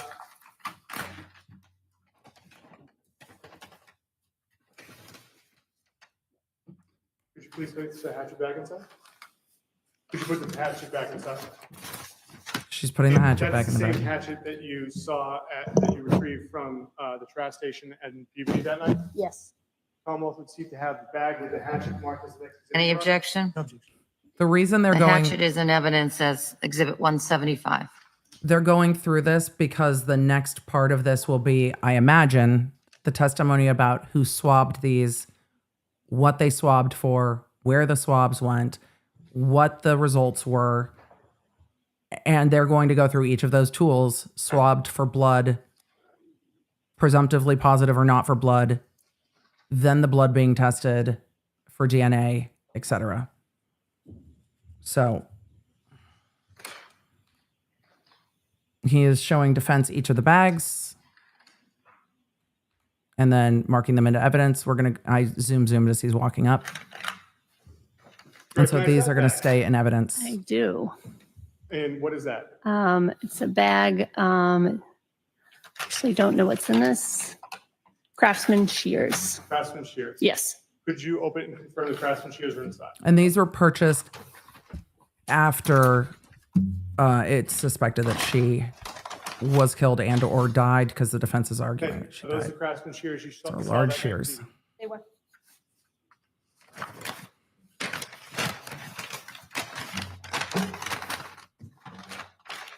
For the record, now that the shears are back in the bag, Your Honor, the Commonwealth would seek to have the bag with the shears marked as the next exhibit. Objection. What's the lens number on that? Is it 714? 714. All right, the shears 714 are in evidence as 176. So the court is keeping track, as well as the clerk who is marking the items. Counsel, you couldn't carry. Yeah, I was going to say, can you carry two things over at once? I appreciate that you're getting your steps in, You may. but Recognize that bag. I do. What is that? It's a brown paper bag with a measuring cup in it, item 7-15. And could you open that bag and look inside? Is that the measuring cup you saw that night, DVD? Yes. Commonwealth would seek to have the bag with the cup now back inside as the next exhibit. Objection. Number 715. 715, the measuring cup is now in evidence as 177.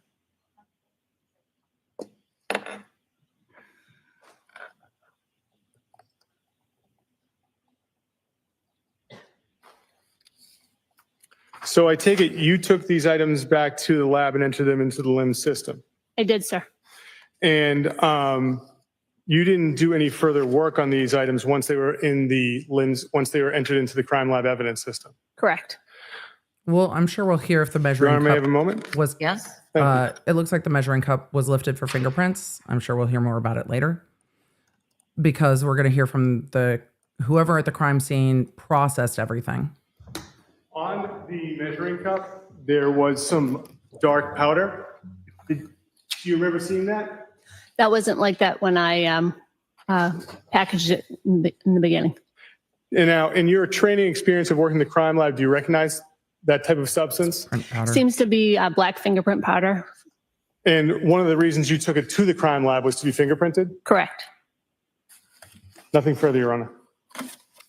Cross-exam. Do you need a cross-exam? I have no question.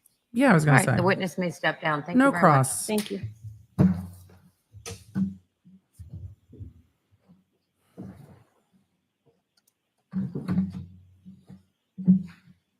Hopefully calls next witness. Commonwealth will call Richard Atkinson. They have time for another one. I did not see that coming. All right, next witness. That's going to be witness number 23. Sir, are you also at the crime lab?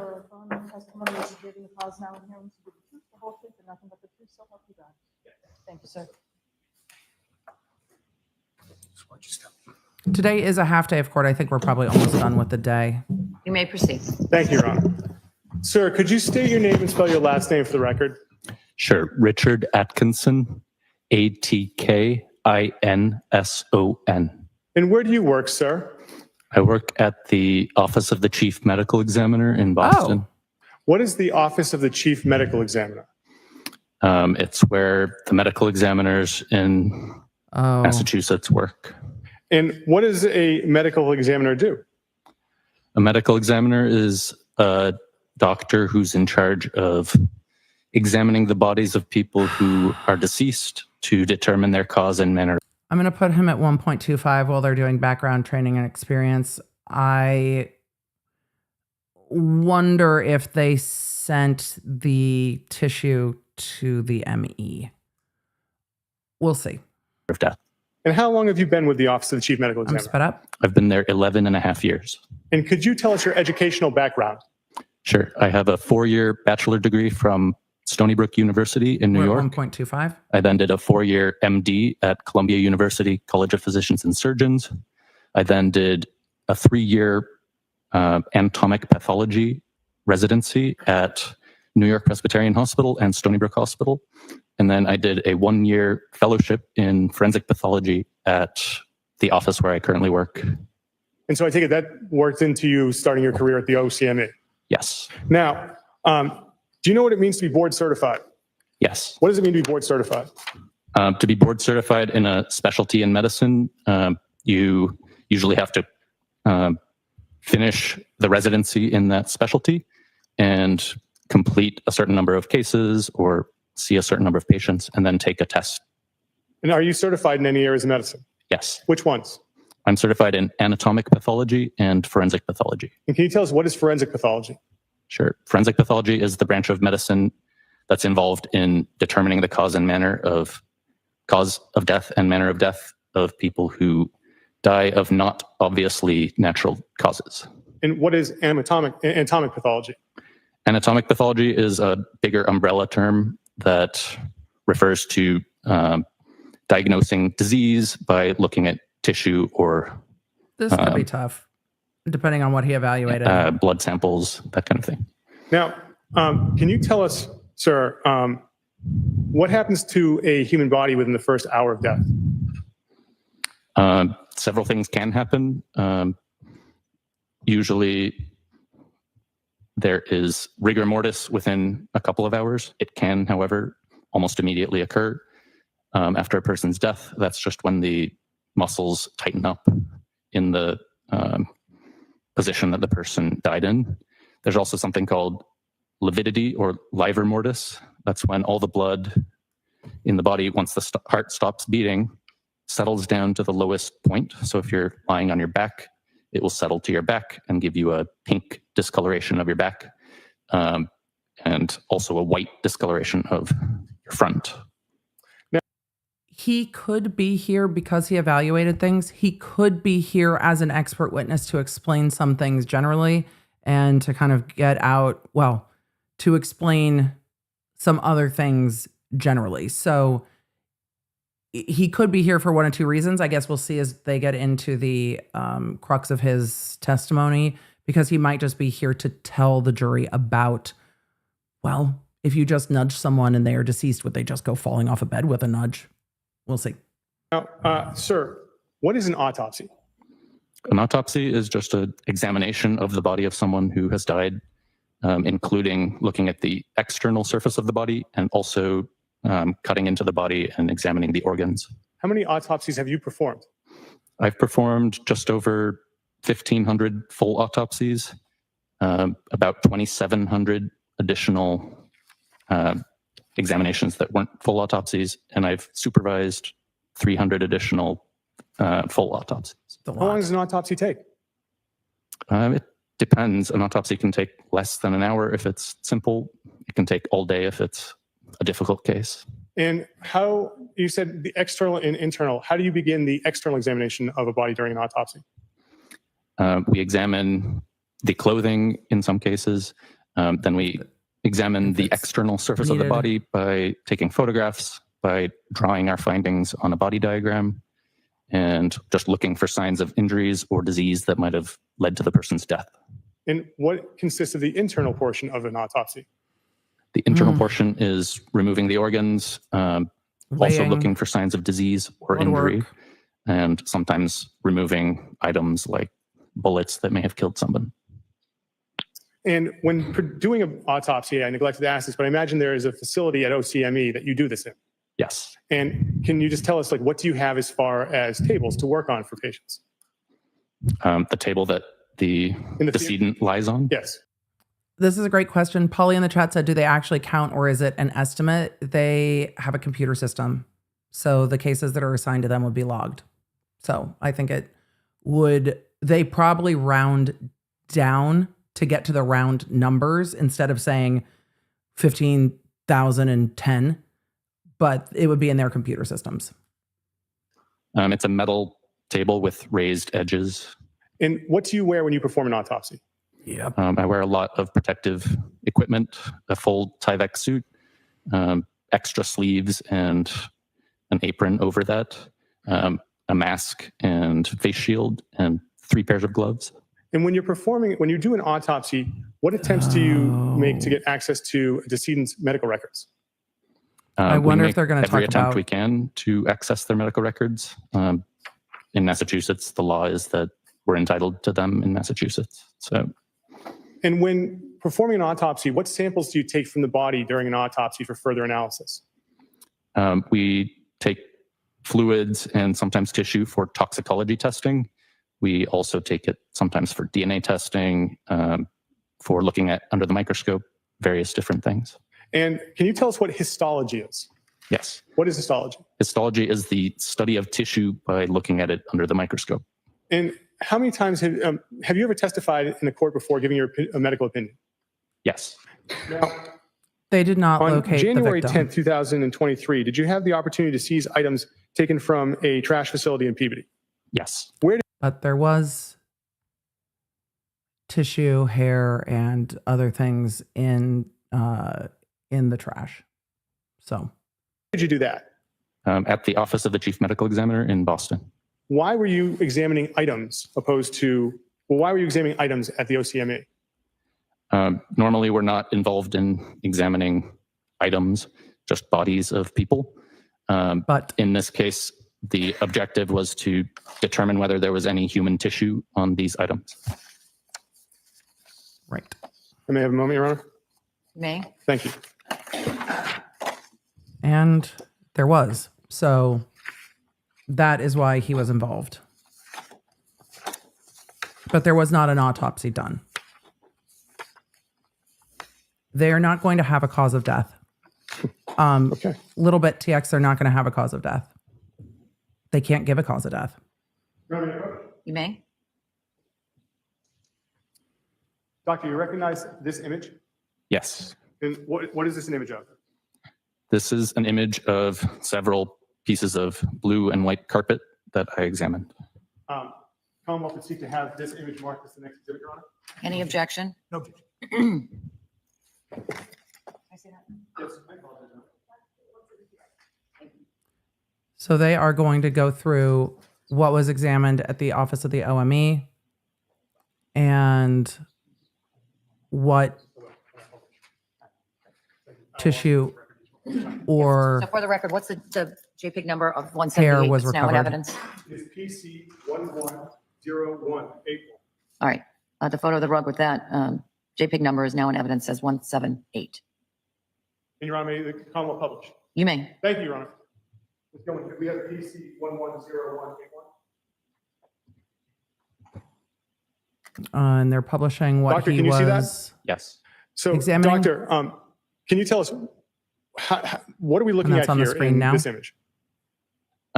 There were 7, though I think some of them are not in the image, 7 pieces of rolled up blue and white carpet with some stains on them, and the pieces of debris that you can see just above the ruler were also present on some of the pieces of carpet. And who places the ruler there? I do. Your Honor, may I approach? You may. Do you recognize this image, sir? Yes. Is that one of the pieces of carpet that you had the opportunity to examine? Yes. Your Honor, the Commonwealth would seek to enter into evidence PC 110195, image of carpet. Any objection? That 110195 is now in evidence as 179, photo also of rug.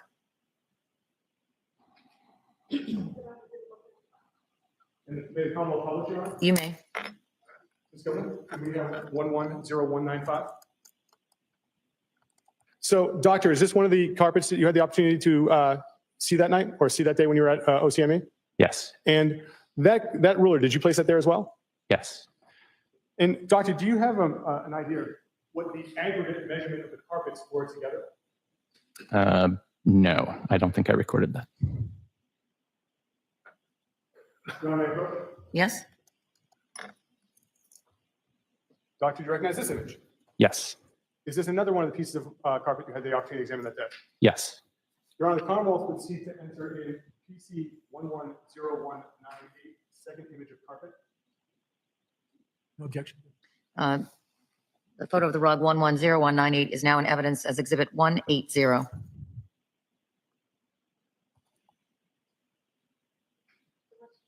Is that a good place to stop for today? Yes, Your Honor. All right, I'll see counsel at the side of the bench. Okay. I suspect this witness is going to have to be back on Monday.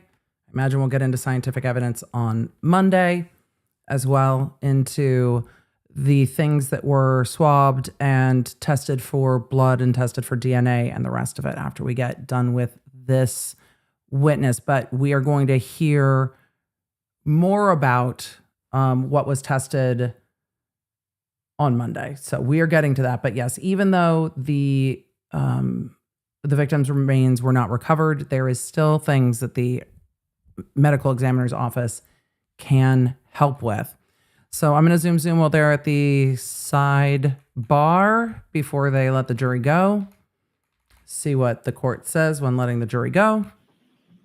Same questions. I always like to check in with the lawyers, particularly. I check in with them, as you've seen, at On the end of scheduling. every day, but particularly at the end of the week, to take stock of sort of where we are right now in the case and to give you my best estimate. It's only that, it's the best estimate. Of But the case has been moving in quite efficiently. I think when I impaneled you, I told you that we expected 3.5 to 4.5 weeks of evidence. I don't think it's going to go that long. My best estimate at this point is that the evidence in this case will be concluded within a total time frame of 3 weeks. So we just put 1 week in the bank, so to speak.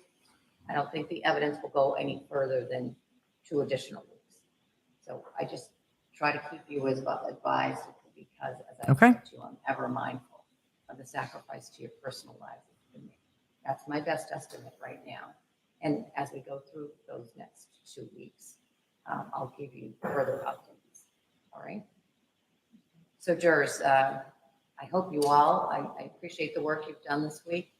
I hope you all get some rest this weekend. Me too. And, while you're getting that rest, you must not do the following thing. Do not speak to anyone about Leonard, you can do these things, but I Do not also hope go that you on get any some social rest. Media or any news media of any sort. Don't do any research of any kind about this case. Crocker, Be thank you of so open much minds for the as you reigning listen memberships, to the evidence in this case. to Again, all of appreciate all you're the doing. Have a really nice weekend. Leonards. Welcome new members. I'm going to see if the lawyers put anything, and then I'm going to have to zoom because I have a very, very busy afternoon. Frankie's mom said the Remarkables on your Amazon list. It was what I was using. I'm now using the Supernote. I think I have a link for y'all just to let you know what Supernote I'm using. And I will put that in the description over the weekend, but it is not on Amazon. It's only on their website. Thank you. Let's see what is put on the record. Just because I'm curious.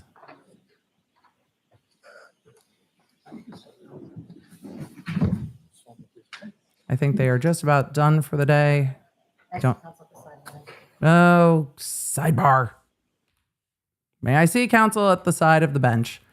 Well, the court did tell the jury there's only about 2 more weeks left of evidence. Of course, deliberations can take longer.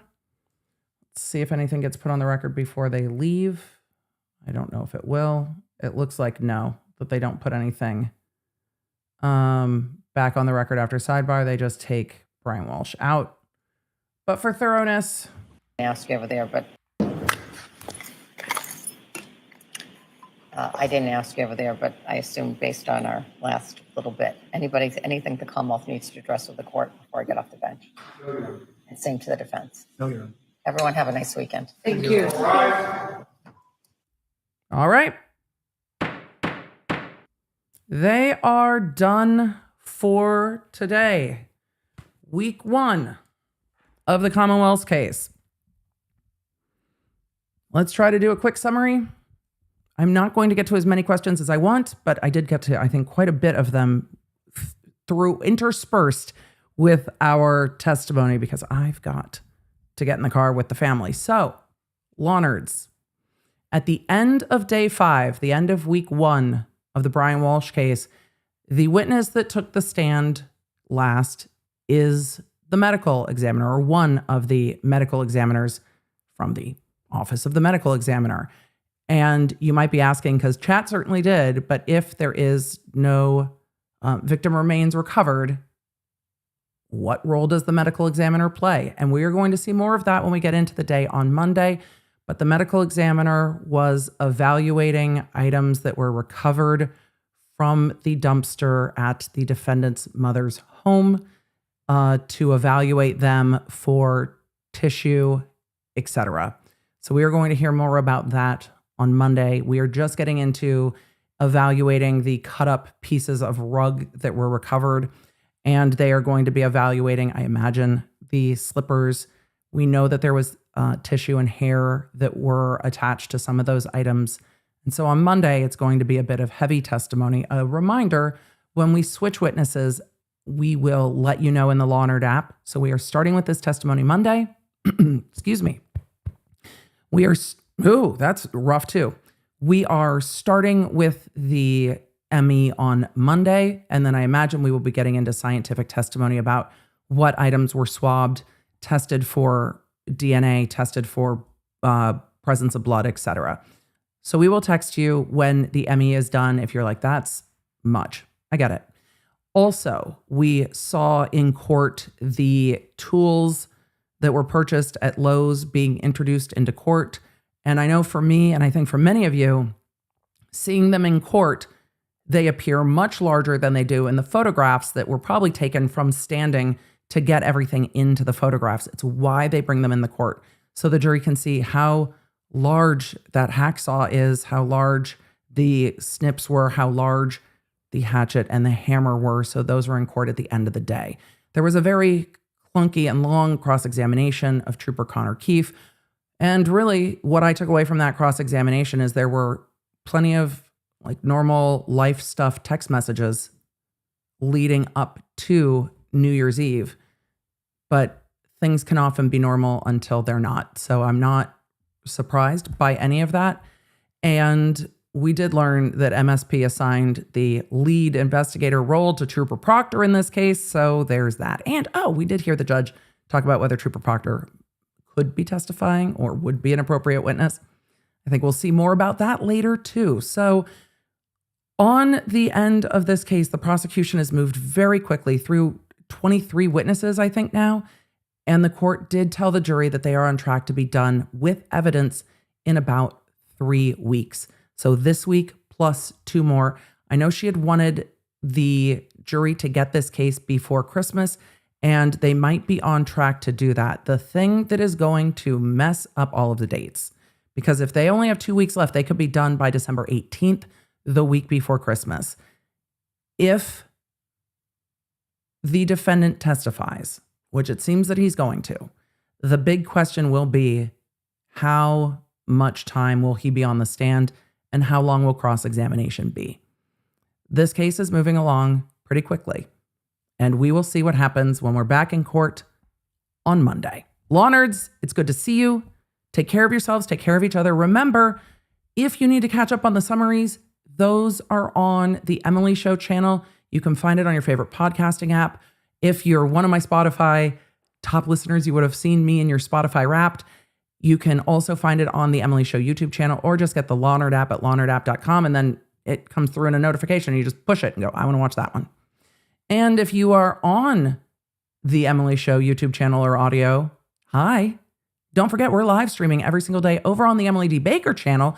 And if you have not had the opportunity to join the delightful Law Nerds in the chat, come hang out with like 20,000 of the best people you will ever find all together in one spot or otherwise, because though this case is heavy, there are times we are able to have conversations that are a little bit lighter. So being in the chat is a full experience. And if you've missed it up till now, you've got 2 more weeks of trial to join us in the chat when you can.